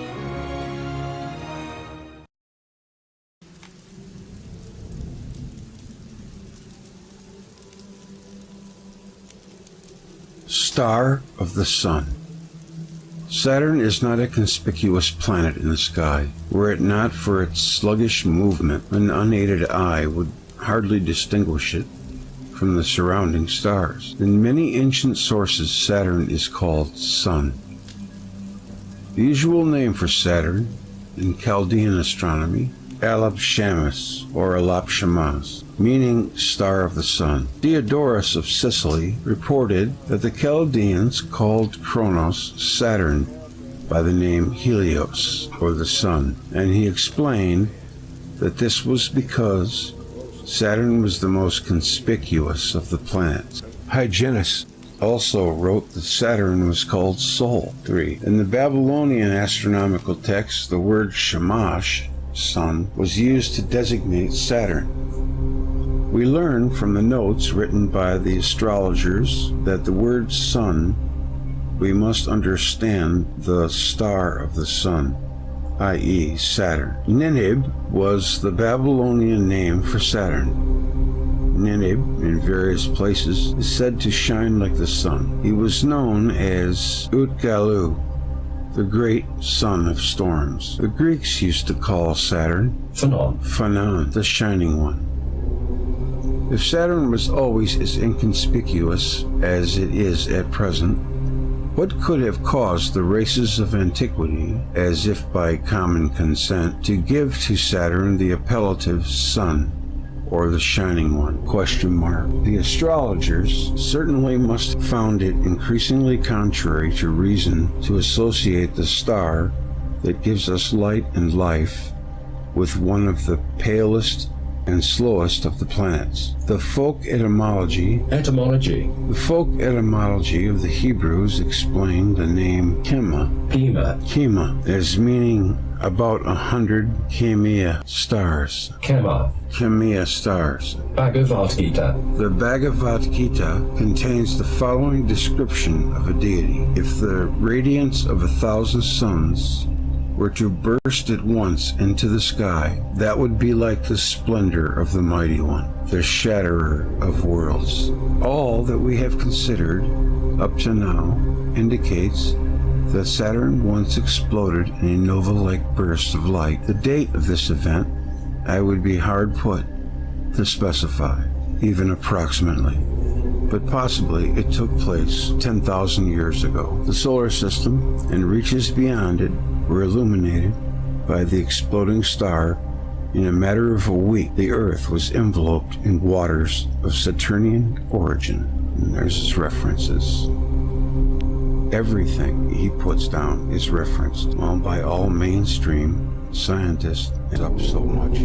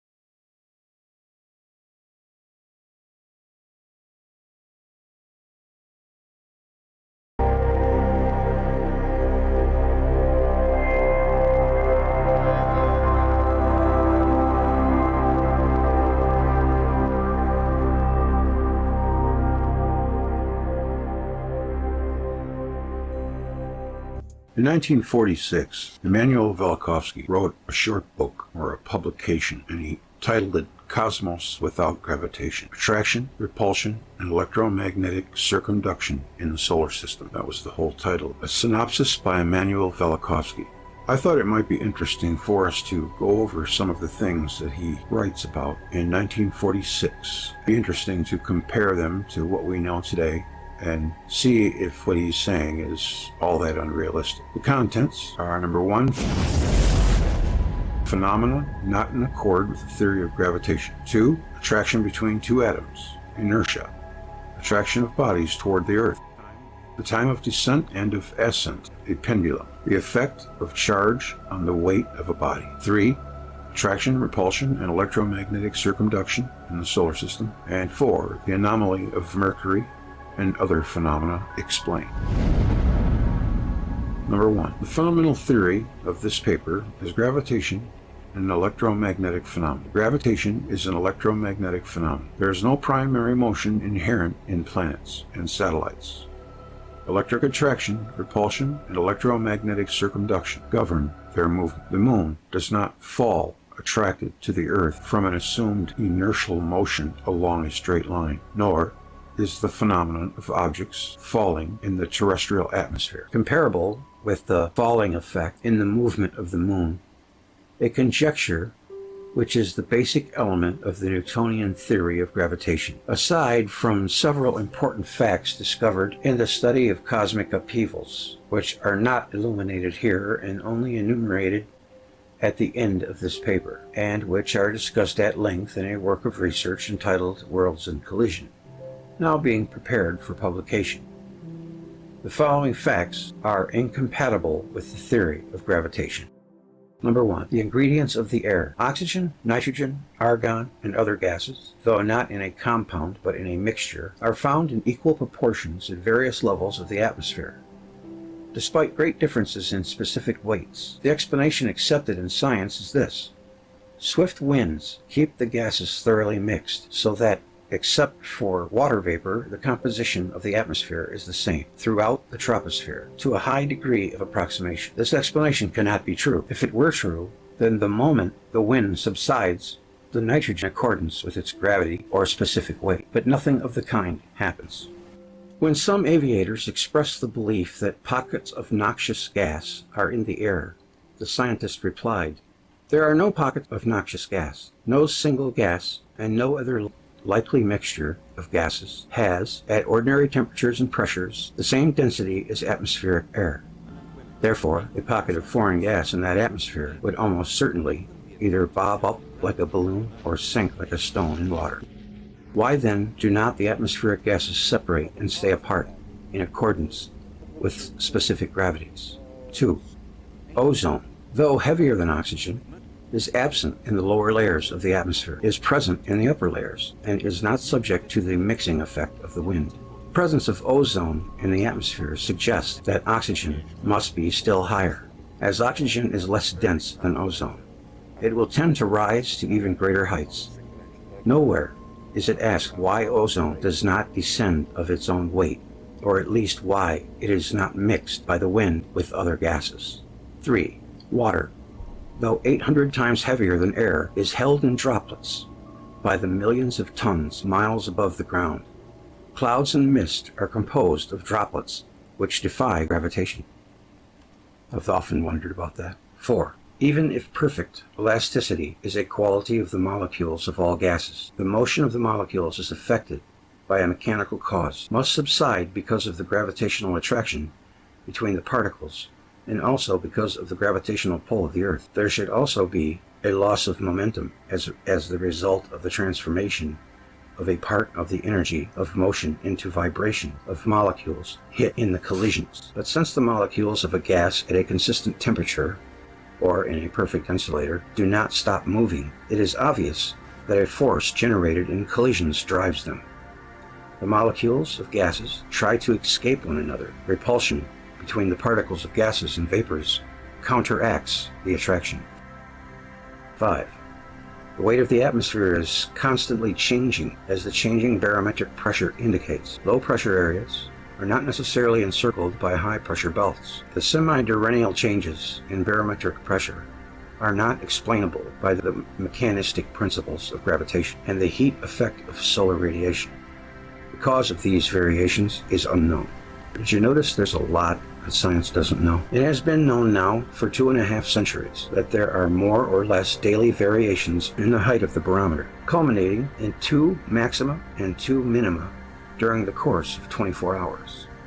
Since Dr. Beale's discovery, 1664, the same observation has been made and puzzled over at every station at which pressure records were kept and studied, but without success in finding for it the complete physical explanation. In speaking of the diurnal and semi-diurnal variations of the barometer, Lord Rayleigh says, the relative magnitude of the latter semi-diurnal variations, as observed at most parts of the Earth's surface, is still a mystery, all the attempted explanation being illusory. One maximum is at 10 a.m., the other at 10 p.m. The 2 minima are at 4 a.m. and 4 p.m. The heating effect of the sun can explain neither the time when the maxima appear nor the time when the minima of these semi-diurnal variations. If the pressure becomes lower without the air becoming lighter through a lateral expansion due to heat, this must mean that the same mass of air gravitates with changing force at different hours. The lowest pressure is near the equator, in the belt of the doldrums, yet the troposphere is highest at the equator, being on the average about 18 kilometers high there. It is lower in moderate latitudes, and only 6 kilometers high above the ground at the poles. 6. Laplace, pondering the shape of the atmospheric envelope of the Earth, came to the conclusion that the atmosphere, which rotates with the same angular velocity as the Earth, and which behaves like a fluid, must be lenticular in form. Its polar and equatorial axes must be about 35,000 and 52,000 miles, respectively. At the equator, the atmosphere must extend more than 21,000 miles above the ground. At these distances from the ground, the gravitational force of the Earth is just equal to the centrifugal force due to rotation. From the measurement of the pressure of the Earth's atmosphere, measurement based also on the principles of gravitation, it has been deduced that the atmosphere is about 17, not 21,000 miles high. Observations of the flight of meteorites and of the polar auroras lead to the conjecture that the atmosphere reaches to a height of 130 miles. Meteorites, or over 400 miles, polar auroras. Radio measurements yield about 200 miles for the upper layer, recognizable through this method of investigation. 2 computations, both based on the principle of gravitation, differ in the proportion of 17 and 21,000. Direct observations do not justify either of the computed figures. 7. Cyclones, characterized by low pressure and by winds blowing toward their centers, move counterclockwise in the northern hemisphere and clockwise in the southern hemisphere. This movement of air currents in cyclonic vortices is generally explained as the effect of the Earth's rotation. Anticyclones, characterized by high pressure and by winds blowing from their centers, move clockwise in the northern hemisphere and counterclockwise in the southern hemisphere. The movement of the anticyclones has not been explained and is regarded as enigmatic. Cyclones and anticyclones are considered a problem of fluidal motion with highest or lowest pressure in the center. As the movement of anticyclones cannot be explained by the mechanistic principles of gravitation and rotation, it must be concluded that the rotation of cyclones is also unexplained. 8. The area of land in the northern hemisphere of the Earth is to the area of land in the southern hemisphere as 3 is to 1. The mean weight of the land is 2 3/4 times heavier than that of water. Assuming the depth of the seas in both hemispheres to be equal, the northern hemisphere up to sea level is heavier than the southern hemisphere, if judged by sea and land distribution. The Earth masses above sea level are additional heavy loads, but this unequal distribution of masses does not affect the position of the Earth, as it does not place the northern hemisphere with its face to the sun a dead force, like gravitation, could not keep the unequally loaded Earth in equilibrium. Also, the seasonal distribution of ice and snow, shifting in a distillation process from one hemisphere to the other, should interfere with the equilibrium of the Earth, but fails to do so. 9. Mountainous masses do not exert the gravitational pull expected by the theory of gravitation. The influence of the largest mass on the Earth, the Himalaya, was carefully investigated with plumb line on the Indian side. The plumb line is not deflected as calculated in advance. The attraction of the mountain ground, thus computed on the theory of gravitation, is considerably greater than is necessary to explain the anomalies observed. This singular conclusion, I confess at first, surprised me very much. G.B. Airy. Out of this embarrassment grew the idea of isostasy. This hypothesis explains the lack of gravitational pull by the mountains in the following way. The interior of the globe is supposed to be fluid, and the crust is supposed to float on it. The inner fluid or magma is heavier or denser. The crust is lighter. Where there is a mountainous elevation, there must also be a perturbance beneath the mountains.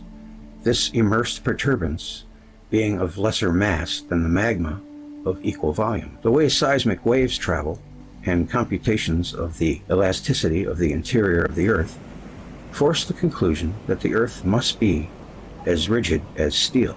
But if the Earth is solid for only 2,000 miles from the surface, the crust must be more rigid than steel. These conclusions are not reconcilable with the principle of isostasy, which presupposes a fluid magma less than 60 miles below the surface of the Earth. There remains a contradiction between isostasy and geophysical data.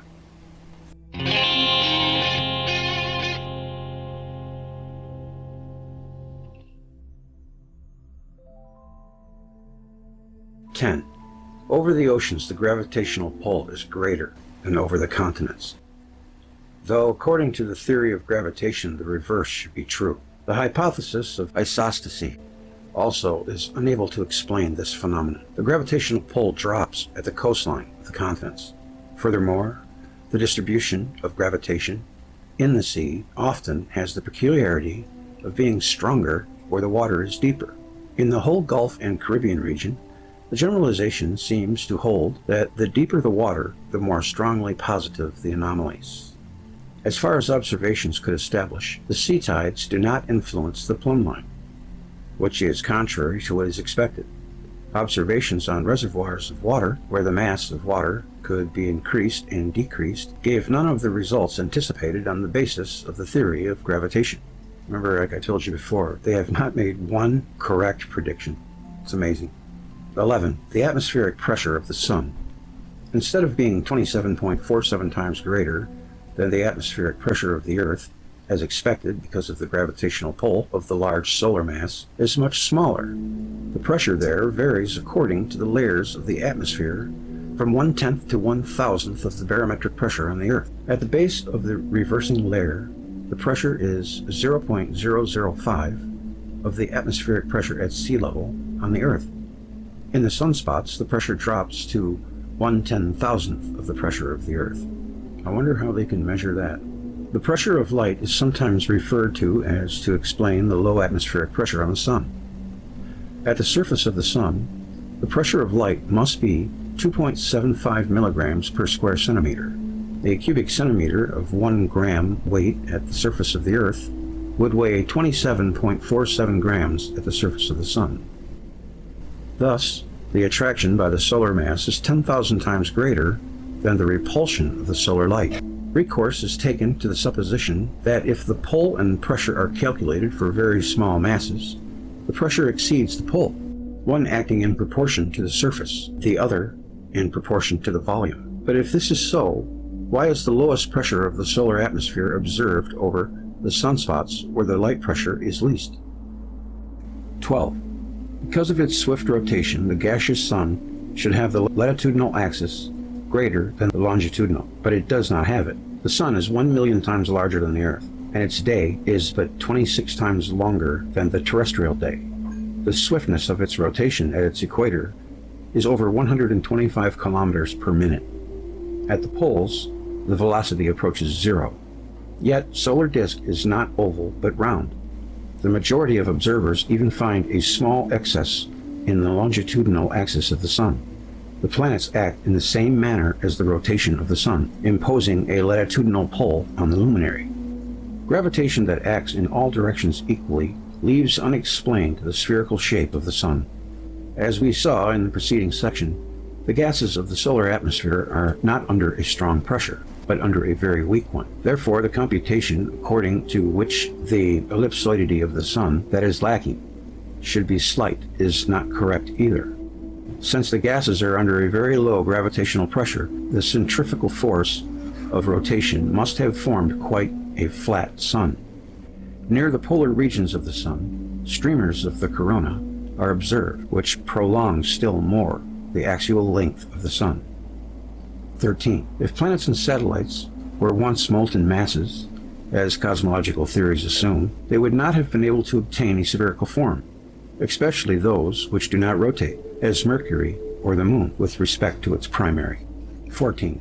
The harmonic law of Kepler views the movements of the planets as depending only on their distance from the Sun. According to Newton, the masses of the Sun and the planets must also enter the formulas. The Newtonian orbits differ from the Keplerian found empirically.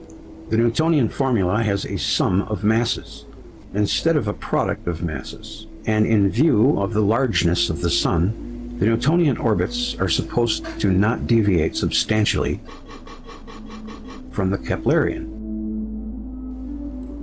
15. Perturbations of planets, due to their reciprocal action, are pronounced in repulsion as well as attraction. A perturbation, displacing a planet or a satellite by a few seconds of arc, must direct it from its orbit. It is assumed that the orbits of all planets and satellites did not change because of perturbations. A regulating force emanating from the primary appears to act. In the gravitational system, there is no place left for such regulating forces. 16. The perturbating activity appears unstable in the major planets, Jupiter and Saturn, between the minimum of the year 1898 to 99 and the maximum of the 1916-17. There was found an 18% difference. As these planets did not increase in mass in the meantime, this change is not understandable from the point of view of the theory of gravitation, which includes the principle of the immutable gravitational constant. I know what you're thinking, Buck.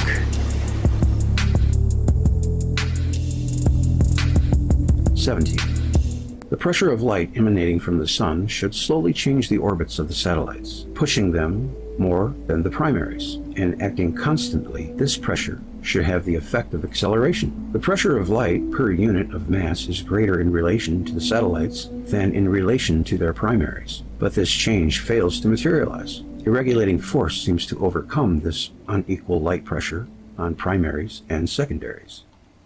18. The Sun moves in a space at a velocity of about 20 kilometers a second in relation to the nearby stars. This motion, according to Lodge, must change the eccentricities of some of the planetary orbits to an extent which far exceeds the observed values. 19. The motion of the perihelia of Mercury and Mars and of the nodes of Venus differ from what is computed with the help of the Newtonian law of gravitation. Einstein showed how his theory can account for the anomaly of Mercury. However, the smaller irregularities in the movements of Venus and Mars cannot be accounted for by Einstein's formulas. 20. Unaccounted for fluctuations in the lunar mean motion were calculated from the records of lunar eclipses of many centuries and from modern observations. These fluctuations were studied by S. Newcomb, who wrote, "I regard these fluctuations as the most enigmatic phenomena presented by the celestial motions, being so difficult to account for by the action of any known causes, that we cannot but suspect them to arise from the action in nature hitherto unknown. They are not explainable by the forces of gravitation which emanate from the Sun and the planets."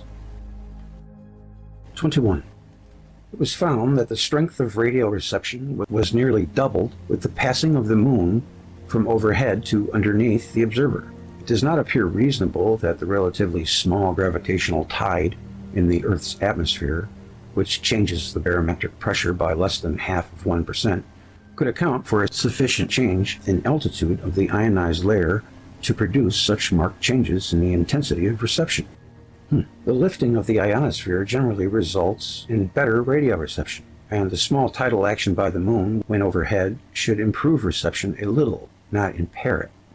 In any event, the moon cannot have a marked effect on the ionosphere without being itself a charged body. But if the moon is charged, it cannot behave in its motion as though the gravitational force alone acts between it and the Earth. 22. The tails of comets do not obey the principle of gravitation and are repelled by the sun. There is, beyond question, some profound secret and mystery of nature concerned in the phenomena of their tails. Enormous sweep which the tail, makes round the sun and perihelion, in the manner of a straight and rigid rod, is in defiance of the law of gravitation, nay, even of the recorded laws of motion. J. Herschel.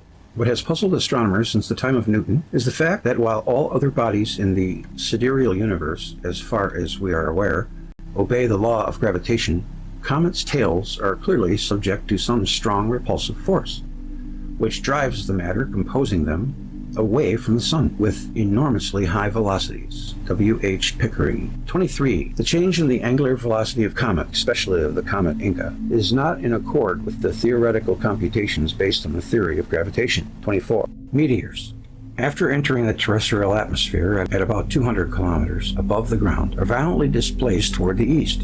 These displacements of the meteors are usually ascribed to winds blowing in the upper atmosphere. The atmospheric pressure at a height of 45 kilometers is supposed to be but a small fraction of 1 millimeter of mercury.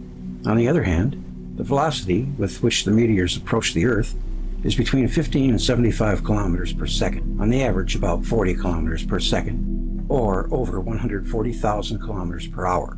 If winds of 150 kilometers per hour velocity were permanently blowing at the height where the meteors become visible, it would not be possible for such winds of rarefied atmosphere to visibly deflect stones falling at the rate of 140,000 kilometers per hour. Approaching the Earth, the meteorites suddenly slow down and turn aside, and some are even repelled into space. A few meteors give the appearance of penetrating into our atmosphere and then leaving it, ricocheting, as it were. 25. The Earth is a huge magnet. It has electric currents in the ground and is enveloped by a number of layers of electrified ionosphere. The Sun possesses an electric charge and magnetic poles. Also, the sunspots are found to be powerful magnets. The ionosphere is permanently charged by particles arriving from the Sun. Sunspots actively influence terrestrial magnetism, ground currents, the ionosphere's charge, and auroras. As the principle of gravitation leaves no room for the participation of other forces, in the ordinary movements of the celestial mechanism, these obvious and permanent influences of the electromagnetic state of the Sun on the magnetic field of the Earth, the ionosphere, the auroras, and the Earth's currents are not allowed to have more than zero effect on the astronomical position of the Earth, and this for the sake of maintaining the integrity of the gravitational principle. Well, sure, if you change that, you gotta change everything, right? Sun and moon, comets, planets, satellites, and meteorites, all the heavenly host, air and water, mountain massifs, and sea tides, each and all of them disobey the law of laws, which is supposed to know no exception.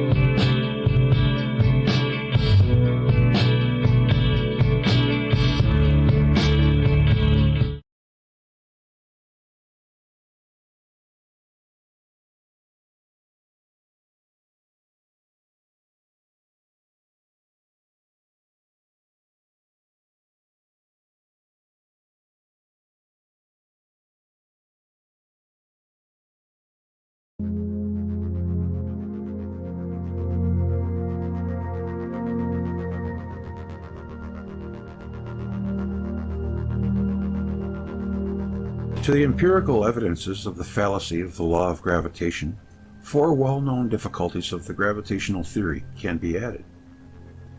A. Gravitation acts in no time. Laplace calculated that in order to keep the solar system together, the gravitational pull must propagate with a velocity at least 50 million times greater than the velocity of light. Something we've heard before. A physical agent requires time to cover distance. Gravitation defies time. B. Matter acts where it is not, or in absentia, through no physical agent. This is a defiance of space. Newton was aware of this difficulty when he wrote in a letter to Bentley that gravity should be innate, inherent, and essential to matter, so that one body can act upon another at a distance through a vacuum without the mediation of anything else, by and through which their action and force may be conveyed from one to the other, to another. It is to me so great an absurdity that I believe no man who has in philosophical matters a competent faculty of thinking can ever fall into it. Leibniz opposed the theory of gravitation for this very reason. Gravitational force is unchangeable by any and all agents or by any medium through which it passes, always propagating as the inverse square of the distances. Gravitation is entirely independent of everything that influences other natural phenomena. De Sitter. This is a defiance of the principles governing other energies. D. Every particle in the universe must be under a tendency to be pulled apart because of the infinite mass in the universe. It is pulled to all sides by all the matter in space. Right. So I have to scratch my head. I'm going to have to read that one a couple times. A few additional remarks about the motion of bodies in the universe, which bear upon the theory of gravitation, are added here. 1. The notion of the tangential escape and or inertia of the primary motion of the planets and satellites, being adopted by all cosmogonical theories of post-Newtonian days, led all of them into insurmountable difficulties. The retrograde motion of some satellites is one of these difficulties. 2. The principle of gravitation demands an ultimate balling of all matter in the cosmos. This is not in harmony with spectral observations, which suggest even an expanding universe. An atom differs from the solar system by the fact that it is not gravitation that makes the electrons go around the nucleus, but electricity, B. Russell. Different principles are supposed to govern the motion of the planetary bodies in the macrocosm and microcosm. There are no islands in space. Newton explained the principle underlying the motion of the planets and the satellites by the example of a stone thrown horizontally from a mountain with such force that gravitation bends its flight so that it revolves around the Earth, coming back to exactly the same place once again to repeat the course of its flight. But he admits it is not to be conceived that mere mechanical causes could give birth to so many regular motions, and invokes an act of providence in providing each satellite with a tangential push of a strength which, together with the pull of the primary, creates an orbit. General Scholium to Book 3 of the Principia.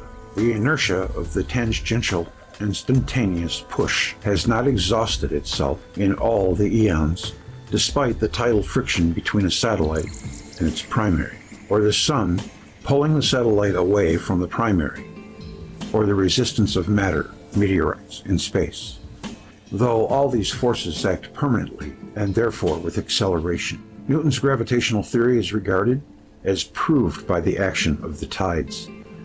But studying the tides, Newton came to the conclusion that the moon has a mass equal to 1/140th of the Earth.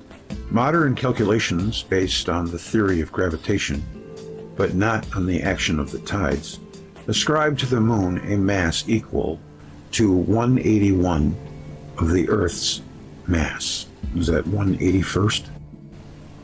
of the Earth's mass. The greatest triumph of the theory of gravitation was the discovery of the planet Neptune, the position of which was calculated simultaneously by Adams and Leverrier from the perturbations experienced by Uranus. But in the controversy which ensued concerning the priority in announcing the existence of Neptune, it was stressed that neither of the two scholars was the real discoverer, as both of them calculated very erroneously the distance of Neptune from the orbit. Yet even if the computations were correct, there would be no proof that gravitation and not another energy acts between Uranus and Neptune. The gravitational pull decreases as the square of the distance. Electricity and magnetism act in the same way. Newton was mistaken when he ascribed to magnetism a decrease that follows the cube. Building his system of the world, Newton put before his readers rules of reasoning and philosophy. The first rule is, we are to admit no more causes of natural things than such as are both true and sufficient to explain their appearances. Rule 2 is, therefore, to the same natural effects we must, as far as possible, assign the same causes. Thorough theoretical and experimental investigations will be necessary to build a new theory in place of now accepted theory of gravitation. For the present, we shall offer only general suggestions. 1. Attraction between two natural atoms. Each atom is made of positive and negative electricity, and though neutral as a whole, may form an electric dipole when subjected to an electric force. Thus, in the theory presented here, this attraction is not due to inherent gravitational properties of mass, but instead to the well-known electrical properties of attraction. Two dipoles arrange themselves so that the attraction is stronger than their mutual repulsion. Inertia, or the passive property of matter, the equality of active and passive, or gravitational and inertial mass, was in Newton's system a most remarkable accidental coincidence, something like a miracle. Newton himself decidedly felt it as such. W. de Sitter. In Einstein's explanation, inertia and gravitation are not two different properties, but one and the same property viewed from different points in space. Accordingly to his illustration, a man in an elevator that is being continuously pulled up by a rope invisible to the man will feel his feet pressed against the bottom of the elevator and will think that he gravitates toward the floor. But someone else observing the situation from the outside in space will judge that there is a fact of inertia the pulled elevator has to overcome, the inertia of the man standing on its floor. If the man in the elevator lets an object fall from his hand, it will approach the floor at an accelerated speed, because the elevator is being continuously pulled upward. To the observer on the outside, it rises with acceleration. By this illustration, Einstein tried to explain the equivalence of inertia and gravitation. But it is impossible to adopt this explanation for the gravitational effect of the globe. The observer from outside cannot perceive the globe as moving simultaneously in all directions. Einstein sees the difficulty and says, it is, for instance, impossible to choose a body of reference such that, as judged from it, the gravitational field of the Earth in its entirety vanishes. In our explanation, the active property is due to one kind of charge in the atom, the attracted charge, the passive property to the opposite charge, which is repelled. Both exist in equal quantities in a neutral atom. This explains the equality of the gravitating and inertial properties of matter. However, the charges must arrange themselves in such a manner that attraction precedes the attracting force, overcomes the repelling force, because the attracting poles of the dipoles are closer to one another than the repelling poles. When the repelling poles are closer, the atoms, or their combinations in molecules, repel each other, as is the case with gases. A charged body attracts more strongly than a neutral body because of the presence of free electrons. In dipoles, the charges rearrange themselves only a little, but free electrons can rearrange themselves much more. 3. Attraction of bodies toward the Earth. The ionosphere is strongly charged with respect to the neutral Earth. A potential difference of 100 volts per meter altitude exists near the ground, or a difference in potentials which forces the current through the electric lamps. Does any relation exist between the difference in voltage in the lower atmosphere and the difference in weight? At the ceiling of a room 3 meters high, a kilogram weighs about 1 milligram less than at the floor. Altitude, a voltage difference per meter is not the same as near the ground, but it accumulates to a high figure. Between a point 10 miles high and the surface of the Earth, there is an electrical pressure difference of about 150,000 volts. Let me read that again. Between a point 10 miles high and the surface of the Earth, there is an electrical pressure difference of about 150,000 volts. Neutral bodies consist of both positive and negative charges. Neutral atoms form dipoles along the lines of force of the electric field, with poles turned toward the Earth and the ionosphere. Is the fall of objects due to their dipole attraction and to their movement in an electrical field as dipoles? The proximity to the ground gives its action preference over that of the ionosphere, as far as the attracting force is concerned, since the distance between the opposite electric poles of the atomic dipole is much smaller in comparison to its total distance from the ionosphere than from the ground. This means, however, that when the objects reach a certain altitude, they would be attracted upward. Meteorites, repelled into space, are apparently charged identically with the upper layer of the ionosphere. This part of the theory concerning falling bodies requires experimentation and exact calculation. It is probable that, besides carrying a charge, the ground turns all of its atoms as dipoles toward the ionosphere. 4.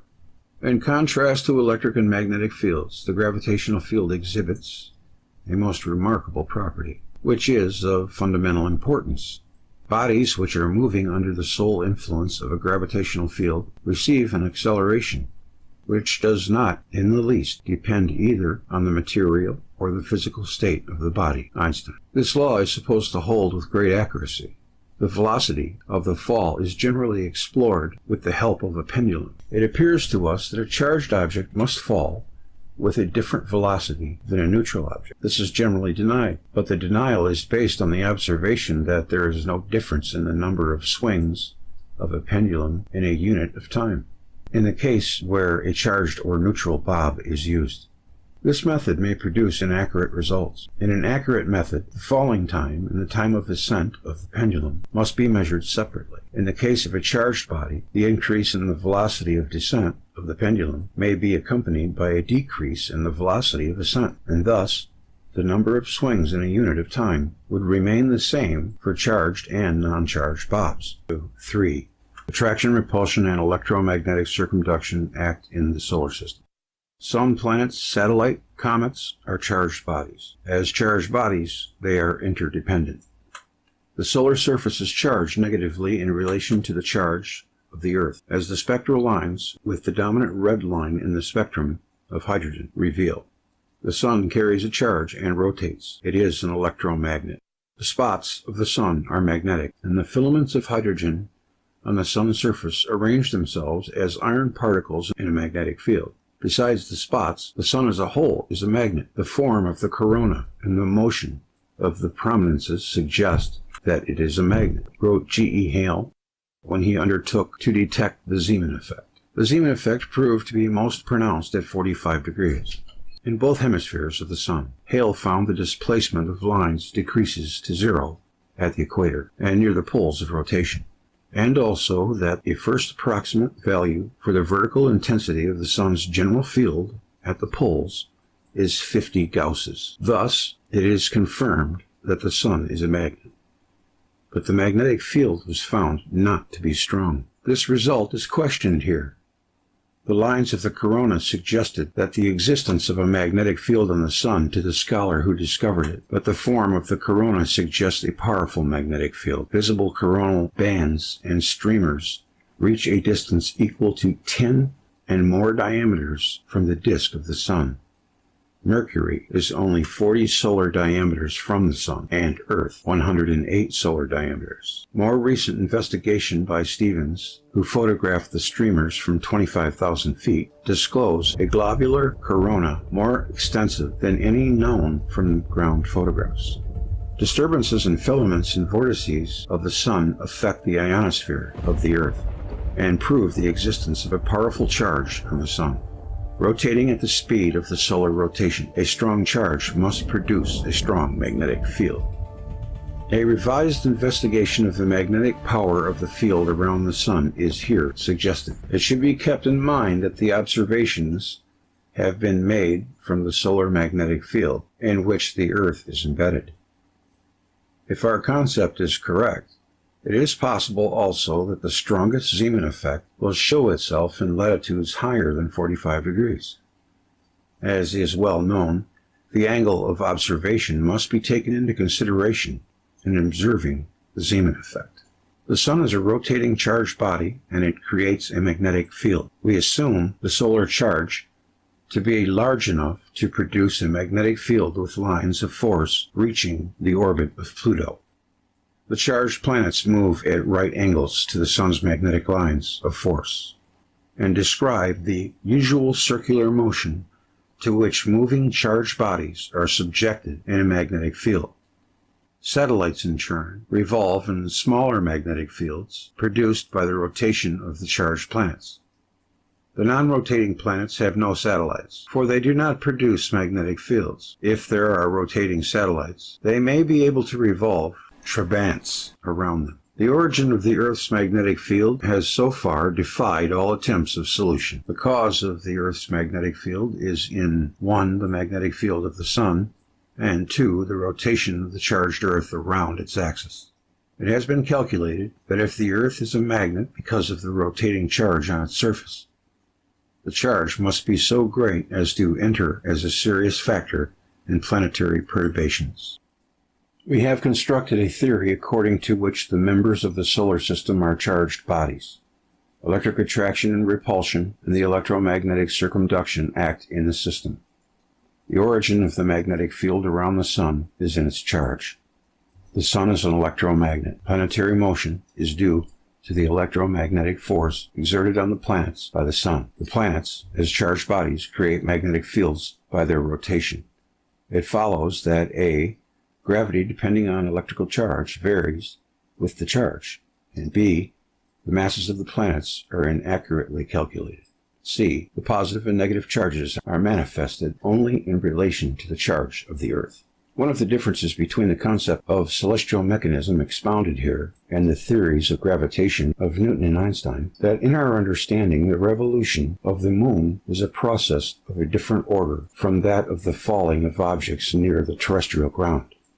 The revolution of the moon is a phenomenon of circumduction of a charge by a magnetic field, and is not a fall combined with inertia. The primary motion of planets and satellites along a straight line is a fallacious notion. At the distance of the moon, the electromagnetic field of the Earth causes circumduction, while in the terrestrial atmosphere, the electric field between the Earth and the ionosphere causes the movement of the dipoles. Like the moon, the Earth and other planets and satellites are subject to electromagnetic circumduction. 4. Universal gravitation is an electromagnetic phenomenon in which the charges in the atoms, the free charges, the magnetic fields of the Sun, and the planets play their parts. In the frame of this theory, the following phenomena become explainable. All planets revolve in approximately one plane. They revolve in a plane perpendicular to the lines of force of the Sun's magnetic field. 2. Planets have a greater aggregate energy of motion than the sun. The revolution of the planets did not originate in their angular velocity of rotation of the sun. The magnetic field of the sun affected their revolution. Also, the fact that one of the satellites of Mars revolves with an angular speed greater than that of the rotation of this planet is explained here by electromagnetic circumduction. 3. The retrograde revolution of a number of satellites. It is due either to retrograde rotation of the primary with inversed magnetic poles or to a difference of charges. The fact that the retrograde satellites of Jupiter and Saturn are most remote from the primaries poses the problem whether their remoteness from the primaries and their relative closeness to the Sun play a role in their being of a presumably different charge than the other satellites of Jupiter and Saturn. In the case of Uranus, the retrograde revolution of its satellites follows the retrograde rotation of the planet and its magnetic field. One of the magnetic poles of Uranus can be readily investigated because it faces the ecliptic. 4. The rotation of the Earth. The tidal theory fails to account for the rotation of the planets. The position of the magnetic poles of the Earth at a distance of about 20 degrees from the geographical poles may be related to the rotation of the Earth. Once each day, the magnetic poles of the Earth occupy the southernmost and the northernmost positions in the lines of the magnetic field of the Sun. 5. Perturbations among the members of the solar system are actions of attraction as well as of repulsion, and depend on the charges of the planets and satellites and their magnetic properties. The fact that after perturbations the planets resume their normal courses is due to the regulating action of the Sun's magnetic field. Similarly, the satellites are regulated in their motion by the electromagnetic fields of the primaries. 6. The anomalies in the motion of Mercury and other planets. The velocities of revolution of the planets depend on their charges. A strongly charged body is carried across the lines of the magnetic field more swiftly than a weakly charged body. If the charge of a planet increases, the velocity of revolution of such a planet must increase too. Positive as well as negative charges arrive from the Sun in an uninterrupted flow. The planet Mercury moves faster and faster. This must be the result of an increasing charge of the planet. Also, the anomalies in the motion of other inner planets may be attributed to a changing charge. Other irregularities in the motion of the planets can be attributed to the fact that the electrical charge of the Sun is not equally distributed on the solar surface. 7. The deflection of a ray of light passing close to the Sun. Before attributing the deflection to the gravitational field of the Sun, the influence of the magnetic field of the Sun on the rotation of light should be calculated. The influence of the Moon on a ray of light by creating a ripple in the atmosphere during a solar eclipse must not be overlooked. An investigation of the trajectory of a stellar ray passing close to the Moon in a lunar eclipse is suggested here. 8. The repulsion of a comet's tail by the Sun. The head of a comet and its tail are charged under a great potential difference, accounting for the manifest repulsion of the tail and attraction of the head. The neck of the comet is probably composed of a positive and negative elements in equal proportion, thus forming a neutral zone between the head and the tail. Under the influence of the temperature in space, the charges change and the comet returns on its orbit. 9. The displacement of meteorites in the higher atmosphere. It is caused not by the winds, but by the electromagnetic effect of the ionosphere. The light of the meteorites is caused by electric discharges. Consequently, the passage of meteorites disturbs radio reception. Give me some sugar, baby.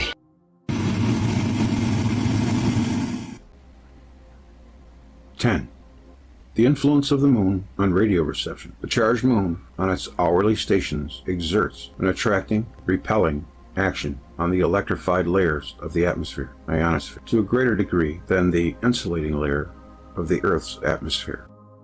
11. The semi-diurnal variations of the barometric pressure. These variations with maxima at 10 a.m. and 10 p.m., have their cause in the semi-diurnal changes of the change of the ionosphere at the same hours, 10 a.m. and 10 p.m. The barometric pressure reflects the degree of attraction exerted by the ground and the ionosphere on the gaseous envelope.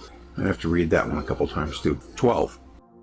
The defiance of gravity by water and cloud building. The ground and the ionosphere induce the secondary charge layers in the atmosphere. In such a secondary layer, cloud building takes place. Generation of electricity in clouds is due not to the friction of neutral clouds on mountain ridges, or to the friction of neutral clouds among themselves, or to the friction of droplets by the gravitational pull on them, but to the fact that droplets rise already charged toward the charged layer of the atmosphere, and clouds are further subjected to induction by the ground and the ionosphere. This explains also the segregation of the charges in the upper and lower levels of the clouds. 13.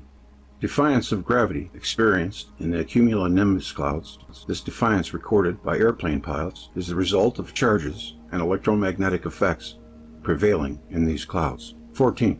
The direction of the cyclonic and anticyclonic whirls, their direction on the Earth as well as on the Sun, depends on the electromagnetic fields and not the rotation on these bodies. 15. Increased gravity over the sea. The increased gravity over the sea is compared with that over the continent, may be explained by the higher charge of salt water. Yes, salt does seem to cater to a higher charge. There were a few attempts made to unite the electromagnetic and gravitational field theories, but as far as I know, nobody has tried to solve the problem of planetary movement around the Sun as a motion of charged bodies in a magnetic field. My explanation implies that the measurement of the solar magnetic field by Hale is not correct.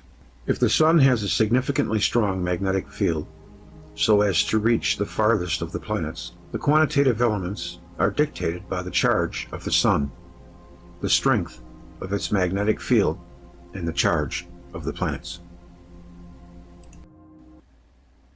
The theory of cosmos without gravitation, given here in synopsis, is written also in a comprehensive form, 1941 to 43. I arrived at this concept early in 1941. They will live in infamy as a result of my research in the history of cosmic upheavals as they affected the Earth and other members of the solar system. A number of facts proved to me that the Sun, the Earth, and other planets, the satellites, and the comets are charged bodies, that the planets and their satellites have changed their orbits repeatedly and radically, and that gravitational attraction, or the weight of objects, has changed during human history. I thus recognize the fact that not gravitation, but electric attraction and repulsion and electromagnetic circumduction govern the solar system. In construction, the electromagnetic theory of the solar system, I am indebted to Miss Shulamith Velikovsky for valuable suggestions on the dipole explanation of attraction between the atoms and the dipole concept of inertia.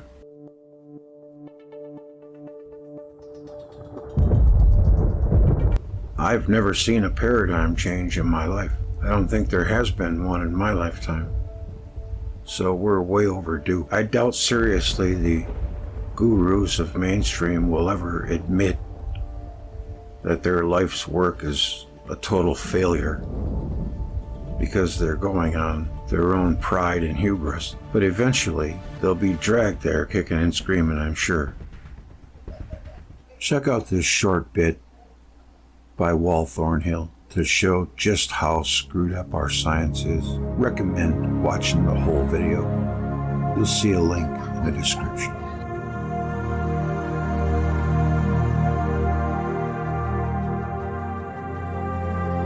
That'll do it. Take care. I'll see you on down the road. So we're treated more or less as chemically driven machines. We have become lab rats for the pharmaceutical industry and the medical and food technologists. Far worse, publicly funded research has been corrupted by industry, influencing government and regulators to shut down research into alternative modalities on the basis that they're impossible. Never listen to an expert when they say something is impossible, because they're the last to know when a paradigm shift is about to come. Here's one I took out of a magazine. Talk about misleading. See a difference, GMO corn and non-GMO corn? Neither can science. Well, that says a lot about the blindness of science. It's certainly not an argument for GMO corn, given our limited understanding of living systems and the interconnectedness of everything. Genetic engineering is an experiment with unknown consequences, since it relies on a flawed understanding of genetics. They're only beginning to get involved in epigenetics, that is the changing of the genetic information in a living creature during their lifetime. We have great hulking molecules of DNA with an unknown number of genes that interact with one another in unknown ways under circumstances we don't know. That's terrific. Really gives you confidence, doesn't it? I should point out too that we have less genes than a nematode and less than a grape. This gives you an idea that the morphogenesis of an embryo has more to do with signals from outside, and the DNA is more or less a factory floor, acting under instruction. So all you need in the DNA is the instructions on how to make things, in other words, the coding for the proteins and so on. But what switches them on and off is something that really needs to be investigated. I'll talk more about that later. It assumes a closed system, and as I said, yet epigenetics shows that gene expression is somehow tuned to environmental signals.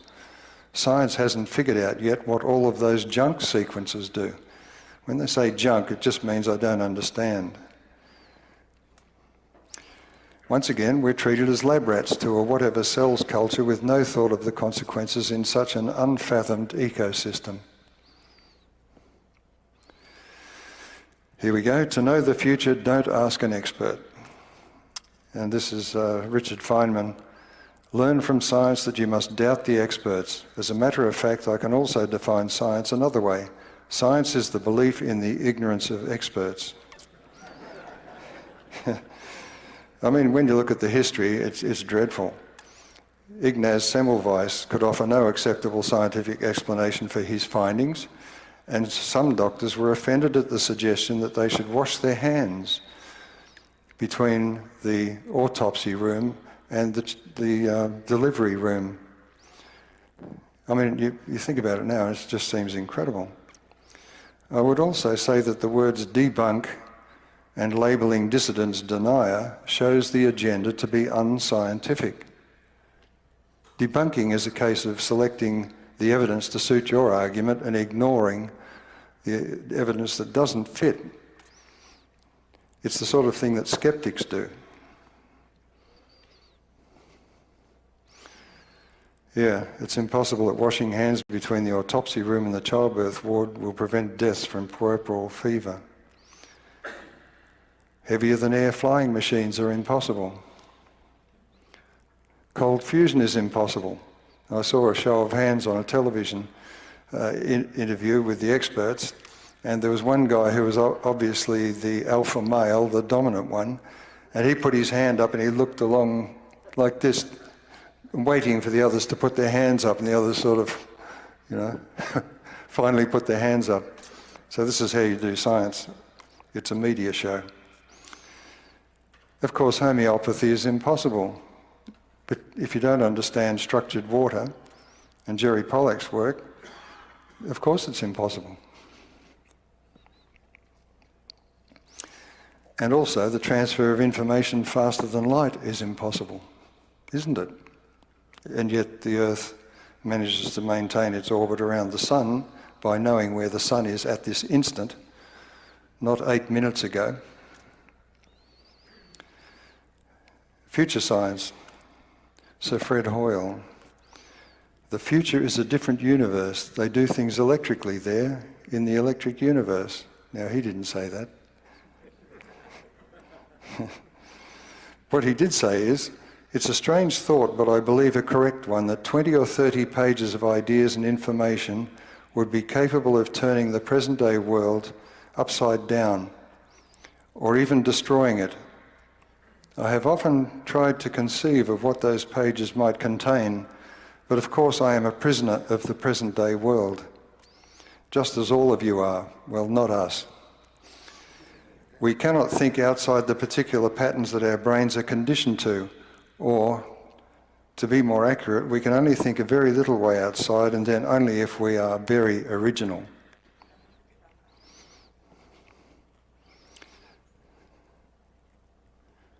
That was in his book Of Men and Galaxies.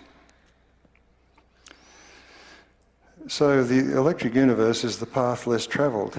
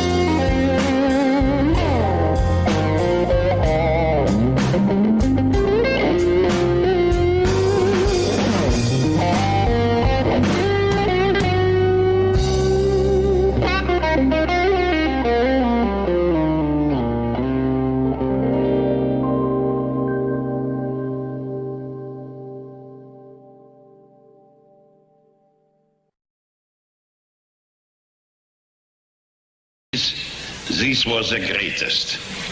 And let me ask you another question. Is a theory of uniformitarianism, which means that nothing what happened in the past could have happened if it doesn't happen today.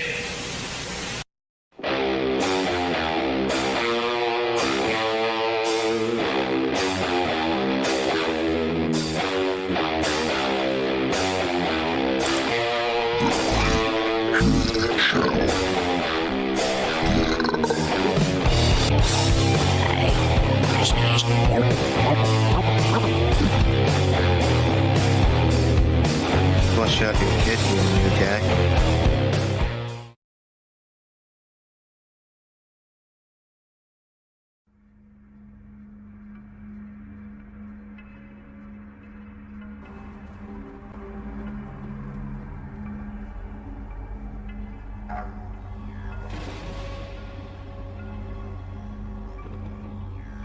Between 20,000 and 40,000 years ago, humans in Europe entered into a dark and foreboding gloom, lit their animal fat-fueled lamps, and proceeded to produce artistic masterpieces that, when rediscovered millennia later, led Pablo Picasso to declare modern art had invented nothing.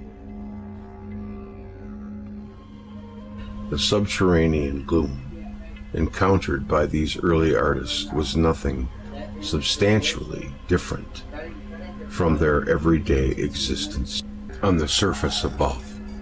Outside these caves, in the open air of a world existing under a chaotic void-like sky, mankind's early ancestors are reported in myth to have lived in a perpetual twilight, devoid of our current sun. Their world, according to many ancient creation accounts, was permeated by a dull glow that provided barely enough light in which to read your average Paleolithic newspaper. Eduardo Cardona, in a chapter in his book Godstar, titled The Age of Darkness, points to comments made by P. Wheeler on the Japanese creation myth that indicate the universal nature of the Kronos-Saturn myth as the main construct in this primordial age of darkness. In the earliest legend with which the recital opens, one recognizes the primal myth, the development from a primordial darkness of chaos. This is the Kronos legend in its 1,000 forms, the father of all mythologies, upon which so many peoples have constructed their cosmogonies, while also providing many direct quotes from various world creation myths, including Jewish literature. Cardona cites H. Osborne, whose work on South American mythology also recognized this primeval age of darkness theme. Some mythological cycles feature a primitive age of darkness before the existence of the sun, when human beings lived in a state of anarchy without the techniques of civilized life, an age before the existence of the sun. As noted by Cardona, which descriptions may leave the reader with the mistaken impression that without the sun there was no light at all. Yet this is not quite the case in mythology, and the same creation myths point to the existence of at least a modest amount of light before the coming of the sun, albeit from a different source to our sun. That source was Saturn, the ancient creator god, in his myriad of forms throughout world mythology, and conclusively identified with the planet Saturn. This celestial Saturn was the very same small and weak raven character in the Eskimo creation myth.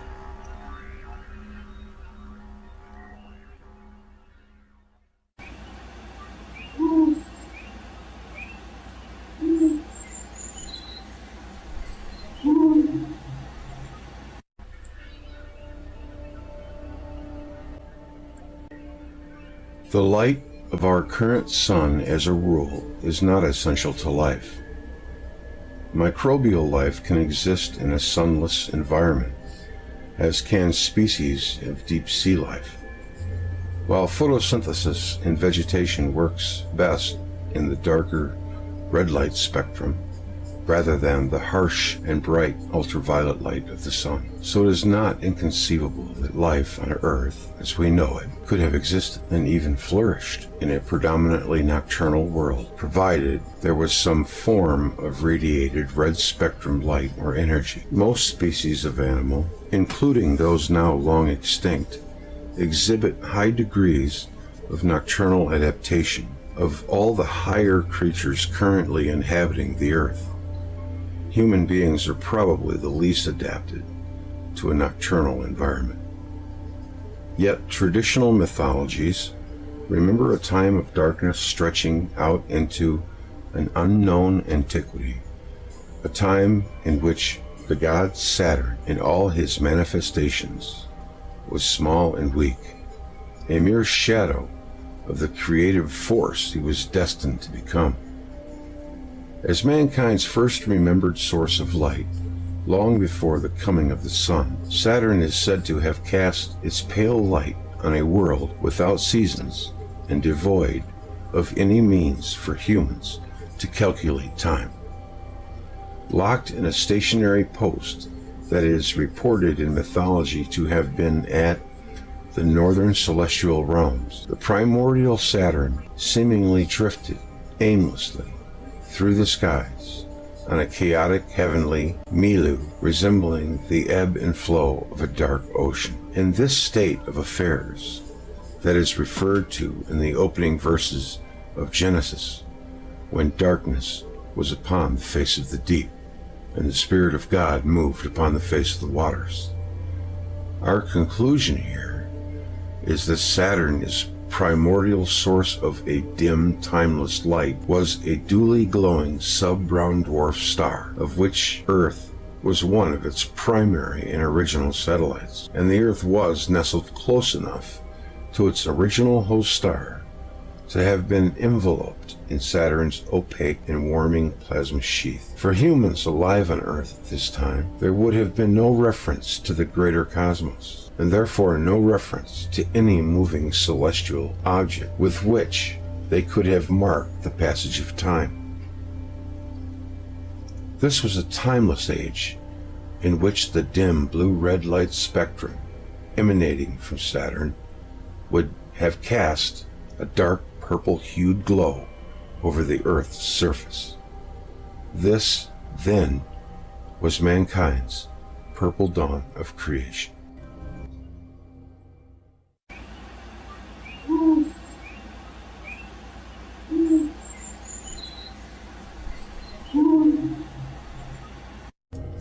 Electric universe physicist Wallace Thornhill has suggested the planets orbiting closely to brown dwarf stars would be the best place to go looking for life as we know it outside the solar system.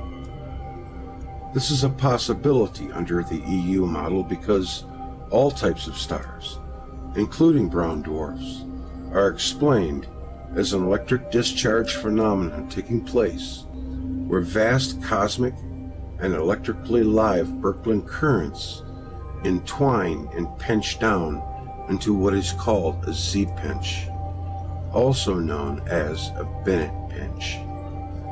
Discovered over 100 years ago, Birkeland currents, or the filamentary gas strings of twisting plasma ropes seen in space, are viewed in the EU model as the galaxy's power lines, feeding electrical power to all of the stars we see in the shining night sky.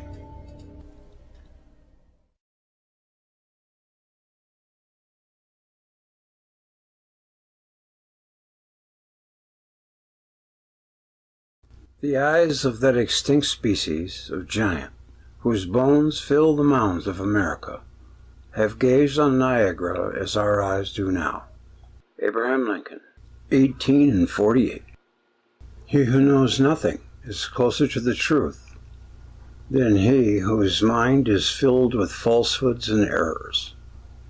Thomas Jefferson. And for even Abraham Lincoln to mention to Congress that there were giants once on the earth, it all makes total sense. Plants grow better in red light. You know, they have fossils of 100-foot-tall mushroom in Alaska. You know, this whole red thing with people, like the red ochre people, purple being a royal color. It lends serious gravity to Saturn theory. That the Earth was once a planet of a brown dwarf star system. And how they know that it's a difference from a brown or a red dwarf, I take that as the brown dwarf is just a lot smaller and cooler. Perhaps more stable. He never mentioned anything that I've heard of where life can exist around a red dwarf. They're much more violent. That's the bad thing about living in an environment like that. It can affect you, and there would be many, not many, but more than few extinction events every so often. I mean, for all we know, it could happen here too. At one particular time, or perhaps several, an ocean's worth of water was dumped on the Earth. Salt, soil, rock, heavy metals, you name it, got sent to Earth from Saturn when it flared or nova. The Earth was bathed in the light of a brown star, Saturn.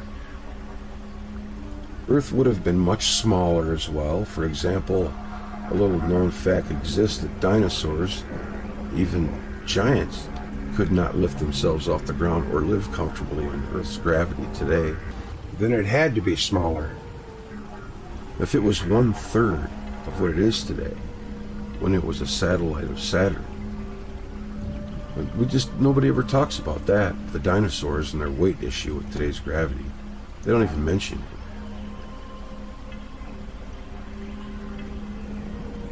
going to show you some clips from David Talbot's Remembering the End of the World. He says that myth is our key to remembering. The whole universal monarch thing, heaven in the sky, it's very, very interesting. Just trying to show you a clip of the show is leaving out really valuable information, so please, by all means, watch Remembering the End of the World if you haven't already. It's excellent graphics.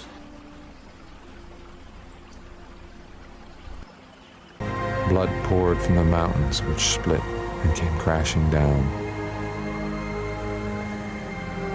And the earth was engulfed in great clouds of darkness.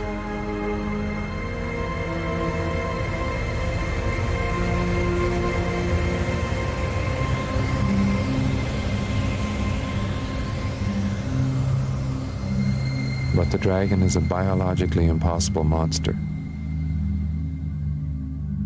So what did the ancient chronicles mean by a dragon moving among the stars and disturbing the planets?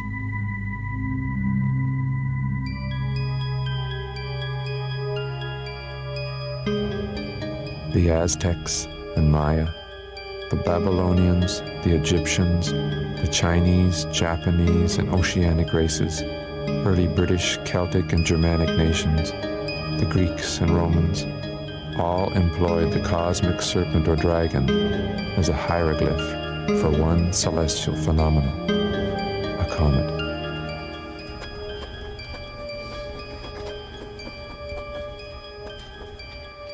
In ancient astronomies, the dragon and the comet carry the same meaning. They mean the end of the world, cosmic night, doomsday.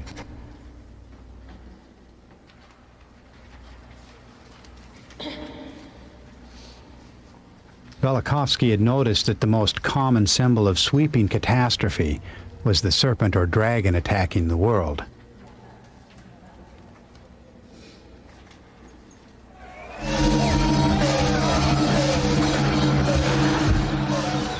I discovered that from one culture to another, many different hieroglyphs for the comet are attached to the serpent or dragon.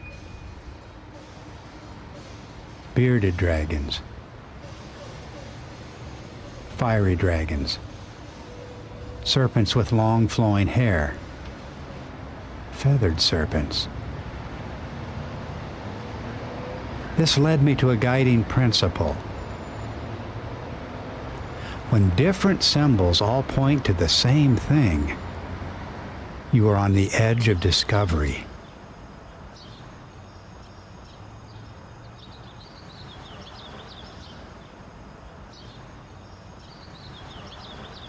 But if the dragon meant the comet, and the comet meant doomsday, what about the other characters in our fairy tale? What about the hero? What about the beautiful princess?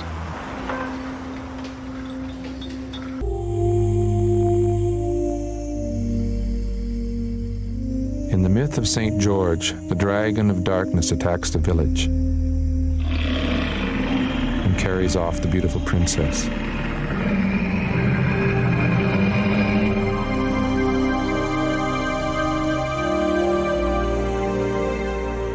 Then along comes the hero, St. George, who vanquishes the dragon and frees the princess.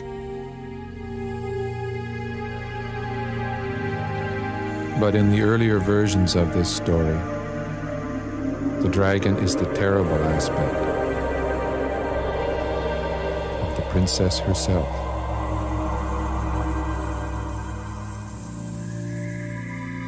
So the hero is actually saving the princess from her own alter ego.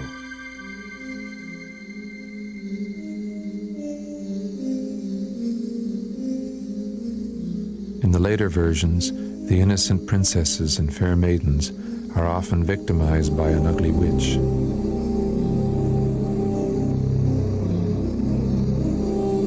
And yet the witch, the devouring hag, and the ogress, like the dragon, all represent the alter ego or terrible aspect of the princess herself. And while the witch may soar across the sky with disheveled or flaming hair, she also takes the form of a serpent or fire-breathing dragon when she grows wrathful.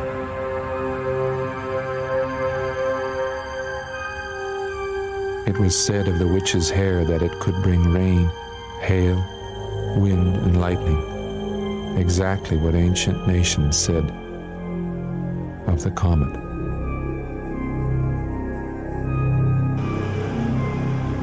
So too the witch's broom. From Europe to Asia, the clump of grass or straw or feathers, the primitive broom or whisk, was an acknowledged symbol of the comet.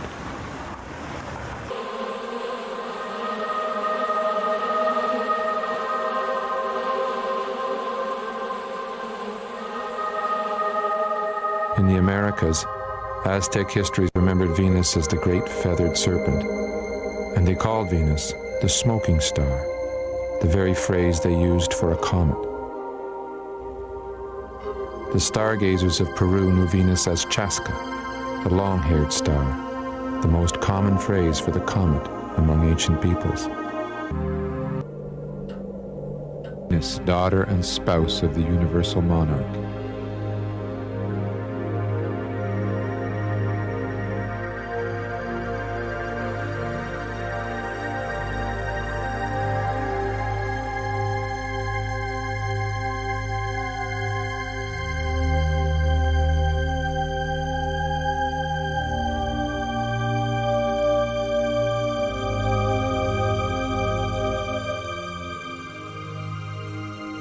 Within the womb of the goddess resided the unborn hero, Mars, heart of the heart, pupil of the eye.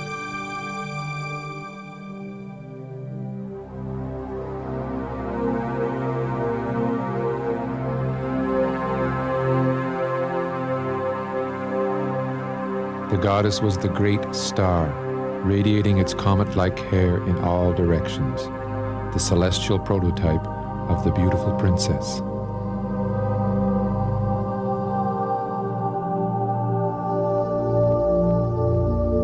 She was the glory of heaven, the animating flame giving life to the ancient sun god.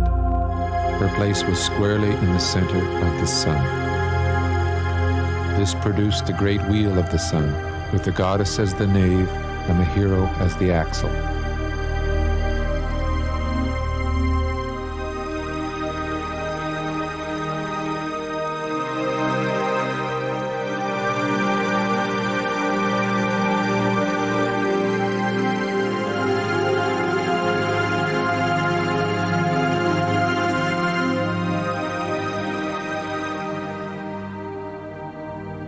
As the configuration evolved, the comet-like streams gathered into three rays, remembered as the triform or threefold goddess.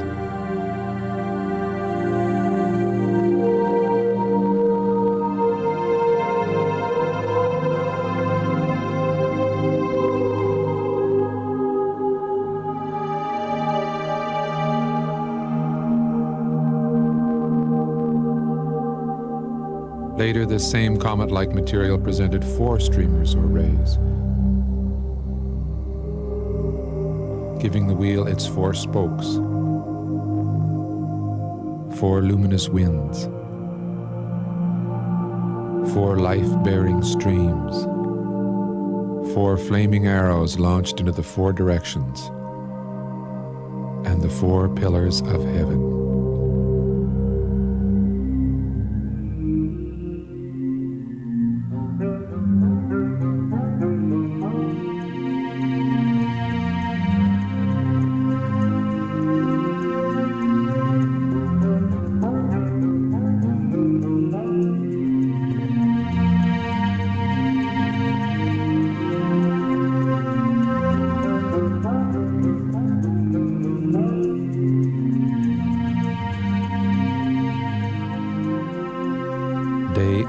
Arrived with the coming of a great crescent on Saturn, this crescent enclosing the central star of Venus.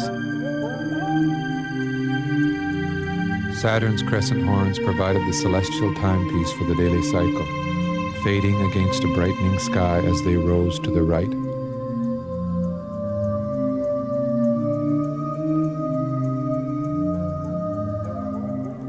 Growing brilliant as they descended to the left.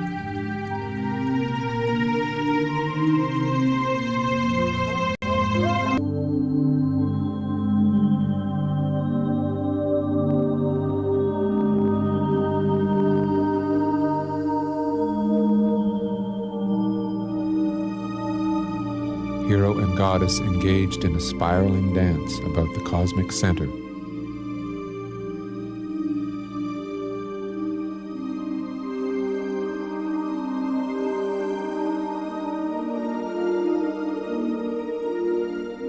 The serpent tail wrapped itself around Venus to produce a band presenting the form of a great eye,